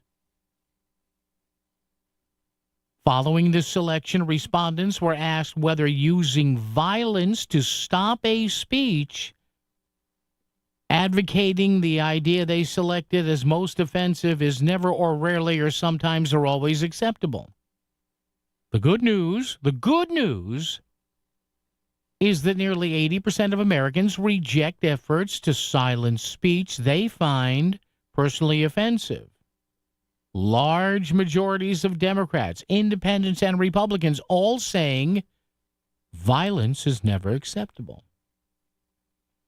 The bad news is that story changes dramatically when looking across generational lines. While 93% of baby boomers and 86% of Gen X say violence is never acceptable, only 71% of millennials and 58% of Gen Z do. And there's no meaningful difference between the attitudes of 18 to 26-year-olds who are and who aren't in college. That's frightening. So, again, instead of members of Congress saying, you be nice. No, you be nice. No, I think you should be. No. Again, we're missing the point on this again. And this bears out what happened here. You have this nutcase, this 8-cylinder, rock-headed nutcase who's probably going to face the death penalty. This guy isn't Gen X or a boomer. He's 22 years old. What is going on in the heads of young people who think, a substantial chunk of them think to stop a speech and to stop somebody from speaking on campus, violence is okay? What in the hell is that about? Get a new energy-efficient heating system now from Hoffman Energy. With great financing options, $0 down, and low monthly payments. Visit HoffmanEnergy.com or call 877-359-0623 now. This is your Optimum Beach Report. Expect moderate UV levels with a max UV index of 5. Air quality will be fair with an AQI hovering around 30. Expect great conditions for the beach or pool. Powered by Optimum Business. Stay ahead of cyber threats with fast and secure fiber internet starting at $65 a month with 99.9% network reliability and speeds up to 8 gig. Visit Optimum.com/business or call 855-2-OPTIMUM today.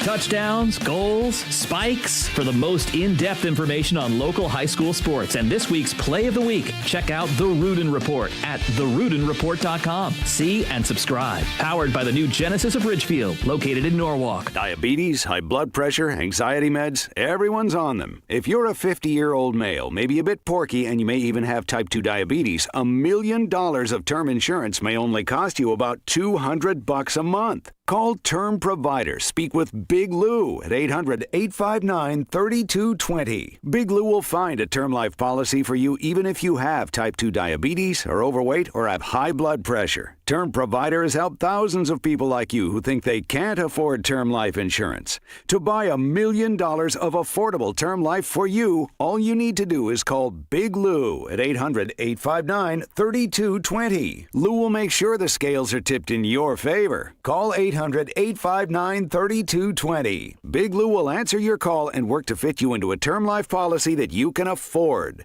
Remember, Big Lou's like you. He's on meds too. Call 800-859-3220 or biglou.com. WICC Smart MLS Right Now traffic. 95 northbound, just under an hour from Greenwich through Fairfield. The Parkway overall is a little bit easier. Out of New Haven, 95 south, congestion delays heavy through Long Wharf. Route 8 northbound, you have it in Shelton going up to the bridge. I'm Mitch Krause, WICC traffic. Clouding over this evening, a few scattered showers with a low in the mid-50s. Scattered showers Wednesday with a high in the low 70s. Thursday, partly sunny with a high near 80. I'm meteorologist Paul Piorek on WICC. Local talk every afternoon.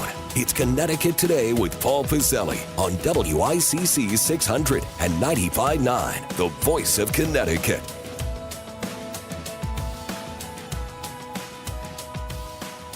By 203-333-9422, 333-WICC. Folks, that's frightening. And even though it's only 20 or 30%, these are Gen Zers. Generally, right now, the oldest Gen Zer would be about 30 years old or so. So early to mid-20s to 30. And they think it's okay. Violence to stop somebody from speaking. My God, and like I said, when I was in college, I distinctly remember our speaker series at BU. I literally, because I used to go to see the speakers, it was in the student union in the auditorium we used to have there. And I literally remember, like, one week you would have, like, the guy from the John Birch Society. I mean, you can't get any more right-wing than the John Birch Society.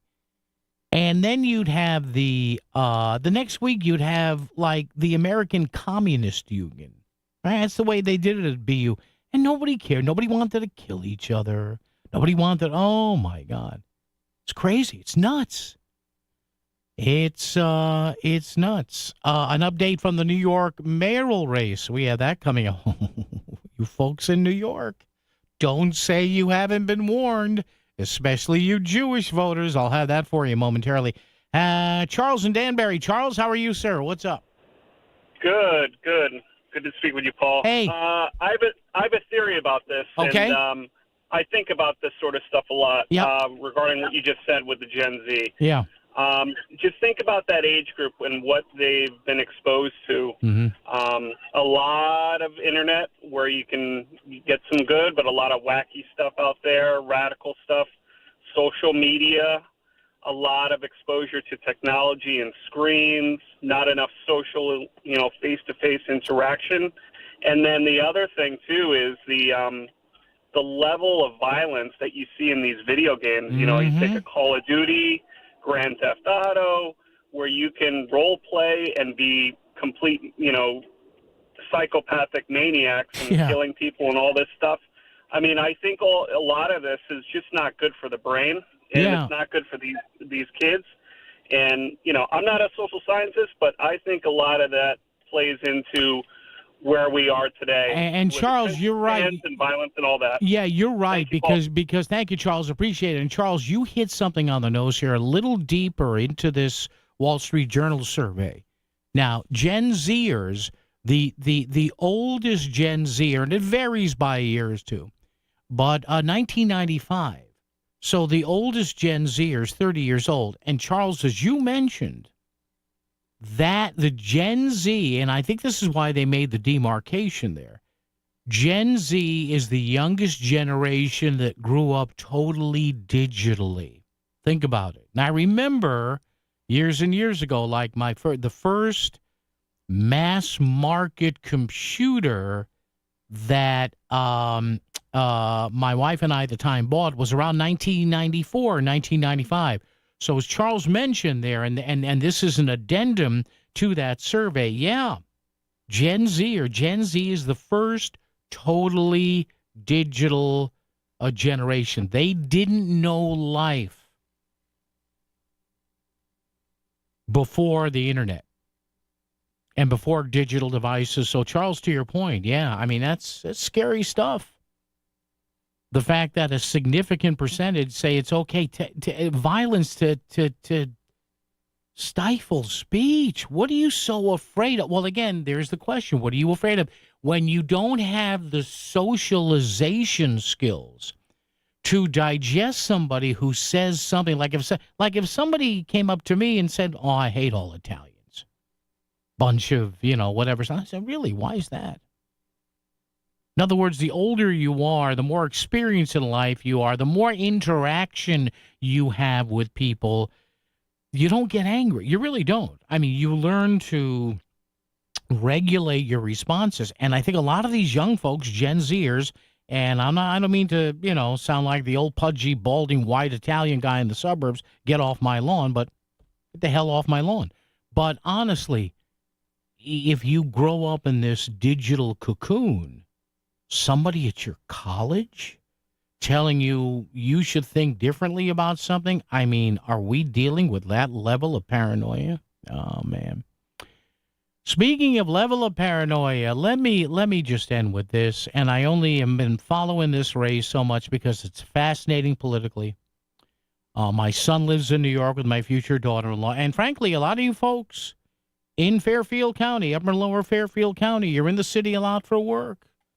You get on that train, you wake up when you feel the bump at Grand Central Terminal, and you get up and you trudge out on 42nd Street. Get this.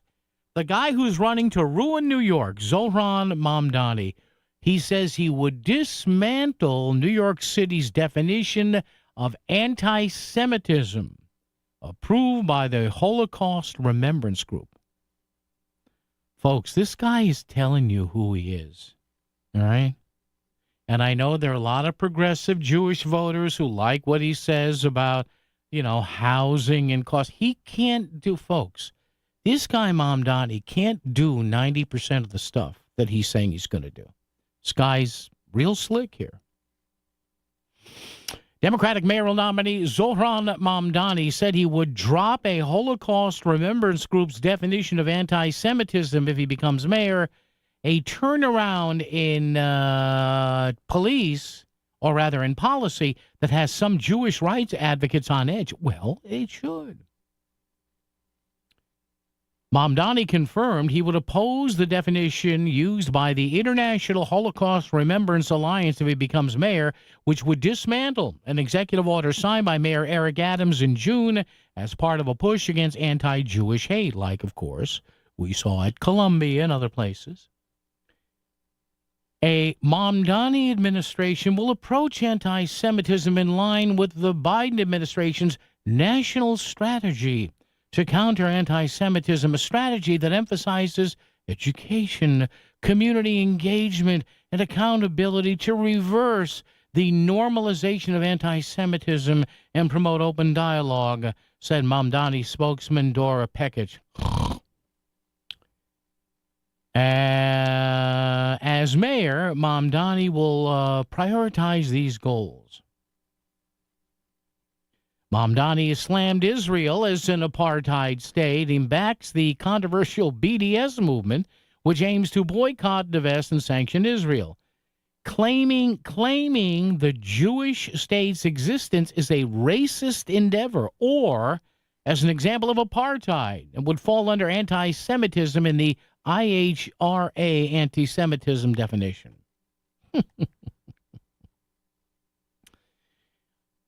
And of course, you know, the New York Post goes and talks to rabbis around New York City, and they're astonished. How are they astonished?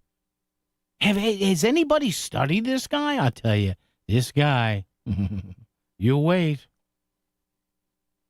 Now, if he's smart and he wants to try all this socialist utopia garbage, leave the police alone, but he won't. Because he'll promise his voters that, you know, there are going to be fewer cops. He's going to do crisis intervention team. Oh, yeah, it's going to work. Going to work really well. And you know what he's going to get onto? You're hearing this now. Well, you know, it's the usual leftist trope. Well, I'm not anti-Semitic. I just don't like what Israel does. Oh, okay. Yeah. Other than that, Mrs. Lincoln, yeah. Folks, he especially my dear friends who are Jewish voters and have family in New York, you know who this guy is. All right, traffic and weather together right here, WICC. WICC Smart MLS Right Now traffic. 95 northbound, just under an hour from Greenwich through Fairfield. The Parkway overall is a little bit easier. Out of New Haven, 95 south, congestion delays heavy through Long Wharf. Route 8 northbound, you have it in Shelton going up to the bridge. I'm Mitch Krause, WICC traffic. For this evening and tonight, a few scattered showers below in the mid-50s. Cloudy on Wednesday, a few scattered showers with a high in the low 70s. Thursday, partly sunny with a high near 80. I'm meteorologist Paul Fiorek on WICC. Hi, I'm Lee Gainham, that garden guy from Gainham's Garden Center and Florist in Fairfield. Do you have questions about your garden? Tune into that garden guy Sunday mornings at 8 for an hour of lively talk about your favorite pastime. We'll have weekly do's and don'ts and gardening tips of the week for our specific area, and we'll take your phone calls so we can offer solutions to problems you may be having in your lawn and garden right now. Call in and talk with me, that garden guy, Sunday mornings at 8 on WICC 600 and 95.9. The Connecticut Lottery reminds you that gambling can be a fun form of entertainment, but it's not risk-free, so it's important to play responsibly. Make sure you understand how the games work. Know the odds, set time limits, and take breaks. To find out more, visit ctlottery.org or responsibleplayct.org. Must be 18 or older to purchase lottery and 21 or older to place sports wagers. Help is available for problem gambling. Call 888-789-7777 or visit ccpg.org. Back to the news and talk, thanks to Smart MLS. Smart Sellers Ask. Is my home on Smart MLS? The voice of Connecticut. WICC 695.9. It's Connecticut Today with Paul Pacelli. All right. Sorry. This is New York City Mayor. Although, now that I guess one New York outlet, you see this, and the Adams campaign is denying this, that Eric Adams is going to wait for one more of his private polls, and if it shows him not out of single digits, he'll step aside and maybe take a job with the Trump White House, and then if they can get Curtis Sliwa to step aside, and it gets down to a two-man race, that's when the spirit of Mills Lane. Yeah, let's get it on. Apparently there's rumors now, and now, of course, the Adams campaign is denying it, but there's rumors from, again, a couple of New York outlets, he may be getting out by the end of the week. Then if they get Sliwa, if they pay off Curtis there, buy him off. Mr. President, give Sliwa a job in D.C., then it's literally like a 48-48 tie between Andrew Cuomo, who's no angel, and Zohran Mamdani. Running, of course, to ruin New York City. Chris Williams, thank you. We are back tomorrow, folks, bright and early at 2. WICC Bridgeport, WFOX Southport, WEBE HD2 Westport, WPLR HD2 New Haven, locally owned by Connoisseur Media. This is CBS News on the Hour, sponsored by Progressive Insurance. I'm Cammie McCormick. The 22-year-old suspect in the shooting of Charlie Kirk made a virtual court appearance today after prosecutors announced state charges against him. Utah County Attorney Jeff Gray. I am filing a notice of intent to seek the death penalty. I do not take this decision lightly, and it is a decision I have made independently. Former federal prosecutor Scott Fredrickson on what he thinks is a strong case against Tyler Robinson. What we seem to have is three separate admissions, once with his roommate or romantic interest, a second time with his chat group on Discord, and third, it looks like also impliedly so with his parents. So there's no stronger evidence in front of a jury than a defendant admitting that to other third parties. On top of that, we have very strong physical evidence. Authorities say DNA on the trigger of the rifle matches that of Robinson. In New York, a judge dismissed terrorism charges against Luigi Mangione in the killing of United Healthcare CEO Brian Thompson. CBS's Jerika Duncan reports. The judge's decision to drop two of the charges brought cheers from a supportive crowd gathered outside the courthouse. What do we want? Free healthcare! When do we want it? Now! Mangione still faces second-degree murder charges in state court, as well as a federal case that could carry the death penalty. FBI Director Kash Patel was before lawmakers today in a contentious hearing that touched on the political violence and other issues. Here with Senator Adam Schiff. I think the American people believe the truth, that I'm not in the weeds on the everyday movements of inmates. Not in the weeds? What I am doing is protecting this country, providing historic reform, and combating the weaponization of intelligence by the likes of you, and we have countlessly proven you to be a liar in Russiagate, in January 6th. Actor and director Robert Redford has died. CBS's Steve Kathan has a look back at his career. For decades, Robert Redford was the essence of big screen charm. I'll jump first. No. Then you jump first. No, I said. What's the matter with you? I can't swim! Butch Cassidy and the Sundance Kid with Paul Newman launched a string of iconic roles stretching from the 1960s into the 80s. I'm Bob Woodward of the Washington Post. There was All the President's Men in 1976 about Watergate. Redford was also an Oscar-winning director, the force behind the Sundance Film Festival, and involved in several environmental causes. His publicist says he died at home at Sundance in the mountains of Utah. He was 89 years old. This is CBS News. Sponsored by Progressive Insurance. We offer auto, home, and commercial auto insurance, plus a variety of business insurance options. Visit Progressive.com today. When you're hiring, have you ever felt like you're missing out on meeting great candidates? Well, they're not hard to find when you go to ZipRecruiter. ZipRecruiter helps 10 million people with their job search every day. People who are actively looking for jobs like yours. So it's easy to find the right person fast. 4 out of 5 employers who post on ZipRecruiter get a quality candidate within the first day. Try ZipRecruiter for free at ZipRecruiter.com/free. That's ZipRecruiter.com/free. I'm Matt Morgan of Morgan & Morgan.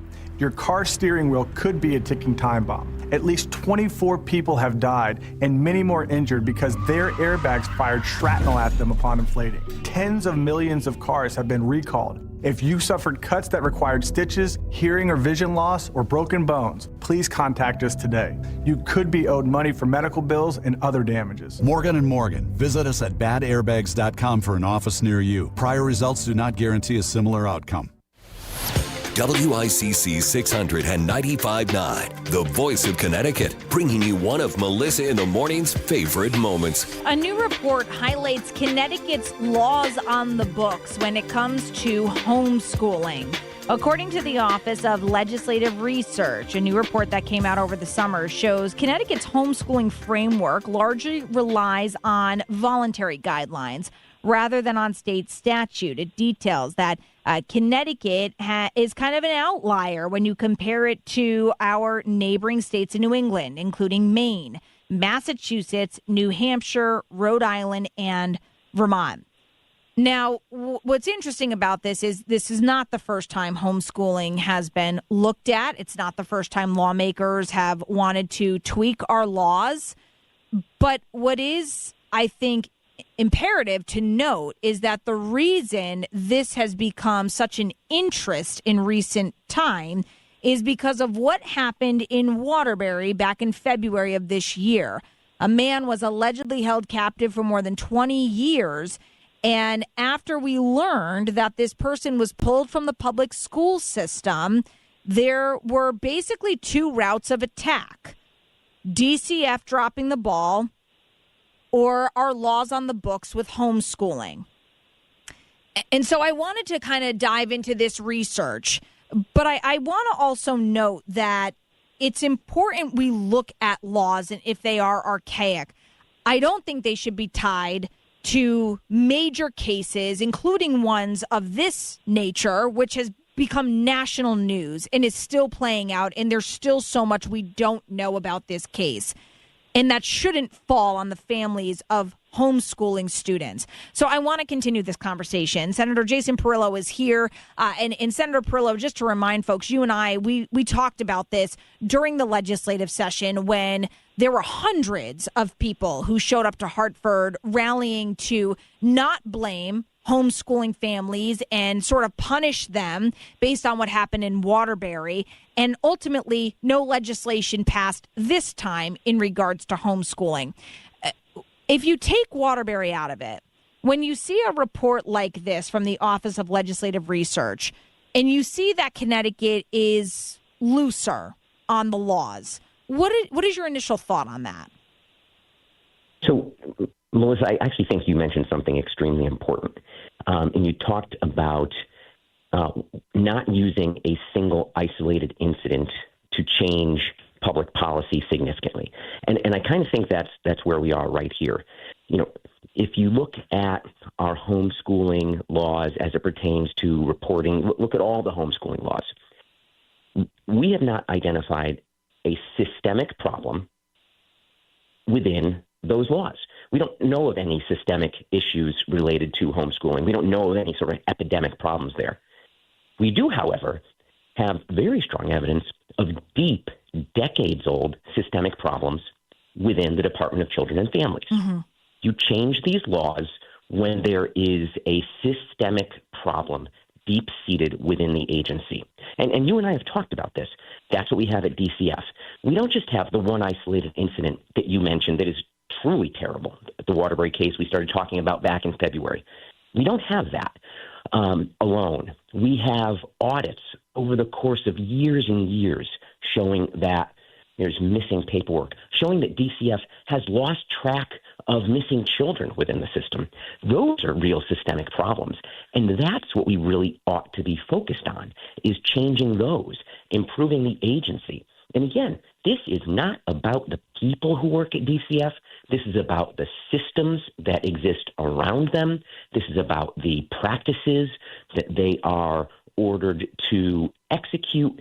Those are really the problems. And I think at the end of the day, what this has sadly become when we start talking about legislative pushes to change homeschooling, this has become a distraction from those systemic problems. Mm-hmm. That's all that this is about, in my opinion. No, and I think your opinion matters. Again, Senator Perillo happens to be the ranking member on the Committee on Children.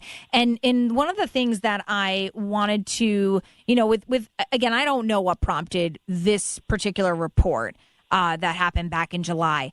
But again, I think when we use cases as the reason for, hey, let's do a little bit of a deeper look, if you're going to do that, you need to do it on both sides. And I think with what you're saying, Senator Perillo, is that DCF has had plenty proven about them as being a broken system. Not the DCF workers, to be clear, but the systems in which they work, they respond, that we've had some very major, I think, issues. As you mentioned, kids going missing, kids dying in DCF custody. I mean, so there's been some really horrific things that have gone on that tie directly to DCF, and it sort of falls on deaf ears. So I agree with you. I think that the fact that we haven't gotten that report of hey, these are egregious circumstances that specifically fall under the purview of DCF. Why haven't we seen that report yet? I agree that it's ridiculous that hasn't been highlighted. Well, great point. And even going back to the early stages of this discussion regarding DCF and specifically the Waterbury case, what many of us have been asking for, many of us legislators, in fact, the public too, is exactly that. It's a report from DCF explaining what happened, what went wrong, and what systemic changes can be made to improve the agency's work. We have yet to receive that. We asked for it in March. The last time I met with DCF, and you and I have talked about this sort of closed-door meeting that was had with DCF and legislative leaders in the Children's Committee. In that discussion, I again asked for this exact same product. Please tell us what the problems are and how we as a legislature can help fix them within DCF. And we have not gotten that. All we've got, quite honestly, is finger pointing. And what do you do when you have a problem in your agency, in your household, in your business? What do people do when they can't fix it or they don't know how or they don't want to admit that there's a problem? They blame somebody else. And I kind of feel that that's where we are right here. And if we take our eye off the ball, which is, problems in DCF, if we take our eye off that and then focus on something else like in this case, homeschooling, we're kind of missing the boat. And we're really actually, more importantly than that, we're missing an opportunity to really make significant change in an organization that has needed it for decades. And I don't want to miss that opportunity. I'm not going to be a part of that. Hold on one second, Senator Perillo. When we come back in just a few minutes, we'll continue the conversation and dive into some of the details of this new report and some of the narratives that have now come out of it. So we'll continue this with Senator Perillo, again, ranking member for the Committee on Children here in Connecticut, coming up in just a few moments.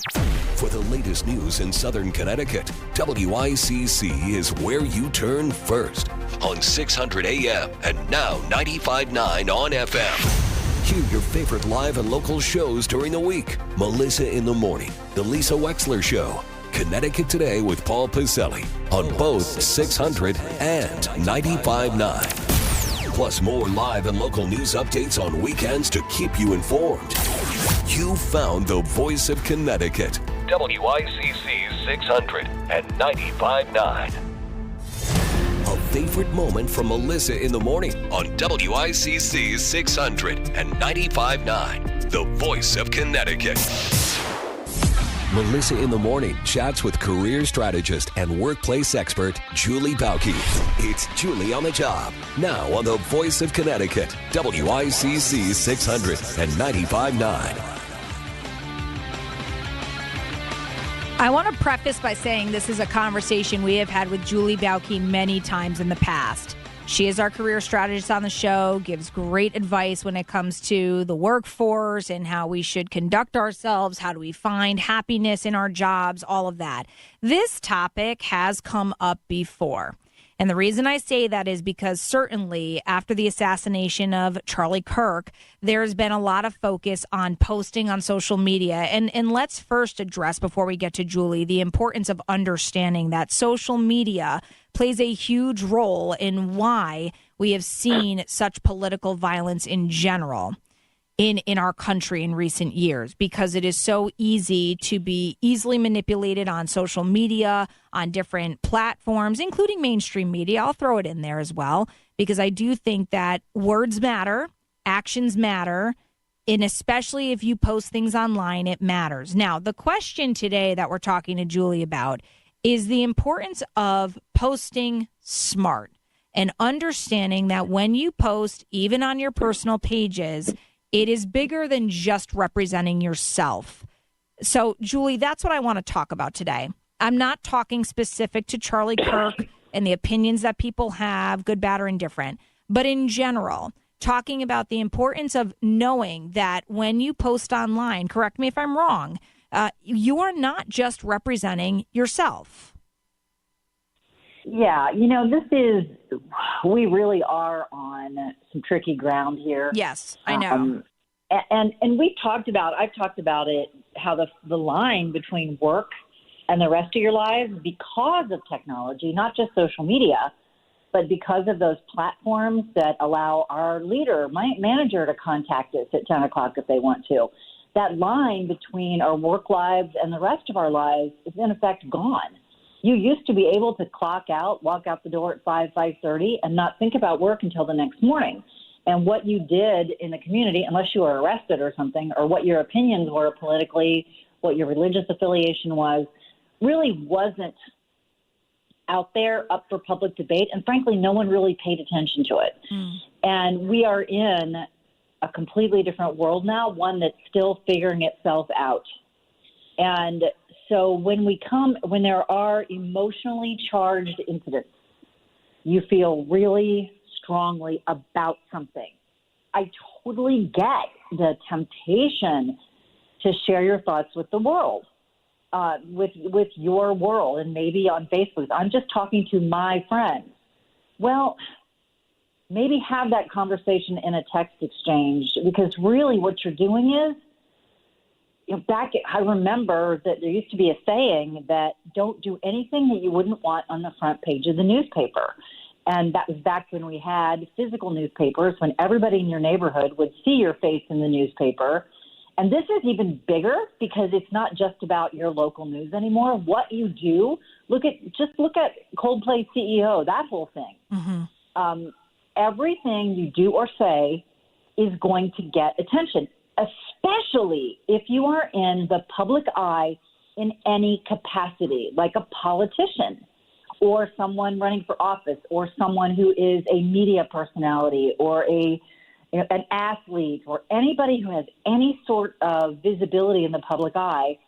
And you might say, fine, I don't care. I feel strongly about this. I'm going to post it, come what may. Certainly your choice.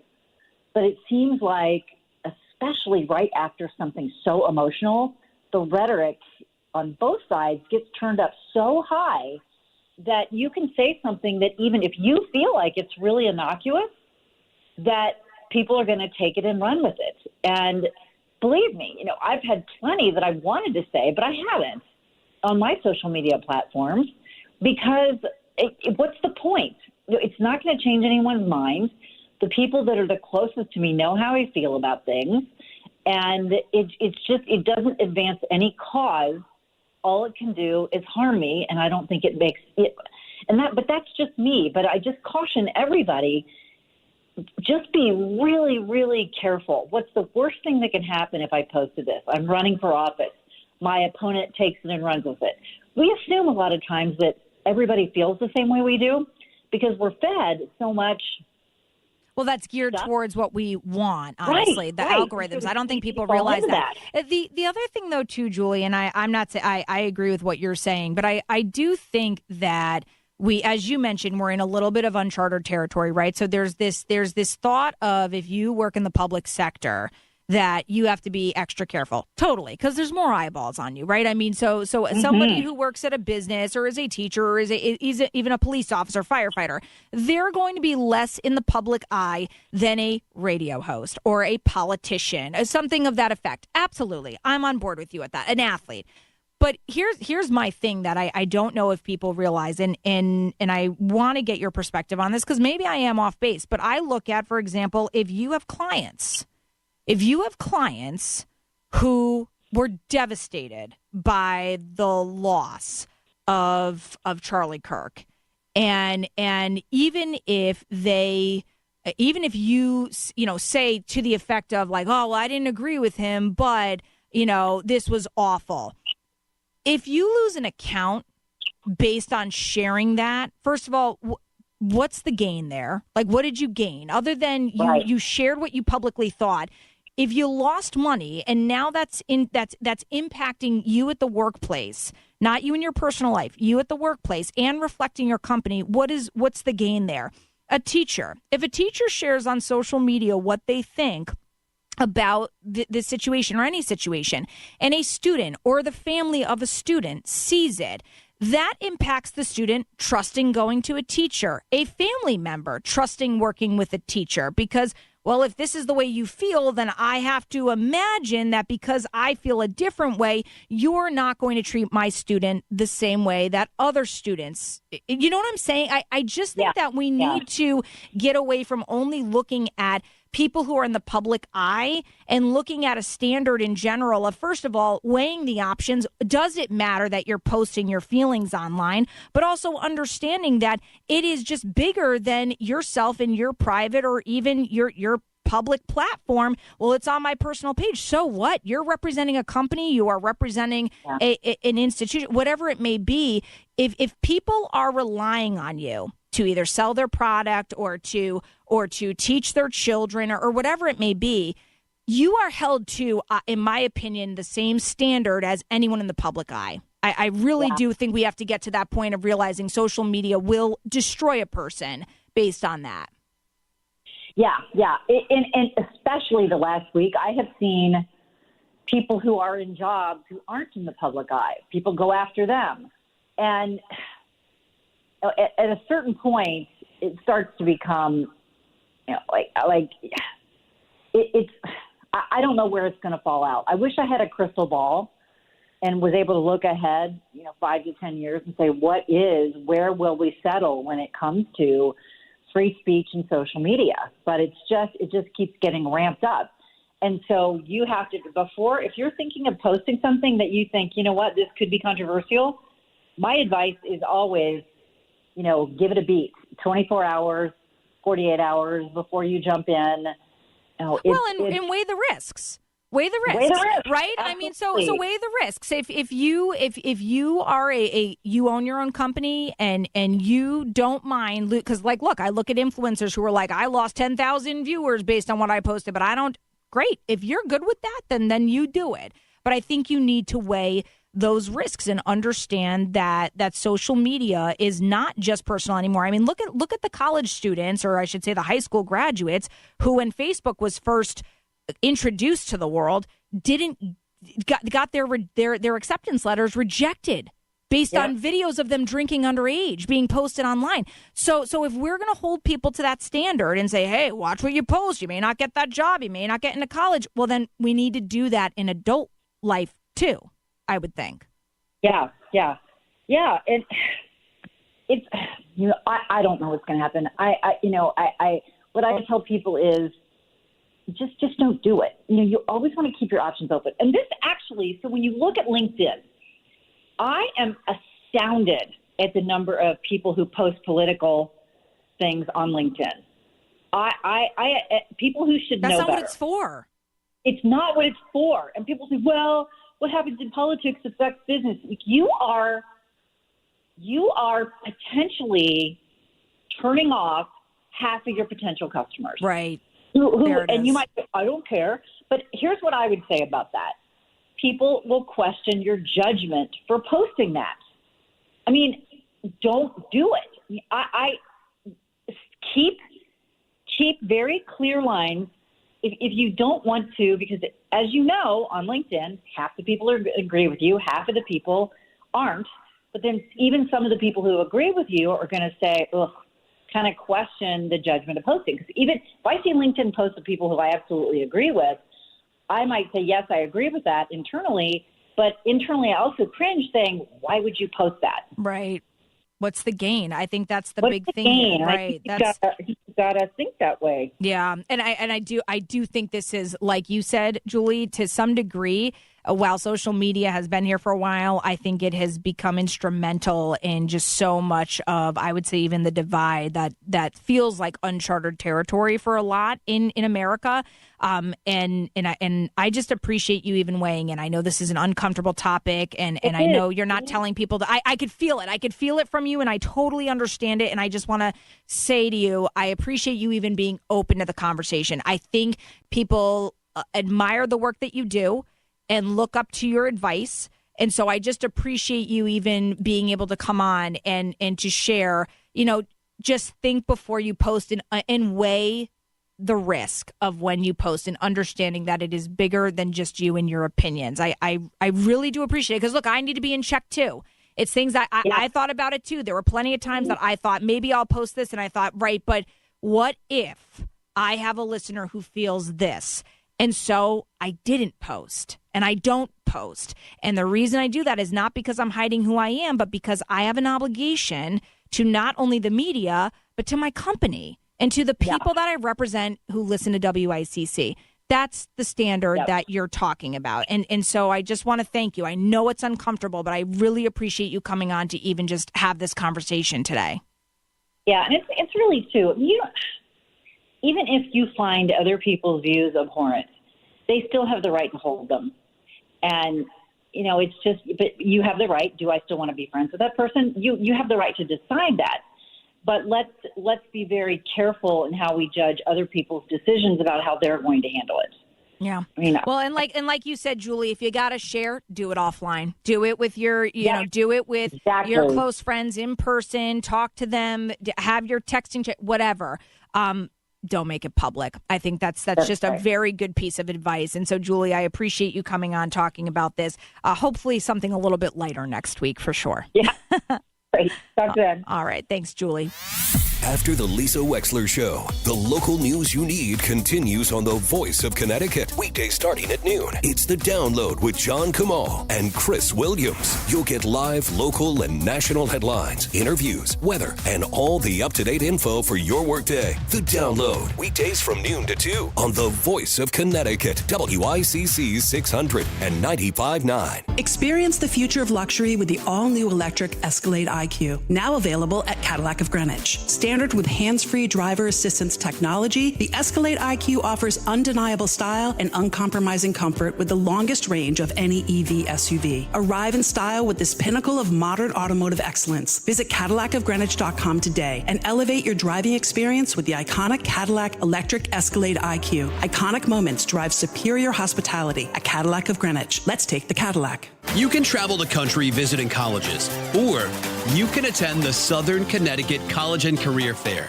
The largest college and career fair in Connecticut is Tuesday, September 30th at the Hartford Healthcare Amphitheater in Bridgeport. What's your next step after high school? Attend the Southern Connecticut College and Career Fair on September 30th. It's free and open to all high school students and families. ctcollegefair.com. That's ctcollegefair.com.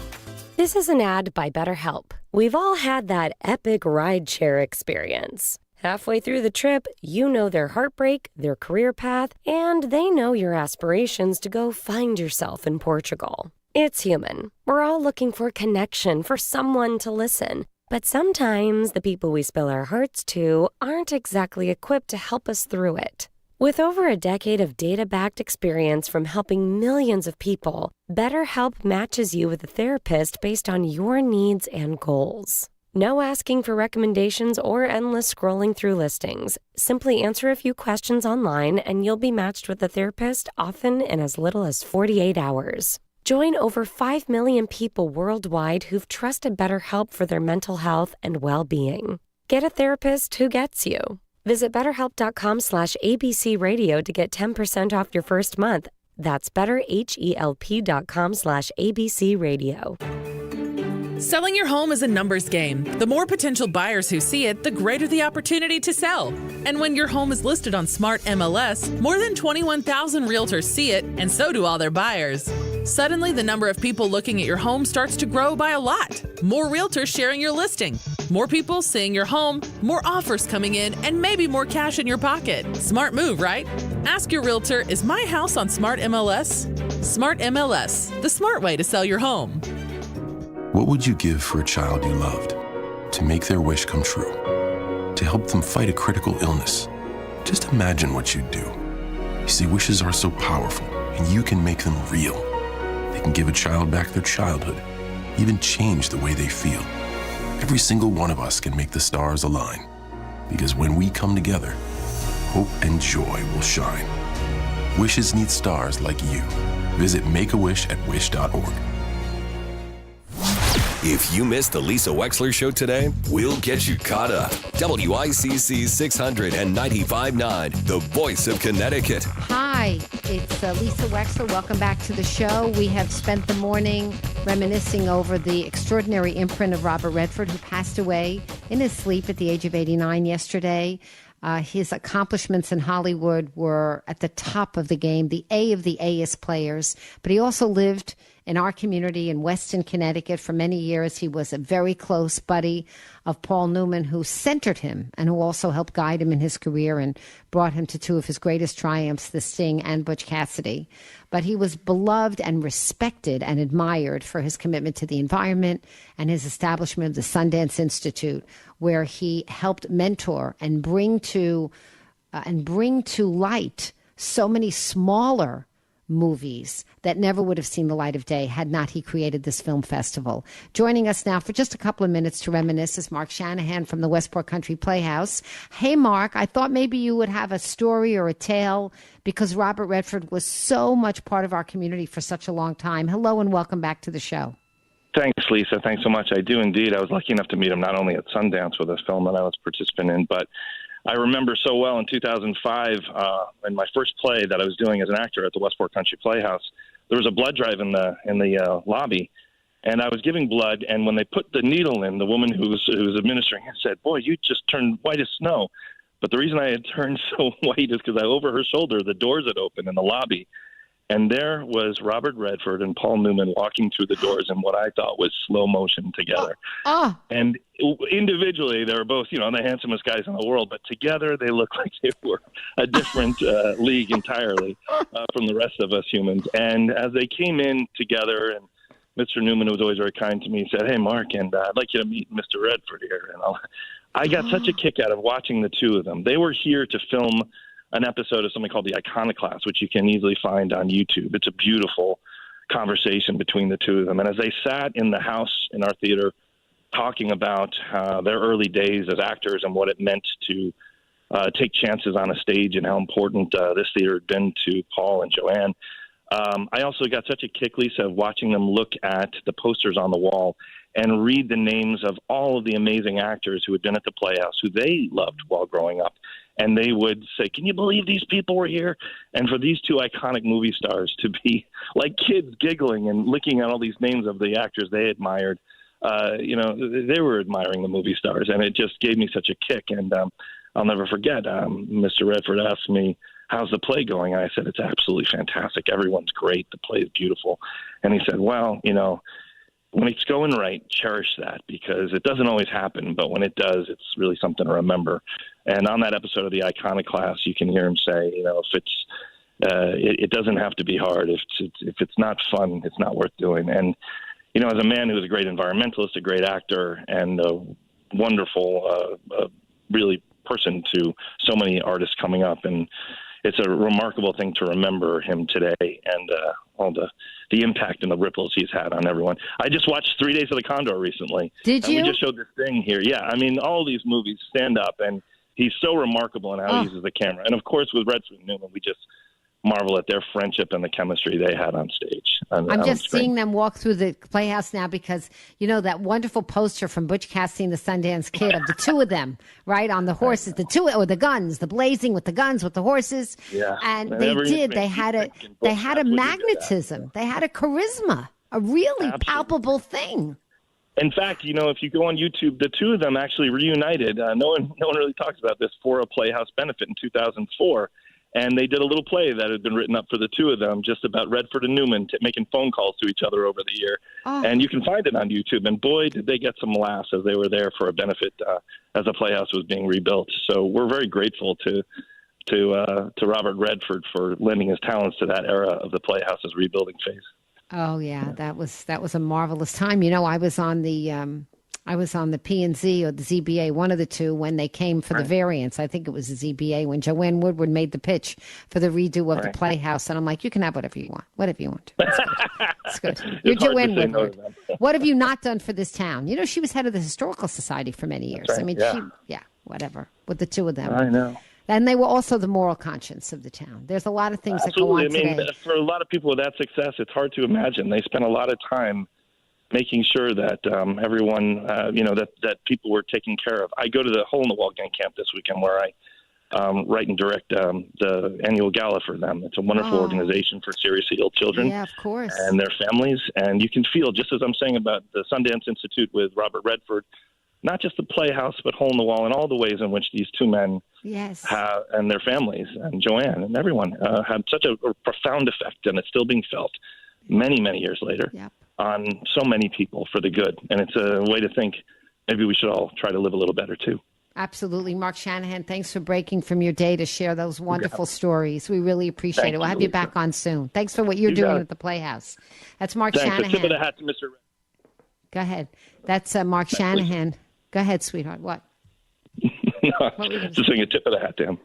Yeah, totally. Thank you for joining us today. Thank you, Lisa. Mark Shanahan, the executive director of the Westport Country Playhouse, which is also transforming itself once again into the place that you have to go to see everything that matters, which it's sorely needed and is really happening under his direction. Getting through your work week is tough, but the weekend means one thing: football. And all the best action is heard live on WICC. Every Sunday at 11, the Rudin Report presents Sunday Morning Quarterback, recapping the week of high school football. Then at 12:30, it's time to go pro with a doubleheader of the best games from around the NFL. Because Sundays are made for football. Every week this season on WICC 600 and 95.9, the voice of Connecticut. Who picks Post University? People who pick Post are people who believe in themselves and their potential. Post people want a school that helps them succeed on their terms, on their budget, and on their schedule. They want on-campus activities and online flexibility. Most of all, they want an education that could help prepare them for success in over 50 fields. Because when you're an Eagle, the sky's the limit. Are you a Post person? Find out now at post.edu. This is your Optimum Beach Report. Expect low UV levels with a max UV index of 1. Air quality will be fair with an AQI hovering around 30, and expect not so great conditions for the beach or pool because of a 55% chance of rain. Stay ahead of cyber threats with fast and secure fiber internet starting at $65 a month with 99.9% network reliability and speeds up to 8 gig. Visit Optimum.com/business or call 855-2-OPTIMUM today. Many tire dealers will sell you Falcon tires, but Town Fair Tire doesn't just sell Falcon tires, they sell them at the guaranteed lowest price. Plus, they give you free services for the life of your Falcon tires. That's an unbeatable deal only Town Fair Tire can offer, because Town Fair Tire is New England's largest name brand discount tire dealer. Nobody beats a Town Fair Tire deal, and I mean nobody. Name brands at discount prices. Town Fair Tire.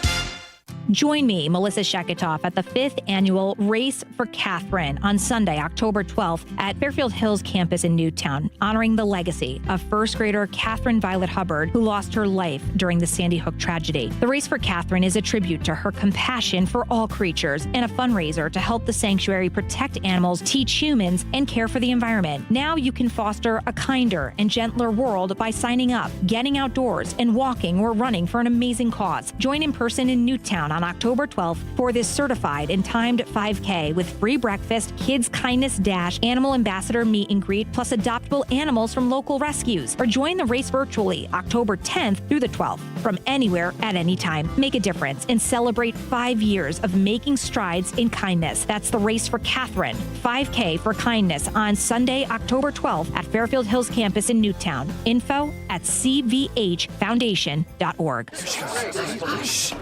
Surprise! Your expenses this month were way higher than you expected. Also, you forgot to renew your website domain, and now you're in a bidding war. You should see the look on your face. At Progressive, we know small business owners don't usually like surprises because they cost you money. But a good surprise that could save you money? Getting a commercial auto quote from Progressive. Plus, the fridge died in the break room, and now everything smells weird.